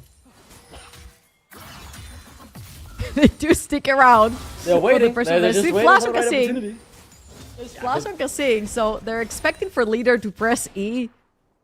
Very calm and collected from Leader. Doesn't actually do so. They knew that possibly Kasing and Lulash would be around still. Will turn around gank. And again, this is a very... Kasing is still around mid lane. Hustling's gonna be coming over from the other side of the map as well. Here's the E. Oh, Leader this time caught out. No flash, but the damage is just good enough yet. Ludas, though, should be the nail in the coffin for Leader this time around. Flash EQ available if needed. But he knows what happens. No! He just takes Cayman down. There is still a flash in Ludas. Flash Q has to be it, right? Leader needs to die here. You can't allow him to escape, and Ludas will make sure that doesn't happen. Best case scenario right here from Leader. That's a 1 versus 3. However, he gets to waste a bunch of time for Kasing and Lulash in the mid lane while he absorbs pressure. That wave is also going to be pushing towards him, so he's not going to have to necessarily overextend, and Jankos gets to stay in the jungle and try to clear through. So, not worst case scenario right here for Leader. Gets 1 kill in return too. So, pretty good stuff right here from the mid lane of Ruddy. Yeah, that is a key start for him. He's been so important this series. There are many important members you can highlight, but Leader has been #1 priority, and he'll get another kill here in Cayman. A few more autos. Jankos instead takes it, and I believe that's the first time this series trouble they've managed to claim the feature string. Have I showed you my jungle and support? I feel like Cayman has showed Leader plenty of times. It was time for Leader to show him his. Yeah. Yes, you know, one of your support and jungler has to come and kill me. I'll bring mine to kill you easily without dying in a trade. Sadly for Leader, he didn't get the kill, but Jankos very happily takes that one. Obviously on match point, it is still hard to wrap my head around that fact as the Void Grubs are about to spawn. I do believe Bulldog will have priority over Trouble, and that means Ruddy will give that over. Yeah, Bulldog Esports first wants to walk into this river. And as you will see, they have selected to keep Hums down the bottom. Uh-oh, Jankos. He has flash, could buy space. Mirtek could follow though, and Cayman just gets a freebie. 2-0 on this Wukong. And Wukong currently is one of the strongest sort of bruiser champions in the jungle. So getting him ahead early will sort of alleviate a lot of the pressure from the Twitch. Because usually you want to have the Twitch farm and soak up waves from around other lanes, just as you see that Exofeng has been primarily put against the perks to try and sort of bounce the wave back and forth. The wave pushes in, Exofeng pushes it back out, so on and so forth. So, sort of getting that Twitch under the radar. Lulash being ahead right here, he gets the chance to actually put a little bit more of the spotlight on him. Level 4, almost level 5. Jankos will be ahead due to the fact that Lulash has been more active on the map in general. They'll be fine. Confident. Yeah. Very confident he stepped out. I thought maybe Kasing was ready for it. He wasn't though. The Ruddy top laner. Given off a solo kills in the first few games, Trouble, but has certainly stepped up his game, showing, you know, why Perks is Perks. He's, without a doubt, a very good player who's won quite a bit in his time. Exofeng, not someone who's won as much, but has won the honor of being tower dove by a previous MSI champion. Jankos will just walk up, hit the bandage toss, and no way. A good flash cleanse, as now Jankos the one in trouble. Forced to flash out underneath the turret. Exofeng outplays it though and survives. What? What? How did this happen? He almost takes Jankos with him, forces his flash as well. Obviously, Exofeng has to use both of his summoner spells, but he gets out alive. Gets to farm the wave, push out the wave, stay alive, and that was 3, almost 4 members committed to that dive. No kill going over to Ruddy. There's so much tension in the early game. I feel like both teams have really good reasons for shutting down champions like Twitch or Silas in the early game, but there again, there's so much in terms of farming that you can get towards the late game. You can scale into the late game. You've got Twitch on one side, you've got Jinx on the other. But hey, it's been the name of the series for the entire series. Oh, as we have another Speaking of pause. the name of the game of the series, the pauses have been a recurring theme as well. As a pause has been requested. There are drakes on the map. The Void Grubs will be up in a few minutes. Plenty more objectives. An even game, once again, trouble early on. Still plenty of this story to be told here between Ruddy and Bulldog, the two UK Orcs. Going head to head, I think it's worth remembering, just in the grand scheme of things, for Ruddy as an organization, last year as Ruddy, they went to back-to-back finals. Didn't win any of them, Trouble, and this time they're still quite a ways away, but this will take them one step closer and going back to the spot they were in 2 times last year. They're very close with this particular composition of players, if you will, that they've brought in. Sats as leader right there. As we have resolved the pause, it was just a bit of FPS lag, and it has been resolved, so we're getting back into the action. Jankos on the top side of the map. He's looking for Mietek, level 7 onto Perks as well. Mietek happily stepping up and trading, knowing he has the Mega now available as well. I could see him going in here just for a little bit of a trade, but would need to be a bit careful. Jankos could quickly join in. Oh, but Perks makes himself look very tempting. Mietek, will you commit to this? Doesn't do it in the end. Just want to overcommit. You feel the tension, right, Trouble? You don't want to make that one mistake that just changes your whole outcome of the laning phase. Giving one over in the top lane could be detrimental. You see Kasing and Exofeng down in the bot lane, and the lanes have come back to normal. No one is lane swapping anymore, and thank God for that. I mean, it's usually just during the early game that you want to be lane swapping for level 5s, level 6. I think last summer it used to be just, hey, you're gonna lane swap until level 3, so you can avoid kill lanes, and then you go back to your normal lanes. Right here, they stay about to level 5, level 6, and then they swap back. We do have Void Grab spawning again in 45 seconds time. There's already 3 in the pocket of Bulldog Esports, so I do expect them to want to extend that to number 6. You do have Twitch. You're gonna be hitting those towers really, really hard. And let's see when the rotation will start coming through. 30 seconds. And as you can see, Kasing already resetting on the bottom side of the map. Mietek heading towards the top side, and so is Lulash. Yeah, it looks like Ruddy's just happily gonna claim the straight. Maybe a plate or 2 for Huston. Or not Huston, sorry, Hums rather. And then they give up those 6 Void Grubs. I believe they gave those up in game number 3 as well. It will end up mattering. Hums helping out Yankas, giving it a bit of tempo. It is very clear what these teams have set their sights on. Even though nice rotating bot lane to make sure those plates won't go over. Resets now coming through, but if they are looking to play around these Void Grubs, they are too late. Yeah, they're not going to be playing around those Void Grubs anytime soon. They have no setup for it. It's going to be a trade between the Dragon and the 6 Void Grubs. Came in a little bit too far forward. That's the flash, but where would you go in this situation? Not many ways to safety, even towards the turret. I thought it would still surely be his demise, but a good flash buys more time and enough eventually actually just to walk out. I didn't think he'd get out. Okay, fair enough. And that's scary now for Cayman, because Jankos can just wrap around, and Cayman will have to either ditch the wave or die. Now Leader is going to pressure the wave, and let's see if they're going to be able to get that dive going onto Cayman. The Q just a bit too late. Hey. However, you are forcing the reset, you are forcing the TP. Leader does get the tire plating as well. Very well played right there from the sort of Ruddy side. The patience pays through. Leader, if he pushes that wave, grabs the tire plating as well. One step closer to his first item. Yeah, speaking of first items, Hums just got his. Same goes for Leader Yankas. Yep. Building up a little bit of a storm here. 2 elusive objectives, 2-1. Ruddy side get 2 in a row. They will have the feature strength. We'll also be keeping our eyes on the first shirt as 8 fall off in just a few minutes. A slower early game Trouble, and for once in this series you feel like we have time to breathe, zoom out a bit, and you start to remember how much is at stake. Season will be over here for Bulldog if they lose this game. Their split is done, and I think they would be satisfied with their performance. They might have thought that they could reach higher, and I think they've shown that they had capabilities of doing so. But with my expectations on the roster coming into the split, I think they've done themselves very proud, regardless of what happens at the rest of the season. Absolutely, and here they have the chance for quote-unquote upset on everyone's books. Ruddy again, ranking about 2nd or 3rd behind Los Ratones and Nord. And right here, Bulldog Esports, they have the chance for a pretty big upset in the NLC. If you compare the 2 rosters together.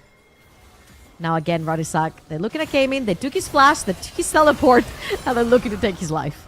Yeah, this time he has to die. No, the TP and the... Okay, come on, man. Did I cast the curse him that badly? The TP in and the misbandage touch. I said surely he was gonna die. But that's pretty... Didn't end up costing him anything. But that's pretty huge right here because you're creating so much pressure by just showing up and missing nothing. Perks gets to push top lane wave for free. This almost whole wave is going to be missed. Exofang is making his way towards the top side. You get to chip in on the tower. And then nothing's missed in the mid lane. You're pulling a TP from Miatek as well. It's pretty good stuff, unless they can punish Perks here. He's too tanky. He's out. Yeah. Peace. I mean, it's Cassandre who's stacked armor early on against 280 champs. He can survive for quite a while. No doubt about that. He's coming up a little bit of a storm here in the mid lane. You know, we're just setting the stage for what I assume will be many interesting late game team fights once again, because none of these teams seem too interested in full big on fights. Rather, looking for that one pick, looking for that one kill here and there.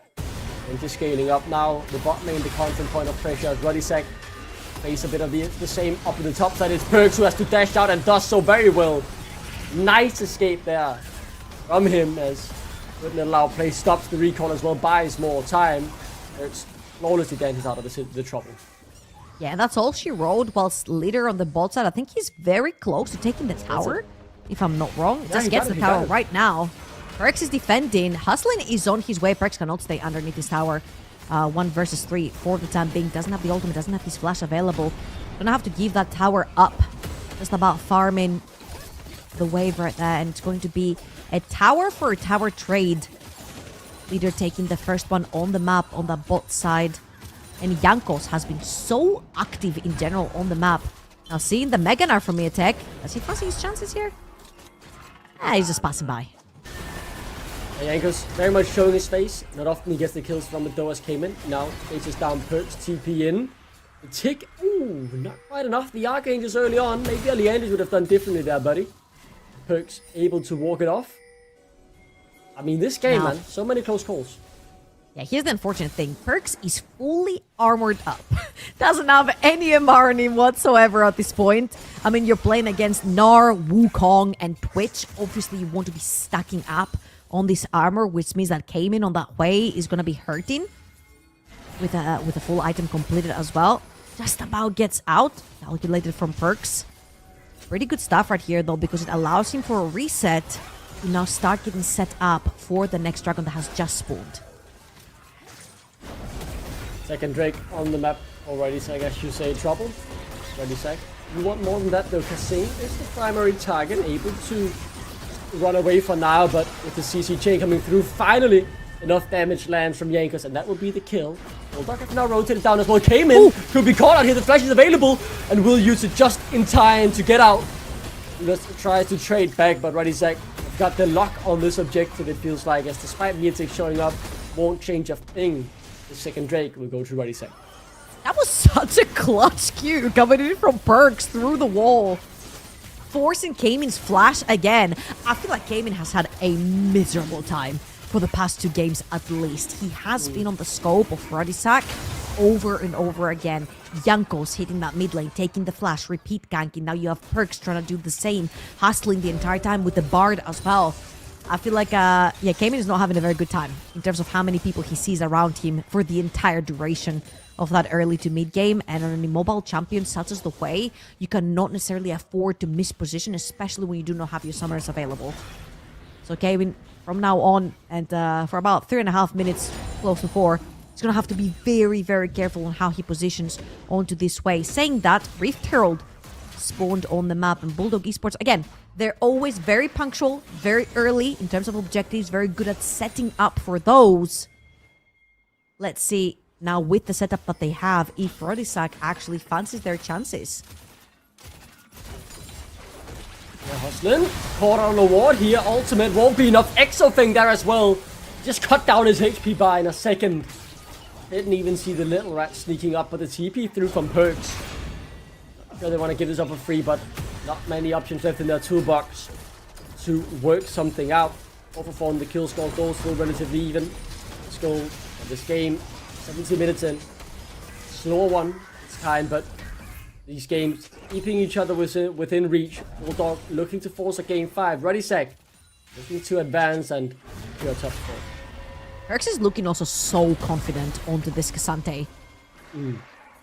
He's playing absolutely in that front line, trying to hit the Q's trying to get the knockback. Or the pullback? No, the pullback and knockback, I guess. On the Cassante, Ruddy as a 5-member unit walking onto the topside river looking for that Rift Herald. It's gonna be started. Mietek heading towards the bot side. Does have the TP. He does need to join. However, Exofeng, no flash, very little mana, and chipped up on his HP, which means that Ruddy are going to take that Rift Herald for free. Mietek should get the turn on the bot lane as a trade. Bulldog initially starting it, giving it up. Soon because they didn't want to overextend. Resets now coming through. The gold yet very even. Same tale seems to be told as we are waiting for what will be those big team fights later on. I'm looking at the Twitch trouble. I'm looking at, Hums of course on that Jinx, but the silence as well from Leader. If he finds the right engage, 2 items already, he could very quickly execute Exofeng. His positioning so far this game has been good. But we know he can be caught. We saw it in game 3. Now, you guys watched the Ruddy game with Mishi. He Speaking also of played. caught. Oh, hold up. Yeah, the Exofeng, and still available, uses it all, but it's not enough this time around. Shanka solo kills him for the shutdown. I was about to actually say... if you guys saw Mishi and how he played the Twitch, he was trying to surprise plays, which means that with the Twitch as an AD carry, you don't necessarily need to go for the front-to-back, very textbook team fights, because he gets to choose his angles in those fights. Now, Leader, of course, is going to use that Maokai ult to zone away Bulldog Esports, so that the tower ends up going down. Tier 1 mid lane going over to the side of Ruddy. However, when you are playing the Twitch, you can't be the one getting caught in the beginning. Not only do they get the kill onto him, but very crucially, they take double summoners. Again, Jankos has been so freaking active this entire game. I was about to say map. I'm losing my mind slowly but surely. He's been taking flashes the whole time, which then in return, Radistak have been able to capitalize upon. Yeah, I'm losing my mind through trouble. This game, man, or this series as a whole, has taken a toll. And I imagine it's the same case for both teams. A gold lead growing now for Radistak. As they are pulling a bit away. 2 items have been hit, both the anchors and on Leader. Arakan now available as well. Exofeng, one of the guys that has been on many people's lips throughout the split. 17-year-old coming in from the Polish scene and made a name for himself. The most star-studded NLC in history. He'll need to play perfectly here. I didn't expect this to turn into a kill, and I still doubt it will. Not a wet noodle fight per se, but 2 tanky bruises going against each other. Takes a lot to go into a kill. Okay. 2 tanky bruises going against each other. One is named Cassante. Who do you favor? Always the Cassante in the long run, as Mietek will also now face the might of Leader, jumping around and skipping to buy some space. He's simply waiting for the inevitable. His grave has been laid out for him. He will be buried 6 foot under. It is just a matter of time. He could execute, but he will die regardless. And then the rocket goes wide, and then Perks takes it himself. So close, Hums. So close. Good reactions right there from Mietek as well to sidestep the rocket from Jinx. However, this is going to be a kill. Not much used on the map as well from the sort of Radistak, apart from that flash coming through from Perks, because Leader sort of took over the bot lane wave push, has pushed it all the way over to that tier 2. This opens up the avenue for Radistak to push that mid lane wave as well, and then deep into River, grab their 3rd dragon, which is going to give him soul point. And on the reset, Perks catches that top lane wave as well. So far, so good. I want you to look over on the top side of the map. So much vision has already been laid down by Bulldog Esports. They're going to send Kamin over on the bot side. Does have teleport if a fight breaks out. He can join them at any minute. However, the most important thing is that... Bulldog Esports has so much vision on the top side. And as you previously mentioned very well, Atakan has just spawned. Now, Bulldog Esports not necessarily the best users of Atakan, because they do like to play a slow game. However, better take it yourself than give it away. Yeah, the Arakan was key at the beginning of the split. Now it's nice, but not necessary. It feels like as teams have down prioritized it, learned how to play around it. This is one of those games, Trouble, where, it feels like maybe we get 5-10 minutes more of just quiet and calm before the storm, and then one fight that decides the game, that decides who goes into that 10k goal lead. Oh no. Slowly but surely closes out the game. And what a way to start off the fight. catching out your opponent's AD carry, catching out the mid lane. I will be looking for those picks once again. They were key in Bulldog winning game number 1. We need to find that form again. There is no room for error anymore. There is no longer a loser's bracket you can fall into. No more maps you can lose. If you lose this game, Bulldog, your split is over. Maybe Ruddy are collapsing on me attack.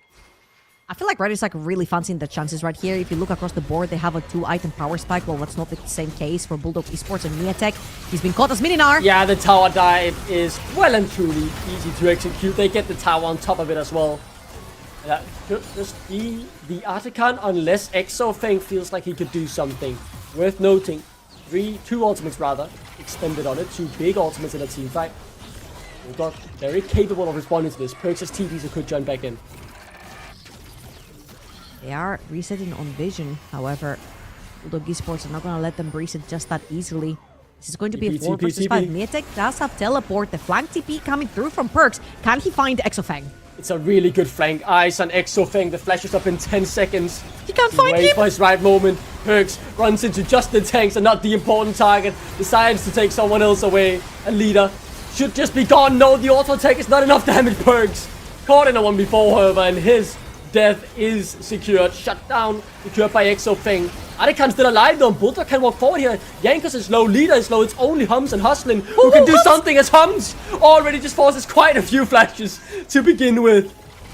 And no team wants to overextend trouble. It's just a 1 for 0.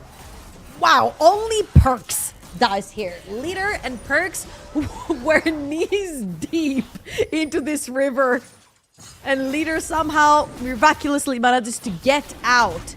It was a good idea, it was a good flank. However, Exofeng had already gone into stealth and they couldn't find him. And by the time he showed up, it was way too late. Redisak was too far away.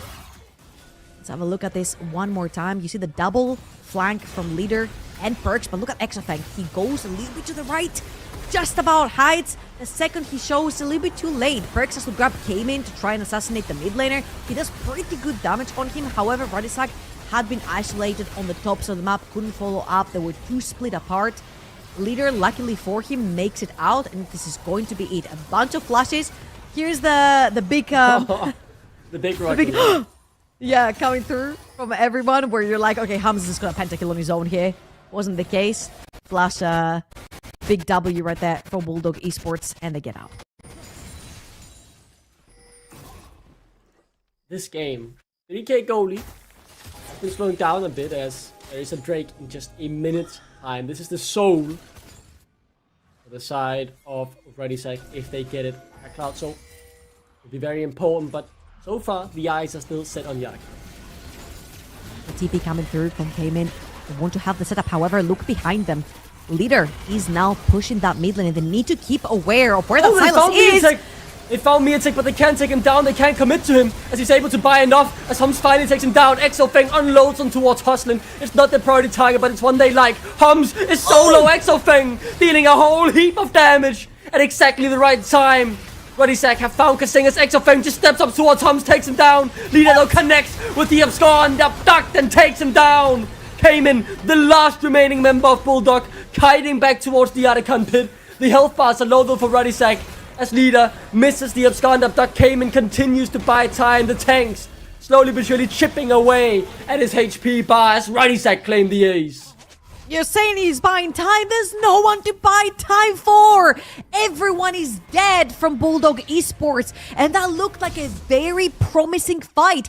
Exofeng found a fantastic angle, but yet again, his positioning gives him away, walks a little bit too far forward, and gets punished. Just pulls this one more time again, all eyes on Leader. He's coming through from the mid lane. Right now, Bulldog Esports know they're being sandwiched, so they're pushing over to the top side.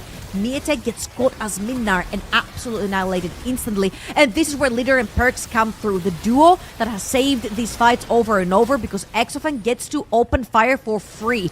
But right here, he gets a little bit too overconfident, he kills Hums, and he keeps pressuring that choke point, gets instantly engaged on.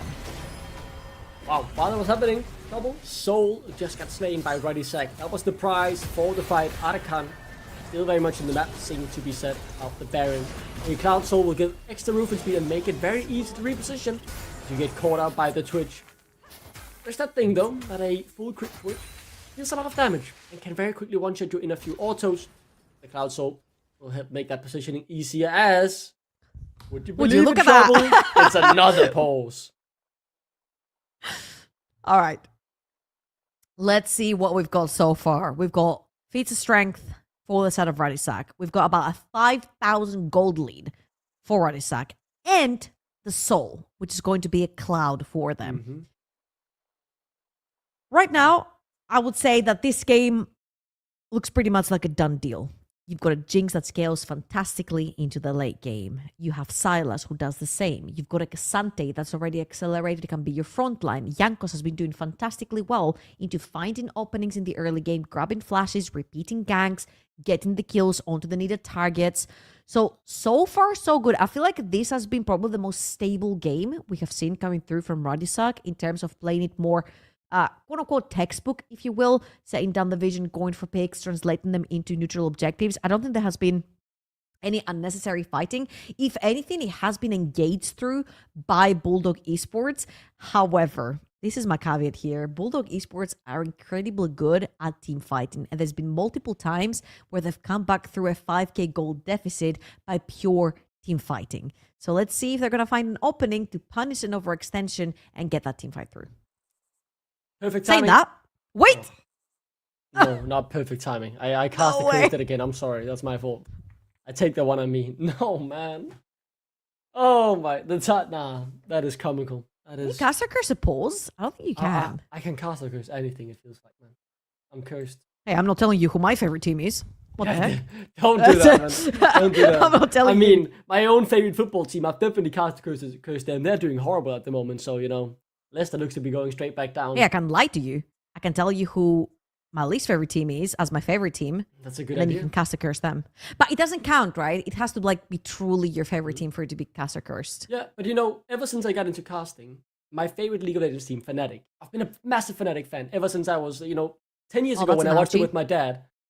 When they got the 18-0 split. Ever since I got into casting, they haven't won a single trophy. Am I the curse? Like, as soon as I got into casting, they stopped winning. I think it might run a little bit deeper than you on this one. I mean, Dado's left and it hasn't changed anything yet. I mean, is it all my fault? Am I the problem trouble? Am I the drama? Is it all my fault? Nah. At the end of the day, though, the caster curse is a real thing. And I would love to see Fnatic win a trophy again. I was 15 last time it happened. Come on. Give me some joy here. Right, apparently, we have some microphone issues on Bulldog Esports. And as soon as this get resolved, the players have to communicate. This is do or die for Bulldog Esports. Yeah. They're literally one, potentially two teamfights away from being eliminated right here. This could be their last best of that they will play this season. I think so far they have definitely exceeded expectations. They have already beat the Ruddy Sack once. They're the ones that dropped them into the lower bracket, and they could potentially do it twice. However, they have to overcome huge hurdles. 5,000 gold lead, Soul going over, Feats of Strength going over, an incredibly good front-to-back composition that they have to play against. However, they've got one tool in their hands, which I feel like is very unique in terms of how Bulldog Esports want to play the game, which is the Twitch. Again, I just want to take us back to the Verdant series the other day with Mishi playing that Twitch.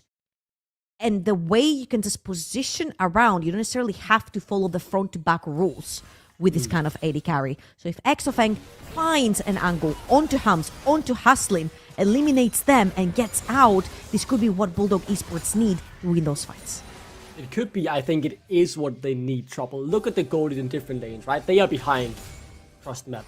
But in AD carries, they have a nearly 3-item crit DPS AD carry in Exofeng on the Twitch. I wholeheartedly agree. If you find the right angle, the fight can be yours. It's hard to do when Yankers and Perks, two veterans, know when to pick that moment. Just need to do that once more to truly cement this game, this series in their favor. He's so close to advancing. Even in putting himself one best of 5 away from land finals. 2 rather, actually. It's 2 best of 5. Apologies. That's still a whole heap of way to go. Regardless, Ardekan has been started trouble. Yep. TP is on both top laners. Perks has already taken the reset, TPing into the fight right now, and Leader, incredible positioning right here. He is going to get spotted, but getting spotted is not enough. You actually need to chase him out, which is exactly what's going to happen right there from Lulash. Bulldog Esports are looking. Exofeng, he has a pretty classic positioning right here. Okay, and dropping the fight begins. Exofeng unloads, but on towards Jankos, not the right target. They still instantly kill the front line, and that means they can secure the Yadakan. Here comes Leader from the back line. They're looking for Cayman, but Exofeng stays untouched, takes down Leader. He could now turn to the next target, as in the front line, Perks also falls. Bulldog have claimed 3 unanswered kills. And that's exactly what we were talking about. Again, I feel like Ruddy focused their energy onto Miatek being Mininar. They chased him away. And Bulldog Esports found the opportunity for the counter-engage. Exofeng was free hitting this entire time. 5-2. I think it's the first time this series that we do see Exofeng ahead of Hums. Okay, it doesn't even reset. It's just going to straight up start the Baron. But you're pretty low. Oh my god, Cayman. Yeah, Cayman just barely my surviving that. Never. My nerves couldn't handle it either. Let me make it very clear, as the smite is up, so there's not much to stress about in terms of the secure. The cold is dead even again. 800 only separating these two. That's nothing at this point of the game, Trouble, and I did not expect that, considering what we were talking about 2 minutes ago. This game certainly still alive. Again, look, Leader is too busy dealing with Miatek on the side. Bulldog Esports, they realize that. They open fire. They know that Exofeng is really safe in the backlines. His Leader is not there to dive through. Assassinate the front line. They kill Jankos very crucially, which then allows Lulash to smite down that Atakan. It was a 3-1 in favor of Bulldog Esports. And again, that was a 5,000 gold lead for Rodisak. It's going down to 1k. We're dead even. Can you feel the tension? You can cut through it. The hot knife through butter as the turret will be sieged down. The Baron buff making this very easy for Bulldog to walk up. Elder Drake already troubled in a minute's time. 4 quick breaks for Ruddy Sack. Just give him a nice early soul, but if they don't get control of that Elder, Exofeng will cut through anyone's HP bar in a matter of seconds. You have to be careful of Leader here. Cayman has pinged him. Coming through the top lane. Leader is going to cut down that mid lane wave. Oh! Lulas just finds this moment, but Hums instantly turns it around, and Lulas is dead. He doesn't have the withdrawal. Exofeng doing damage, but he gets thrown into the withdrawal as well. And fight! I think Bulldog are winning it. They've got the withdrawals. Both Exofeng, only Exofeng actually sent back, and Bulldog can continue the push. Woo. As Kasing dodges out on the rocket. How do they keep getting away with this? How is Exofeng playing Kai'Sa when he's playing Kog'Maw and Twitch? He's just mind-blowing. Let's watch this one more time, because Lulas is engaged without his team. He's just going 1 versus 4 without his team, and then Exofeng walks so close to the sun. Straight into Cassante, Jinx, Milio ends up going down. Luckily for them, this was to begin with without Leader, because he had gotten caught in that mid lane wave that he tried to cut off for Bulldog Esports. Again, this time around, 1,000 gold lead for Bulldog Esports. The scale has tipped on their side this time around. And again, a very tense game. I feel like my laughter is coming out because it's getting a bit awkward, where I'm like, I'm pretty sure Ruddy should have ended this game, but they didn't. And now Bulldog Esports have the gold lead in their hands. And now suddenly the Gnar is getting very scary. And now the Twitch has 4 items. And if you don't get to pick on the Twitch, he gets to free fire. And this is getting very, very scary. Now Rodisak are pushing that mid lane wave through. Elder Dragon, as you very well mentioned, very soon will be coming up on the Rift. And as it spawns, attention turns toward it. A small goal lead for Bulldog, but keep your eyes on Exofeng. 4 items already on the Twitch. 100% crit chance. Flash available. Just has to find one right fight, and game 5 could be forced. Perks in the front line, taking up the damage from Kasing and Cayman. Exofeng now sneaking in lead on the back line, though he's looking for the wrong target. Exofeng's been rooted up, however, and Jankos knows where he is. They know where the rat is. They have to keep their eyes on him. They can't lose track of him as Exofeng unloads towards Hums and Hustlin. Hustlin already dead. Exofeng! He's doing it! Exofeng! One fight, one moment! And the 17-year-old prodigy cuts through Ruddy Sack! Triple kill to turn around the fight! And what world do we live in? Ruddy winning a game they should have never won, and Bulldog Esports, they're looking to do the same. 3 members up, 30-second timers on Ruddy and only Perks alive to defend. Rustling up in 10, but Bulldog charging strong towards the inhibitor. I think they'll go for the Elder Drake instead. What? Exofeng, they knew where he was. How does he manage to get that position? And once he's there, he delivers. Can't believe it. I just want to ask our chat, are you not entertained? Cassing on his way, Perks. Tried to play annoyance right here. Hustling. They might have bit off more than they could chew. Both that He's carries. gonna join him, the half TP HP. coming through. They need to get back. They can't take it now. Exofeng came in. Both need the reset. No TPs for them to get back in. When they get back, Ruddy can get back out on the map. Lead up nearly at the 4-item power spike. He would very much like that. Rabbit on his death cap, but trouble. Let's take a look at it one more time. Exofeng, man. They knew where Twitch was, but at some point you have to commit in the fight. Leader and Perks were too deep, and Jankos was playing guard for the Jinx and the Milio. But for how long? At some point you need to push the trigger. Unfortunately, the trigger came from Exofeng's Twitch, which absolutely wiped the floor with Ruddy. 8, 2, and 4, 1.6k gold up. 4.5 items, almost full build for the Rat. And now his cleanse is going to become available to him. Elder Dragon is going to get engaged upon Mietek. Does have teleport, sorry. And he does have Meganar, and he's TPing behind their back. He's going to use it. 4k on the Elder. It's dropping. Jankos needs to get in there. But Mietek has found the fight. The Elder resets, and Exofeng now unloads on towards Jankos. Instantly cuts him. And Leader down. He finds both of them immediately. This surely is just it. The Elder is in their sights and everything else they could ever want. Game 5 is on the cards, trouble. As Ruddy now forced to defend with 3. And if you're wondering where Exofeng has been this entire series, well, guess what? He was hiding. Absolutely incredible performance on the tweets. 10, 2, and 4. 2.5k gold lead. And Bulldog Esports are looking to push the series to its limits. We could be going all the way here, trouble. Exofeng doesn't have the spray and pray, but he has the right angular hums. Exofeng finds him one last time. And as he got like Bulldog hit Pandemonium. I can't believe it, trouble. They force game 5 and they push this series to its limits. Bulldog Esports are so close to pulling an upset right here. What an insane turnaround. We're talking 5,000 gold deficit. We're talking soul. We're talking feats of strength on Ruddy. And Bulldog Esports, through sheer team fighting, again, they find the angle, they keep Exofeng alive, and he just hands them over the game. Can't believe it. Exofeng's Twitch hit it. He pulled through and got them that game 5. With that, my prediction is now wrong. But that is not what matters, trouble. We get a game 5 of Fearless.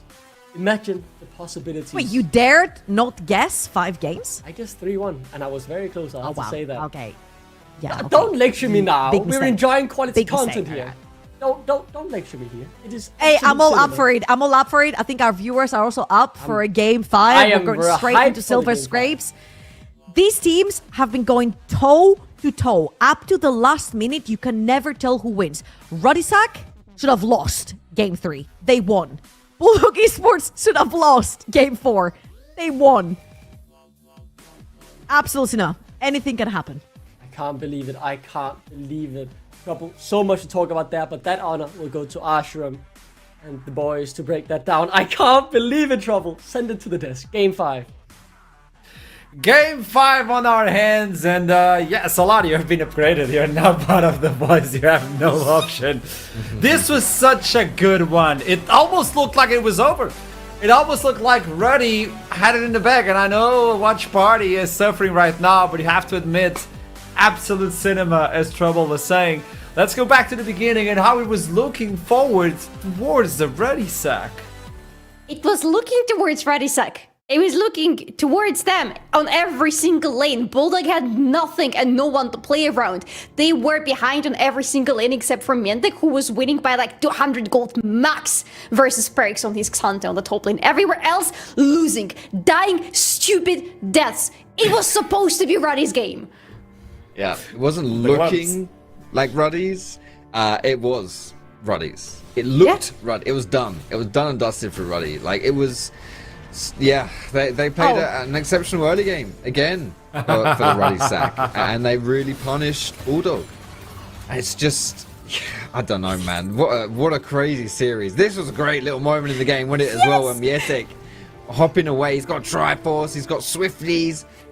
He's the quickest little yodel nard thingy-majig. This cheeky little sidestep. Very sexy, but just not quite enough. Perks had to ruin it with the flash. Yeah. He had to ruin it. Still a cool moment. Yeah. The cutest chuggy escape ever to exist. But yeah, and as the game went forward, we got to see the entire composition coming in from Ruddy. It was shining, it was working. I mean, I can't wait to get the gold lead difference in damage graphs, because we have a lot to talk about. But even though we're gonna highlight Exofang and what he did with the Twitch, we also need to highlight what he did at the beginning of the Twitch and how he couldn't play the game. He was getting absolute stomped on the team fights. He couldn't move yet again. Yeah, he struggled. He struggled, didn't he? It was a tough start. It was a tough start for X-Fang. And to be honest, yeah, it's been a little bit like that for Bulldog this series, right? You said stupid death, Solari. There's definitely been some fun moments for this squad.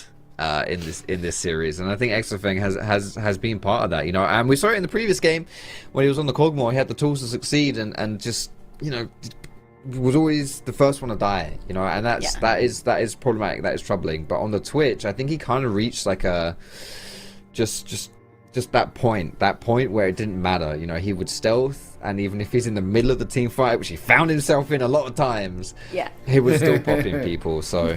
Yeah, he was still able to be effective despite all of that. It was about getting the 2 items for Twitch, to be honest. Finally getting that Infinity Edge into his pockets, that he's fully unleashed and he can shine. And also this fight on Atacon was probably the fight that turns the whole game around. Yeah, I don't know how Lulish managed to steal that Atacon away. I don't know how Bulldog get away with this fight in general, but somehow they managed to pull it off. And Exofang, look at his health bar. Before this hit from Jinx, he was almost full health. Nobody was hitting that rat. I believe that's the moment when everything was turned. As soon as you get that Atacon, the withdraw, where you can force the other team fight ahead of this one, because you have a Guardian Angel, I think that was the moment. Lula's kind of saved the cities over there. We don't know the end, but that was the moment, right, Fox? Yeah, I love that. I love you had a vocal moment that matches your jumper. The old man voice came through that. Adaptation. It's true though. It's true, dude. I think the Atacam was the big thing, because the GAs, you're guaranteed to win that team fight straight off from that. And you ask how Lulush got it. I mean, it's pretty simple. You kill the enemy jungler, and then Yankos died because, you know, the fight was so scattered across, and X-Fang was just hating down on him. So. Yeah, but picking that up was a big moment, and from that, I believe Bulldog were like even posting towards like Nash and things like that too, right? There was big implications from winning that team fight, and I don't really understand this series, because Trouble said it, right? Like, Ruddy was meant to win the last one, this one they lost. Bulldog's meant to win the last one and they lost. Like, it just seems like whoever's, you know, if I'm ahead in this series in a game, if I'm in a winning position in the game, I am bricking it, because I just know this is gonna go the other way, right? It's just, nothing makes sense at all right here in this game. Yeah, it's like the second game in a row where nothing makes sense. Before that, somehow we were like able to break things down. Here, it's just a team leads, and then look at this gold lead! Again. Up until the Atacon, and then it all crumbles down, and suddenly there is a gold lead that starts to go the way to Bulldog. And look at Exofang's damage. I told you guys, when this guy is on his high horse, damn, the damage output is good. The value is insane. I just wish he was on that horse a little bit more often, you know? Hey man, you gotta break a few eggs to make an omelette, you know. So, and he's certainly cracked Hopefully. a few of those this series. Yeah, it's been high highs and some lows as well. And yeah, I just think this is it. The X-Fan game. It's a big deal. It's a big deal for Bulldog. If they can enable him, if they can make it work, if they can get to a point in the game where he can pop off, then good things happen for Bulldog. But keep in mind that all these champions we've seen so far are gone from the draft as we move forward to the last game of the series. Best of 5 means now you have to dive deep into your champion pool. Because if we were talking about 80 carries lacking right now, what do? We were talking about Wukong or Jarvan, and that's what we got. You have to go back to what? Elise and other like picks? Are you going for the deer? Yeah. I don't know. You have to go way back, and we'll talk about that as soon as we're back. And until then, enjoy some silver scrapes, I believe. I'll see you soon. And bye!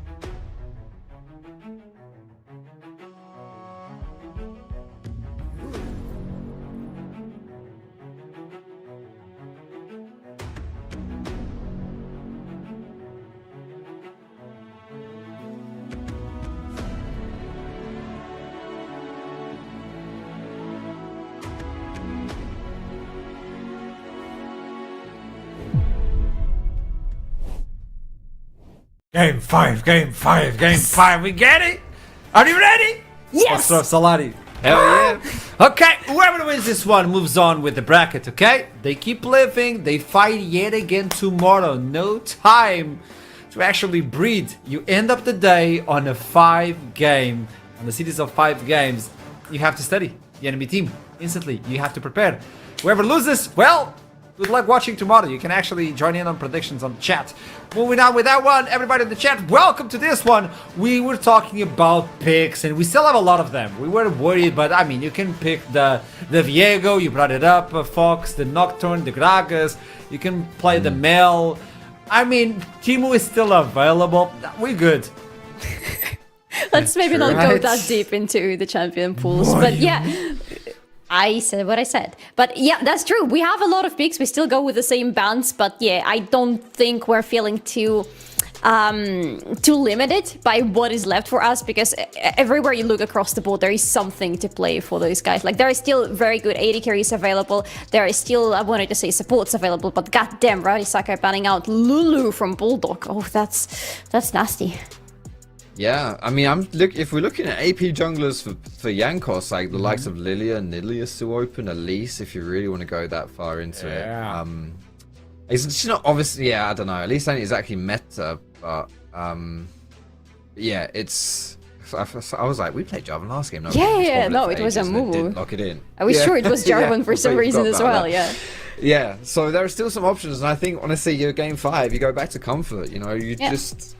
Why not Just do Oriana the Nocturne, for jungle. instance? Yeah? Yeah, Oriana Nocturne, that's a good combo actually. That's a good combo too. Yeah, even Jarvan and Oriana can work as well. Yeah. To be honest, I feel like putting Kame in a more utility focused mid lane, it wouldn't be so bad. Like I think despite him being one of the standouts of Bulldog in general up until this point in this series, I think he's had his moments where he struggled, and an Oriana is a bit more reliable. Okay. Isn't a reliable lady carry right now because it's now lacking. The Draven was banned as usual, so what are you looking forward, Exofang? Zeri is still available if you want to go for those hyper carries. And Kinsing can actually... I don't know why I'm saying this out loud, but Yumi is available. So this this Poppy could be a flex. It could go for a lot of places. Kinsing has played it before, and stopping Rakan would be interesting. There you go. That could be it. Yeah. You don't leave the AD carry now because No, you don't. And you take the Poppy before picking that Zeri. You pick Poppy before it's going to go through the bans from the Ruddy side, because they have been banning her in the previous series, at least in the previous game as well. So yeah, good pickups for Bulldog so far. And we've been talking about Mel. She had to appear today sooner or later, because it's game 5 and we still haven't seen her. Ridiculous. Yeah, she's lost a little bit of favor, to be honest, with a lot of teams. Obviously, it was a permaban, and then in this patch, he knocked down a little bit. Still fairly good choice though, especially with her ability to flex around the map. But obviously, this you would assume is going to be a leader Mel, because we've got Saya Rakan already locked in. So unless Perks is cooking up something absolutely disgusting in that top side, I would imagine leader's taking that, which. You know, already I have a little bit of question marks about it, because it doesn't strike me as a leader style champion. So I'll have to see how that one develops. Well, desperate times call for desperate solutions, and you pick Mel, and it's a good pickup for you in general. She doesn't take too much technical champion ability to pilot her in a professional game. Hopefully, we will see how later will feel on her. But Oriana getting banned by Radisak, we've been discussing this possibility of because she already has quite a lot of potential bold deliveries from the side of Bulldog. So good ban overall. I wonder if they want to dedicate another ban to Kame as well, because it feels like the mid lane from Bulldog is going to be a big question mark for Ruddy here. So maybe you could go for the Syndra, taking another one of those big mid lanes. I was just checking if she was big before. That could be it. On the other side, you could go for another jungler, maybe a Viego to try and move. There you go. Could be the jungler right now, unless you want to go weird as we were talking with the Volibear. I don't think that should be the trick, especially because the Poppy kind of stops your Q. But yeah. Yeah, it's a toughie at this point. You I would say you want CC from the jungle here, because you don't really have a way to lock down Zeri at this point in time, right? I mean, like, particularly reliable way. Rakan's got some way to do it, but you kind of just reactionary jump away if you're the Zeri, right? From a Rakan engage is quite telegraphed. So I was saying, you know, I was thinking, we don't have a lot of CC options available anymore for the reasons that, yeah, we're like game 5 in Fearless, but yeah, that's a pretty simple one. You just run at someone and try and slap them about to lock them down. Yeah, but they gotta do it in early game, and Xayah Rakan are not the lane that is going to be accelerated in the early game very much, at least pre 6, not really Mel either, so it has to be Perks, unless he's taking Volibear. Perks needs to take something that is going to just run over the early game. It's if you go for this, I mean, Perks announced it at the beginning of the series that hover on the Yorn, you can pick the Yorn, and for instance, you can remove the Cataclysm, so it allows your team to go through, and it kind of stops the Zeraf when he's ulting, because you call the Forge of the Old Gods, you have a lot of engage, follow up with the Volibear. I don't know. Oh, okay, that's rather scary. That would be spicy. Could still be. Oh! Oh! Okay. Don't go on. Yeah. That kind of limits a lot of options for Perks. Are we going to see the 12 CS per minute record setting Garen like we saw in the previous series? There's one Yeah, bounce. that was something special. Yeah, that was something special. Yeah, all right. So we got our consult in here for Bulldog. A lot of skirmishing, a lot of just running up to people, and really the gauntlet being thrown down now for Ruddy. I like having a more carry option in the top side, because otherwise you're kind of lacking that with mid jungle. But yeah, I mean, it's game 5, baby. It's game 5 of Fearless, and we got some interesting picks coming through. Yeah. It's settled. The cards are dealt right now. Whoever wins this one will move on the bracket. Whoever loses is out from the Arozzi Northern League of Legends Championship. It's time to throw it to the Rift for the last time. But until then, fast word from the sponsors. I'll see you soon. Game 5.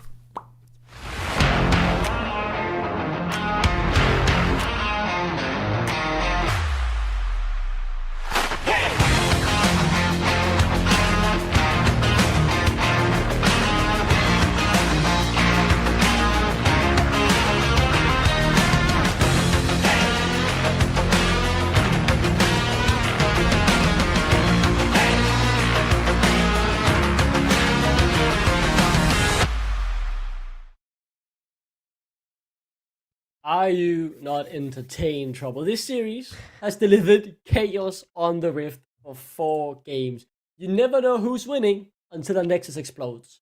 But we know there's only one more explosion left. You know what? You know it's game 5, hardcore fearless, when you B1 J4. Because probably one of the only junglers that are left still that are sort of relevant and with a pretty clear early game path in terms of ganking and creating situations on the map. Now, the compositions do make sense. However, with so many champions taking out the pool, somehow we have Mel in game number 5. A lot of pros have talked about Mel in general, and they did say that it's not as OP as it looks because it depends on what matchup you put her into. However, I will say that apart from the fact that Leader does love his assassin, his melee bruiser champions in the mid lane, his best that he's looked has been on Aurora this series, which has been a ranged champion. Yeah, so I'm expecting to see him potentially also thrive a little bit more with Mel, too many L's, in this particular scenario. Yeah, we'll see what happens. A small little pause here just as we get in game. Obviously, it's the thing. Trouble. It's been defining this series. Not the plays, not Exofang, not anyone else. It's the pauses. I don't know. None of these players have even played for Fnatic. Like, there's not a Fnatic pause egg or anything. I don't know. I don't get it. You know, back in the day, in the Danish scene, in the little local Danish scene, you know, Denmark are part of the NLC. We have our own international league still, and every other country has. Check them out, by the way. Go support your local. It's very much worth a watch if you're from the UK or whatever. But we used to have a thing there as well. Every time you loaded in a game, there would be a pause. And this was a typical Danish pause. Because you load in, you don't even see the champions on the Rift yet, and there's a pause. Someone had to go to the toilet or whatever it is. There's a pause. But we should be back shortly. If everything is sorted, we will be removed from our lovely faces, Trouble, and sent right into the Rift. We're about to see game number 5. Do or die. Both of these teams battling to get one step closer to the LAN finals. No matter the outcome, this is the last game we're going to have tonight.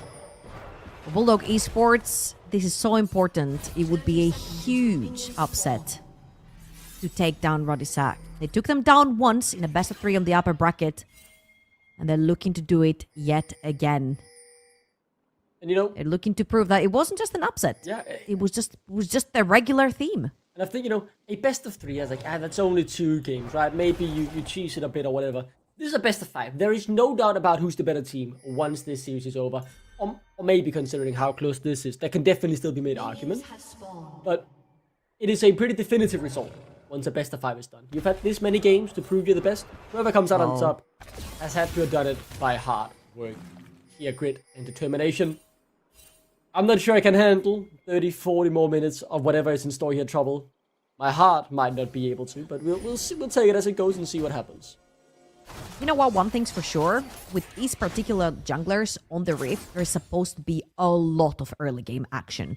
Volibear is one of the best, and I'll keep on saying it, the best 1v1 champions probably in the entire game. There are very, very few matchups that he loses straight up 1v1. He's a great early game ganker and a great early game skirmisher. 1 to 2 max items is usually where he thrives, and this is where he falls off.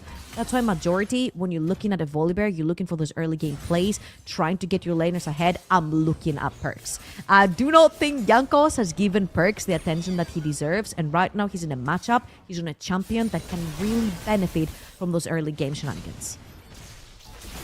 I can't wait to see it, I can't wait to see it. I'm very excited to see what happens, and seeing those early game shenanigans, right? And Jankos, you know, reclaim the title of First Blood King. I think the title might be a bit long gone, but a historic one for him, definitely throughout his years back in Rocket. Got into ULCS back then. You know, the good old days of League of Legends. As speaking of, Jankos is looking for a level 3 gank. The BDD bot is not expecting this. Kasing does have the flash available and will need to use it here. Does so as well. Jankos holds on to his.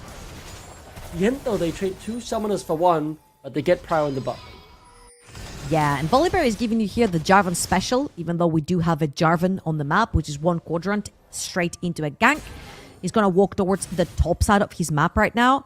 Perks is doing fine into the Garen for the time being. We see the first teleport coming through from Leader. Grabbing his first items, he grabbed the tier, starting to stack it early on. And now Jankos will be on his way to his top quadrant. Now, he has fallen slightly behind. By slightly, I mean an entire quadrant behind due to his attempt for that gank. However, by taking that flash off of Kasing, you're looking to get some pressure onto that Poppy with Hamzen hustling on that bot side of the map. So potentially a turnaround coming through when Jankos is done with the top side of his map. We could potentially see him heading towards that bot side. Does have the flash. He could even commit into something like a lane gank. Oh, good damage. Both of these top laners being attacked! Oh! Out of nowhere! 3rd solo kill in the series! Wow. That is absolutely insane. Perks was walking. I think he was looking for his Q reset to come through there to kill Miatek, but the closer he was walking, the more he was getting chopped by the spin to win. Ended up miscalculating, and the flash Q came through from Miatek to finish the deal. As you said, 3 out of 5 games we've had Miatek get a solo kill onto Perks, and this one hurts. However, Jankos is in the top lane. Good wall Can't from close the Miatek. gap, unfortunately. Yeah, too quick on that Garen. Garen somehow found his way back into, I don't want to say the meta, but a bit of a niche pick that is currently relevant in the current landscape of competitive League of Legends. We'll be excited to see what Miatek builds. That damage route hurts a whole lot when you get into the late game, and is very confusing to deal with. I want to say, as Nulas has made his way up. Perks, don't make this mistake again, buddy. Don't overextend here. Just take the minions. He actually he used his doesn't know. hookshot right He here doesn't to know. trade. No He'll be fine. way that misses. He'll be fine here. The flag and drag did not necessarily hit the knock-up right there. However, if Perks used his hookshot to try and take a trade onto Miatek, this could have potentially been a very, very bad trade he chose to take there. However, again, emphasis on the 2 junglers right here. Jarvan, Volibear, extremely, extremely active in the early game. Both have tried some ganks, hustling down the mid lane. Yeah, just getting a No bit of damage Lulash down. in that Kasing here, bush. as well as Leader is in trouble. Good flash to buy some space and lead the way to his escape. All right, flashes alert. Let's take a look. Garen, Jarvan, and Poppy down a flash over on blue side. On the red side, we have Camille, Mel, and Rakan without a flash. So we're pretty much mirroring both sides, if you will. sort of.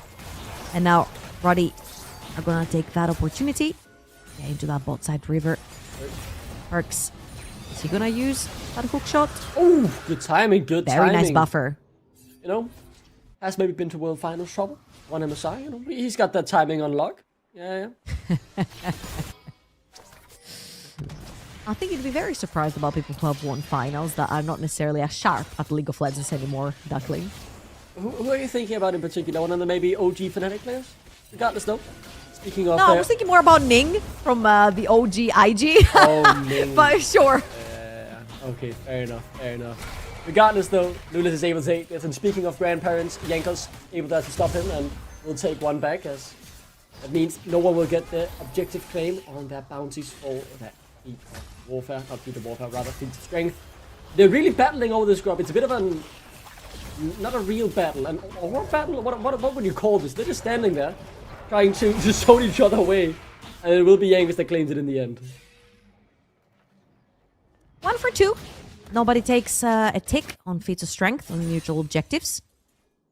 They're gonna be split on that one, and I feel like there's so much tension in this particular game, especially we have like the early game ganking kind of junglers, but also the wrong step, the wrong gank, the wrong overextension could cost you an entire series. This is also very... I don't know. I mean, the pro players must be so tired at this point. They've been playing for hours, and their entire tournament is on the line. This is the last one game. This is the best of one right now. The series is already gone. It's dusted. It's behind us. This is a best of one. Whoever wins goes through to semis. Whoever loses goes straight to spring. Straight to spring. Straight into viewer. Straight into, you know, someone who can join us at the watch party in Nottingham. Watch both the NLC finals and NEC finals. And then promoted into playing again in spring. Quiet game. It feels like the action has been sucked out of the early games as the series progressed, as both teams don't want to make that first mistake. But once the floodgates open, like we saw in Game 4 Trouble, there is so much action. You talked about the flash cooldowns earlier though. Jankos has his, as you said. He could be looking for something topside. He's looking for topside. He also has the ultimate if he wants to dive. However, Garen is a very scary champion to dive. I would want to dive him. Especially with the ultimate up and available for Miatek. However, he's looking to pressure into the jungle wherever he gets priority, so he gets towards that top side. Mid lane was pushing, top lane's pushing with perks as well. Jankos gets a little bit of free reign into top quadrant of Lulus's jungle. And he's gonna head towards the bot side. I'm a little bit sad we didn't necessarily get to see Ruddy abuse the fact that it took a Sing's flash very, very early on that bot side of the map. Now Jankos is gonna be heading towards his bot side, which has respawned again. And start onto his Gromp right there. And again, things have slowed down. There was a small whoopsie on the top side. Miscalculation by Perks on the solo kill right there. Miatek took that one away. And other than that, it's been a very slow, again, calculated game. You can see how much it means for both teams. I mean, all I'm gonna say, right? You'd call that a happy little action. It happens to the best of us. He showed, you know, later, he can still do the hook shot wall dive. Still got it. At the end of the day, the goal is constantly even trouble in this series, and even if a team is 2-3k ahead, it doesn't really matter. It needs to be like a 5-10, maybe not 5-10k goalie really, to show a sign of who's winning the game. The team fights have been hard fought, close fought. Looking at individuals who are able to step up in the big moments. A different player pretty much every game when you look back on it. Lucas though might have found a moment in the mid lane, and he has. Came in. Right at the arcane, collects that kill. Nice and easy. Great wraparound right there from Lulas. Now they're looking for Miatek. He's gonna get locked in. He does have good damage. Could he get the kill on Perks? Yes! He can! Man, Garen, is so scary. Miatek grabbing the kill on a 1 versus 2 scenario. You absolutely take those. If you're Bulldog Esports, grabbing that kill onto Xerath in the mid lane. Good stuff from Lulas to find the wraparound around leader. I think it was just about as his flash was about to come up as well. I don't think flashing there would have saved him either, even if he had it up. I'm not quite sure. But again, Bulldog Esports are finding the openings in the early game, and that's getting a little bit scary. Yeah. Luden's completed 4K min. He's going to be able to push that wave with ease. Luckily, for leader, Mel is another one of those champions that gets to push the wave for free. It's kind of like a Kai'Sa Q on steroids in her kit. They're gonna find Jankos towards the top side. The next set of Void Grubs has spawned, and as tradition has it, 4 members of Bulldog Esports are gonna be heading towards the top side of the map. However, without Miatek, I really do doubt if Bulldog Esports can contest. They want to at the very least, but you might doubt it. They go one step further and just do it anyway. I think the good trade from Cayman was the deciding factor to trouble as leader. Going down to half HP, doesn't have DP as well. Now forced to stay as Cayman already hurts that first item. Wow, he is having a field day so far. Just hitting field goal after field goal, dealing a good chunk of damage. Miatek rotating up as well. Jankos looking for the engagement. It's Cayman that's the target. They do their best and they lock him up, and he's taken down in the end. Jankos claims to kill us. Miatek now comes in from with like a potential re-engage. His Cataclysm is up in 5 seconds. They back off. They can't quite find it, and Ruddy claim the kill. They run towards the bot side looking to secure that Drake, while Bulldog, well, they're charging for the Void Grub. Great chain of CC right there onto Cayman. He has been a little bit of a sore point for Ruddy. The poke is already hurting. It's only going to get worse, especially when pen items start coming through from Cayman as well as more AP items in his inventory. So, very good flash right there from Jankos, shutting him down. Great chain of CC put onto Cayman, and Kasing did his best to try and put his W up, but it just wasn't enough. Bit squishy onto the Xerath. It's going to be the exchange, as you mentioned. The Dragon for the Void Grubs. It's going to be 1 tick of its strength for both of these teams, and the second one for Ruddy. They have found Yet again. Perks. He's just he can do what he wants to Flash. To buy a bit of space and force it out of Exothing as well. I mean, Perks has had a very good series, except for game 1 and 5. You know, the middling parts were very, very good. But in this, game 5, he seems to be faltering under the pressure. Let's see if Miatek will do the same. He's put under a 1v2 scenario. The Volibear able to disable the turret, the Garen. The scary sight to behold, and as the Rider Yake comes in. Oh boy! He could be the kill. Hums. Is there one more shot? No. Cayman had used everything, and Hums able to survive with the help of the barrier. Now they still will continue the tower dive. Jankos, who's very much still dying. Yes, and Miatek is alive. That feels so illegal. Whoa, Hums was holding his ult to ult Miatek's ult. But then Miatek turns it onto Jankos, and that went probably as bad as it could have. Saving grace right there, 1 turret plating going towards Hums, but 3 and 1 onto this Garen. And I honestly, the first thing that I said when I saw Ruddy composition, I'm like, these guys are very squishy. If this Garen gets ahead, he's just gonna be chopping through HP bars so easily. And now that I'm seeing this Stride Breaker, I'm TFT wired right now. Stride Breaker built already for Miatek. It's gonna be able to stick to targets with ease. And let's watch this one more time. Clutch coming through from Cayman from downtown, that ultimate. And Hums, he's playing on the edge right there because he knows he has his ultimate available if Miatek chooses to ult him. Oh boy. Oh boy. That ultimate does not turn off the tower long enough, and Jankos ends up paying the price. Caught here, no flash. Perks rotating down nicely. This will be a clean little kill.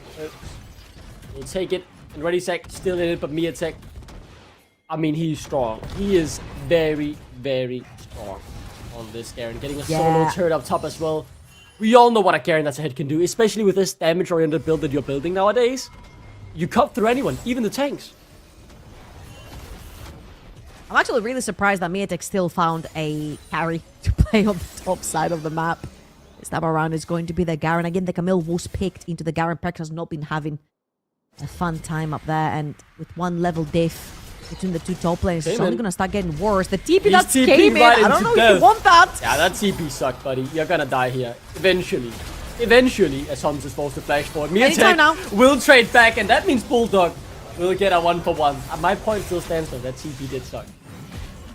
Yeah, I feel like Cayman has done it 1 too many times where he just TPs in the middle of an entire enemy team. Not necessarily respecting the redive. That tower is almost dead. I mean, Perks does good damage all of a sudden. Level 11. Jankos goes in, goes out. Perks is CC'd up against the wall. And the Martian Justice, a thing best served cold. Yet another kill for Miatek on Perks. As Jankos trying to chase him down. The Stormbringer available in a second, but holds on to it. Damn. If I'm Miatek, I would buy Kasing a beer tonight. If that's a 1 series, that's him right there. That ult to throw out Jankos at this particular moment so that Miatek gets the chance to turn it around. Let's have another look, because Kasing absolutely smurfed the heck out of that situation. He's already on his way, as you can see on the minimap. And right here came in, I mean, buddy, keeping straight into 2 members. A lot of CC coming through the Rakan. Miatek shows up just in time.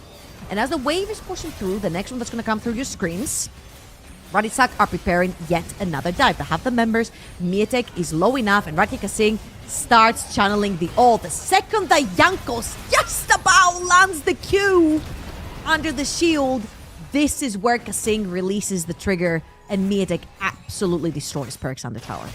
5-1 Garen in game 5. The timing was so good. So good. So clutch. It's pure chaos trouble, and I love every minute of it. This is what the NLC looks like in his prime. Watch it, drink it in. It's certainly a sight to behold. They have gotten feats of strength. They'll claim the Herald to the gold lead. And the control of the game is in Bulldog's favor. But how much does that really mean trouble? And these games have been ping-pong back and forth all throughout the series. Oh, absolutely. I don't think we've been able to say who's going to win. Like, okay, we usually can say, but game 3 and game 4 have gone completely the opposite way. So I don't think you could even guess, even if a team gets 5k up, because that was the case for Ruddy in the previous game, and then just got turned around. Got turned on his head.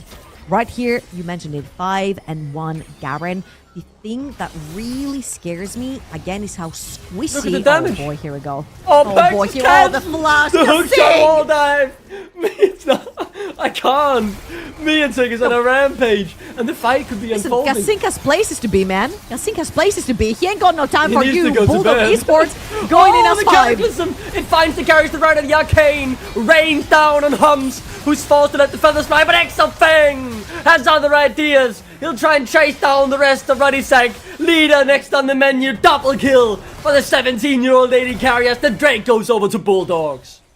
Bulldog Esports are here to declare that the upper bracket best of 3 they won versus Ruddy was not a coincidence. It was not an upset, and it's exactly how it was supposed to be. Now 4,000 gold in the lead over Ruddy again on a composition where the Volley Bear rolls off later on. You do have still scaling champions like Mel, Zaya, Camille. Can Perks turn this game around again? 1.7 gold deficit over in the top lane. Just don't look at this point. Second item, Phantom Dancer completed. I'm getting scared seeing Miatek on that Garen. Miatek, man. What a player. What a player. Definitely delivering on the Rift, and I would be scared too if I found myself on that Rift. But for now, we get to enjoy the carnage from above. This is what League of Legends looks like. It is absolutely brilliant content, and I love every minute of it. Absolute cinema. Yeah, Perks, he has to find a way to turn this around, Trouble. He did it once in the laning phase, it feels like. He closed the gold lead, and then it ballooned again after the failed dive bot lane. But there are no easy turns to take, and I don't see how it's possible. It has to come through a good team fight. With Exofang now getting 2 kills, there are multiple carries you want to focus down on the side of Bulldog. I just don't think currently Ruddy have the damage. That is the case. However, Perks seems to be having a pretty okay time on the side lane. Kane run over right now. All in though, right at the arcane, and there comes the final shot. You said you had a good time, Trouble. You didn't expect that coming, did you? What a turn. I mean, dude, that Demacian Justice, it's illegal. It's like half his HP. I mean, you must be naive thinking this is going to be a 1 versus 2, buddy. I don't think it's ever been a 1 versus 2. Still, like, Perks is 1-6. Was 1-5 in this 1 versus 1, and he still seemed like had a pretty good chance versus the Garen. Gaming had to give a helping hand right there. Refill's going to be popped in that mid lane. Taking that mid lane tier 1 is going to be very, very difficult for Ruddy to start playing the game from there on out. Mel having to overextend in that mid lane. They're looking for a leader. Yeah, and they'll get him, or at the very least force a splash. No instant follow-up. I spoke too soon, as able just to walk out of it pretty much unscathed. Arakan now on the map. The gold is in their favor. Control of everything really is in their favor. But it looked like this exact situation just one game ago, Trouble, but for Ruddy Sack. And they now do the comeback. We'll see. Atakan is usually the telltale for the entire series. Games have been lost over Atakan fights. Lots of vision established for Bulldog Esports on the top side of the map. They do have a bunch of poke with Cayman on that Xerath, and this is what's very difficult for Ruddy Sack right now. They cannot cross through choke points to get vision in the river because Xerath is there. Well, and Lulash is there as well, but primarily Xerath is the big problem. You try to cross through a choke point, you're gonna have to run through a bunch of poke from the champion. He hurts like a truck, and let's get his recall Are you okay cancelled. there, buddy? Cayman? Being chased down by the Arakan. Should be able to get back sooner rather than later. Just a little moment of fun before we get back. Hit him now for revenge. Yeah, Okay, hit get him. back. Get back at him. Do it, Cayman. Do it. Let's keep our eyes on Ruddy Sack then. 5 man moving towards the top side. Trouble. I've got a gut feeling. One big fight around the Arakan. That will decide it. Yeah, and they could potentially be looking... Okay. Cayman is out in this situation, and good for Ruddy. It's like they actually realized that there's no anyone around in this area. I'm sorry, I'm losing my mind. I speak 3 languages and I can't string a sentence in any of the 3 I do speak right now, so I do apologize for that. However, both teams are very willing to fight around that objective. Again, if the Xerath is first in the river, it's going to become really difficult for Ruddy Sack to find an opening. However, they have set up some wards in the backline where Zeri is right now, in that quadrant of Lulas's jungle, where Perks or Leader could potentially find an angle to get to that backline. EP up for Miatek. They want to catch him out. He has the flash available. The question is, when will he use it? The answer instantly given. It is right as he needed to do some CC. That's a big cooldown force, though. Should make Hums and Leader feel a little bit safer in the upcoming fight where you don't have a 500 movement speed Garen sprinting right towards you. 2 items all across the board. Only Jankos and Leader are looking to complete their second item right here. And with Bulldog Esports having a tempo onto the map, resets are coming through from Ruddy. They're going to chip through that second mid lane tower. Here 2 going down. Next dragon coming up. It will be Soul Point. Ruddy Sack. I don't think they're in any way, shape or form set up for it. There's no vision around. They haven't pushed out any waves. As you can see on your minimaps, bot lane is pushing towards Ruddy Sack. Somebody has to go there and respond. However, Leader has to stay mid lane to push that one through. Because Atakan is still a thing. Perks with no TP has to stick towards the top side of the map. In case the fight breaks out and get another wave that's going to be replied by Miatek. His teammates are not that close. However, all they need for Miatek to engage in a fight is Cayman to be close enough to ult. And that's actually the case right here. However, the tower is going to go down. They're going to play it simple and slow. We're just waiting for that one fight. We are waiting for that one moment where this game is well and truly decided. Everything is set in Bulldog's favor, but this could be the surprise attack from Ruddy Sack. They don't want me to take no flash, remember, as he turns it towards Hums. Not enough damage, even with the Rider, the Arcane, but Miatek, he's still alive! And they're trying to turn it to Hums. Very good play caller, but it's not enough. He's locked inside the Cataclysm and will be taken down by Cayman. Miatek is still alive, Trouble. Can now just recall as Exo Fang goes forward. Not too far, not too deep, but unable to get a second kill. Look at the TP. He's coming back in. It's not over quite yet. Miatek on the Frank. He's gonna look for it and he's gonna get it. Leader is low. Hums is dead. There is no carries left as Perks. Find Ludas. There is one way to go for Ruddy Sack, and that's forward, because in the back line it's a scary Garen they can't deal with. As Perks loses his HP, they have to run. They have to get out with something, but they can't. The damage is so much. Hookshot wall dive needs to come through, but it misses. Mercs, what are you doing? I can't believe it. He misses the hookshot wall dive. They're gonna be aced here on the back of it. Miatek will chase them down. And I think Jankos and Huston might have just survived. But that's the outcome for Bulldog. Make it 3 beers for Kasing from Miatek. Another insanely clutch ult coming through from Kasing. We said how pivotal his role was going to be for this team to lead them forward with the engages. But these damn ults this game have been life-saving for Miatek. He gets engaged by 3 members, TP'd upon by a 4th. 5th member arrives, and look at this all through the wall coming from Kasing, saving this entire team fight. Miatek has time to reset, go back to base, regain health, TP back in, and end it all for Radisak.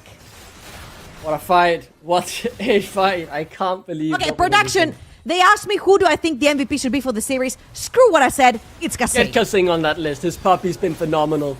I like the idea of going forward here, but Miatek in the backline.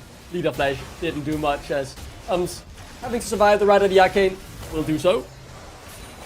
Ooh, trouble. 5k goalie. That last fight went in their favor, but it's not over yet.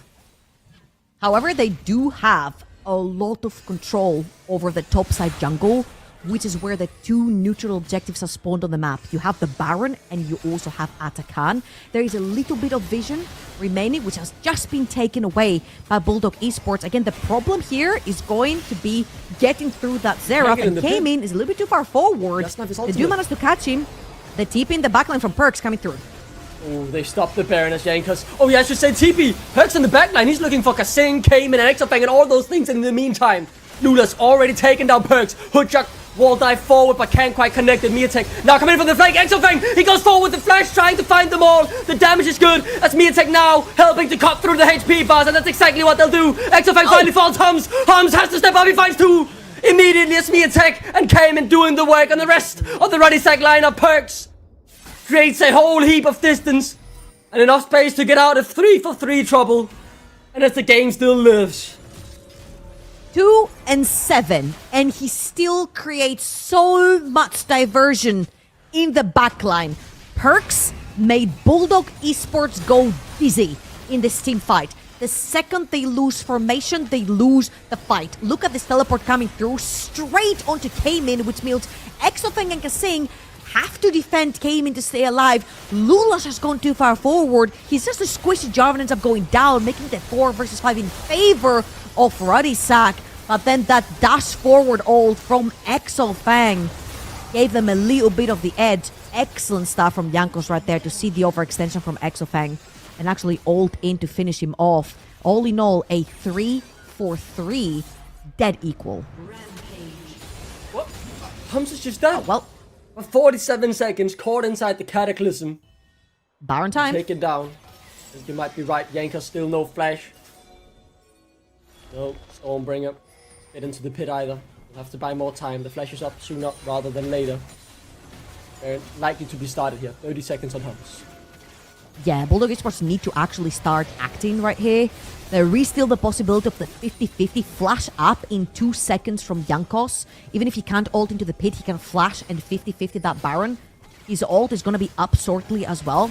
So he has an in and out potential right here. Can you make it through the choke point with Seraph? Hitting shot after shot. That also Leader hurt so much on the melt. 2 items completely. Miatek, he's going on Leader. He has no flash and he's instantly down. It looks to be a clean wipe really, as 2 is gone. It's just Hustlin and Perks running away. But the Demacian justice will be served. They're all dying. It's all done. They weren't all bite, no bark. Oh my, I can't believe it, Trouble. Bulldog charging towards the Nexus, 30-second death timers. And for one final time, the Bulldog looks to be biting down on the neck of the dog of Ruddy Sack. They'll send them to the retirement home. They'll send them packing. And they'll send Hums right back to America. Wasn't an upset. It was a natural turn of events. They did it in the upper bracket. And they did it again here. Bulldog Esports, welcome to the lower bracket semifinals. That first time was so nice. They had to do it twice. Bulldog send Ruddy Sack down to the lower bracket, send them to the retirement home and book their place in the lower bracket semi-final. I cannot believe it, Trouble. Man. They did it! Miatek, that's all I'm gonna say. 5 beers to Kasing tonight. Because this man single-handedly kept him alive twice at 2 very crucial points in the game. That Poppy, Seth's kiss. We've talked about how experienced players are and how the veterancy they have behind them, but all that matters is how they use that and they apply that on the Rift. Kasing, as every other player in this series, was on his 5th game of the day on a very tense series, on back and forth, so many kills every single game, and he was there. He was on point. What an incredible performance from the whole squad. But Kasing, the comeback there, 5k down, their backs against the wall, they stood up tall, and they turned it around. Unbelievable. Absolutely unbelievable. We look forward to seeing them again on Friday, where they play the winner of tomorrow's series between Rich Gang and Burton. Much more on everything we watched today. There is so much, it's hard to really describe in short sentences here on the casting desk. So to give someone more time, why do we not send it to our incredibly talented analyst? They got the dog. Solari got the prediction. Yes! I mean, the fact nobody so far did in the middle of the game as they're winning. I don't know. I had to. That's a Maroon 5 coming in. Well, Bulldog Esports wins this one 3-2. It's the meme of I did it. Do you want to see me do it again? It was really rough, regardless of how you look into it, but they got it in the end. I think they keep upgrading. And Kasing. What's that interview? We need a Kasing in our lives. Who remembers the LEC interview with? I think it's Hyanon. They're like, Hyanon, what's the recipe for your big turnaround this split? And he just goes, Kasing. Because that was Kasing was new to the team. Yeah, that's it, mate. Kasing. I mean, to be fair, Mietek was sick as well, topside. Yeah, as a team, they really came through together, didn't they? Like, I was really impressed with it because it was almost surprising in the way that they had struggled with their strong elements coming into this series. Didn't really show up in this one. And they still found a way to make it happen. And then, especially in this game 5, it's the first time that we've seen Bulldogs stomp really from start to finish, right? They're usually the comeback kings, the underdogs, if you will, not the Bulldogs. And this time around, it came down to that game 5 and easy peasy. That promised early game, we heard it in interviews. The early game, it's there. It was not fake. Tell me, Solari. Finally, I just don't understand why it took us 4 excruciating games to get to this point where Bulldogs are finally... Apparently this is the recipe for success. You take it all the way to the last game in the series, and then finally you'll shine, and then finally you are stomping. Finally everybody's in their elements and their comfort champions, because everybody was playing good this time. Like, after the games in today's series, we had some things to say about positioning, about some people. Nothing bad to say here, but so much good to say about Milik, for example. The way my Polish boy is bringing the Polska Kuram onto the rift, and I'm so happy for him. I can't even speak anymore, but I'm so happy for him. But it's not just the medic. It's the way that my boy was working with his support, the way my boy was working with his mid later. I'm just so proud. This guy coming out from Ultraliga in a team that didn't see any success, but he was the only shining light in them. So much promise in him, and finally, he's showing us what he's made of. I feel so proud. I don't know. I've never met him in real life, but I'm so proud of him. I'm not crying. Yeah, you're joined by the Polish blood. That's more than enough. That's more than enough. And he was sick. He was sick today. Yeah. There's no two ways about it. Yeah. I thought he was very, very solid in the top side. His Ambessa game as well was incredible. And yeah, I think he's well deserving of your praise there, Solari. I just wanted to hear justice. I was not expecting this, to be honest. But yeah, I think the Ganon was pivotal. I never thought I would say these words. And this, the ambush. How does he not die?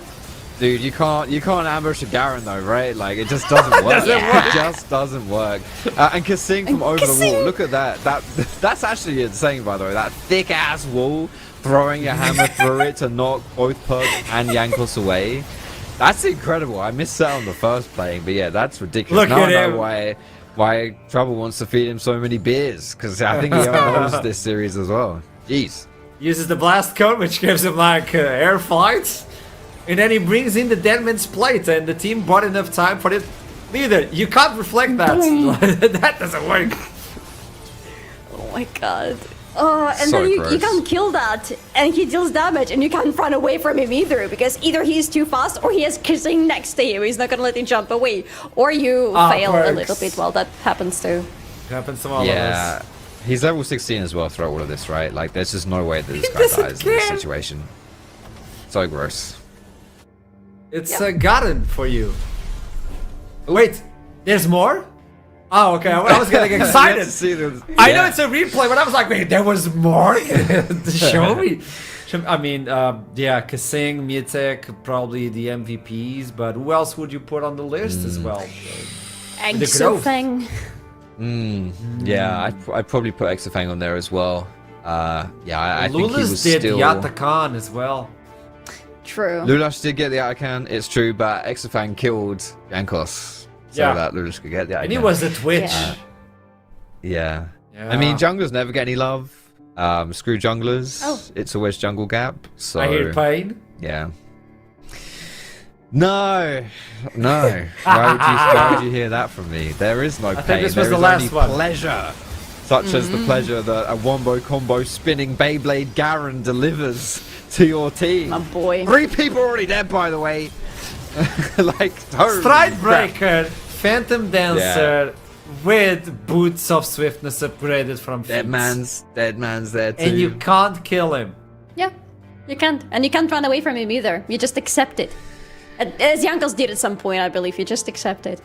I like it. Can we just say real quick here that Garen, I can think of 3 Garen performances off the top of my head now from NLC. I know all of them. Ho on Garen, who got like 400 CS in 30 minutes and was 7-0. Baus on Garen, who drew so much attention to himself and was still one-bopping people. And now Mietek on Garen, who again was drawing so much attention to himself and had 30,000 damage. Like, yeah, maybe this champion's just something else, dude. Maybe it's just something else. Maybe it's just guaranteed. It's Garen Gap. Garen Gap, somehow that actually is a thing on NLC. I mean, as we're talking, we're waiting for the interview for Bulldog Esports to talk with them. If by the end of the split we don't have an emote from Riot where you click and it says on me for Baus, I don't know. So player of the series candidates for today, it's up to you to head on to Twitter and vote on the player you think changed the entire series. Mietek on the top, Exofang as an AD carry, Kasing as the savior, and brought grace to all of us with that Poppy and much more, by the way. And he was I have banned a off sneak playing suspicion who Trouble will choose, by the way. Yeah. Just gonna throw that one out there. I have no idea who it might be. It will remain one of life's many enigmas. For what it's worth, yeah, Kasing pretty sick this series and consistent as well.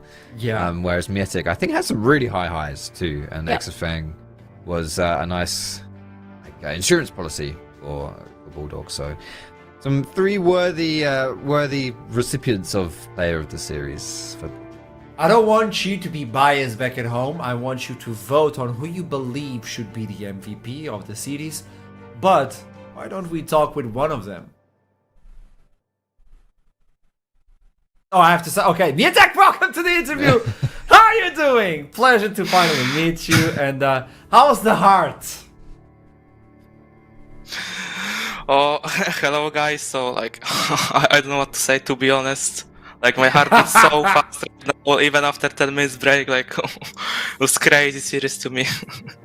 Yeah. It was a rough one, and we were highlighting, for instance, Cayman on the mid lane, Exofang as an AD carry, and I think Cayman was completely targeted today, and he couldn't bring his A game. When you look into the way things were going, how did the team felt as the series was going through? Because like the players that were supposed to be the highlight that would bring all the flashing plays as the entire team is protecting them, obviously couldn't show up as they usually did.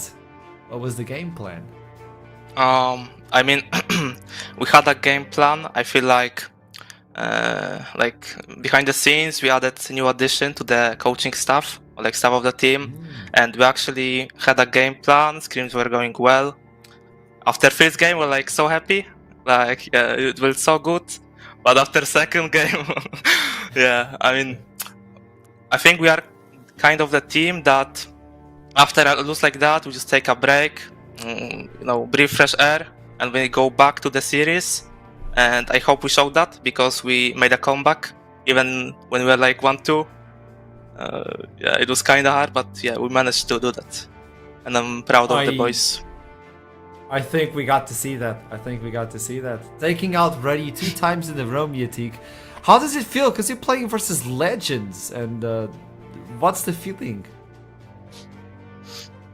Yeah, it's amazing. Like, I wouldn't expect, like, 2 months ago, I wouldn't expect, like, I'm playing against Jankos and Perks. Like, if someone told me that, I wouldn't believe them. Like, it's crazy. That's so good. It's not only playing versus them, but kind of sometimes putting them on their place. You're the best, you're Garen. You shine today. Are you aware of that? Of what you provided everyone back at home? Like the spectacle that you provided as a player. Yeah, I mean, I was focused on the game. So, like, I wasn't, like, I don't know, keeping my attention. So, like, I need to shine. I just wanted to win and give the best performance I could for my team. On the last game, like, when you ask Garen or TPs, right, they'll say, ban Camille is the hardest matchup. And when I laned, like, I felt like, yeah, guys, I need help. But I was getting 3 kills, and when I get into team fights with this gold lead, it just felt so easy. Well, even though the silent was looking so hard. It was. But you did amazingly, especially on those tower dives. You hold your piece. You were able to hold the skills until you needed to use them. Everything was done accordingly. Especially the escape from the top lane, where you TP back and you completely demolish them. I think that was a lovely play. Mutek, to wrap it up, do let me know. You're moving forward. Ruddy is out. Now it's in between 2 teams that you have to play on Friday. What is the team you want to play versus the most? Can you remind me who are we up Rich to? Gang, or Verdant. One of these will move on. Who do you want to beat up? It's not play versus, okay? Who do you want to beat up on the Rift? I mean, we didn't play against Rich Gang, but the first game, like our first official was against Verdant, and we lost that game. We had Braum into full engaged, full poke team comp, and yeah, I think we want the rematch against them, I guess, and stomp them. The rematch. I like it. Hey, we stomp them. Okay, stomp them and then move on into semifinals in England as well. Miatek, thank you so much for this interview. Pleasure to meet you and congratulations. You were a beast inside of the Rift. You were not trying to shine, but you did anyway. Congratulations. Thank you. Can I have one word for the ending? Yes. I want to shout out the team that warm up today, us, Vertex team. I want to shout out the whole team, the staff that put the hard work in. And lastly, Minister and Jan, that's for you. Thank you. I like it. I'll see you soon, Miatek. I see you. See ya. Lovely. Just lovely. Do you have anything to say, Solana? Because I know it's your boy, so Yeah, I'm just so proud of him. And just to put it in a little bit of perspective, Jankos is an absolute legend in Poland in terms of like the father figure of the esports scene, you know, and to play against him must be a huge honor. So that's what Mirek was referring to. And yeah, good for him. Imagine Imagine winning 2 times. And winning, exactly. It's a feeling. But let's look into the bracket to see where we stand and what we have next. We kind of showed it on the interview already, but there you go. Tomorrow we'll be having on the menu Rich Gang versus Verdant. And whoever wins from that series will move on to fight versus Bulldog.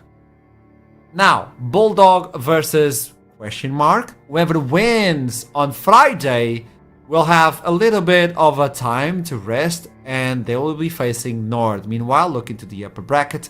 Los Ratones are already waiting, just screaming peacefully without losing a single series, but they lost a game. So keep that in mind that gods still bleed. And if you want to be the king of the mountain, you have to go and kill that god. That's all you have to do, by the way, which is, yeah, easy, right? Yeah, that's all you have to do, mate. Yeah, just kill a take god. down Los Ratones. Yeah, Yeah. What you have to do back at home is you have a link on the chat. You have a link if you want to watch the viewing party. Oh! Watch the NLC and LSC Grand Finals. It's gonna be on the Nest, okay? So grab your ticket now. It's spaced, so that's the way I have to read it. You have a massive party over there. and it's gonna be the entire day of League of Legends. So you watch NLC, then you watch LEC. I believe we're gonna be there. So I don't know if that's a plus, if that's a minus, but join us. It's gonna be fun. Are you gonna be there, Fox? Maybe. Understandable. I Final think words I'll for the be- yeah. Tell me. I might be a bit busy, not at the watch party, but actually on the During show. NLC, but you know, because And then afterwards yes, at LEC. Yeah. yes, Absolutely. he knows. Absolutely. With that in mind, Solari, what do you have to say before we wrap up the day? What a series. Finally, we had some bloody League of Legends. Finally, we had a good 5-game series. It was a lot of feelings today, so I feel like we all need a little bit of rest. Fox. Yeah. Yeah, I just honestly, the real losers this series are Rich Gang and Verdant, because I don't know if they're going to be able to put on a show like we just saw today. So, yeah, a lot of pressure for them coming in tomorrow. True. I 100% understand that, and I agree. And with that in mind, I'll see you all tomorrow for yet another stream. For those of you who tuned in to watch Ruddy, well, their journey is over. You can continue the journey with us. I will dominate. I love you, bro. I hope you know I love you regardless. Please get up off the floor, man. I saw the stream. And with that, and with that in mind, I'll see you tomorrow. Have a lovely night. We love you very much. It's not the same without you. And until then, keep climbing. I'll see you soon.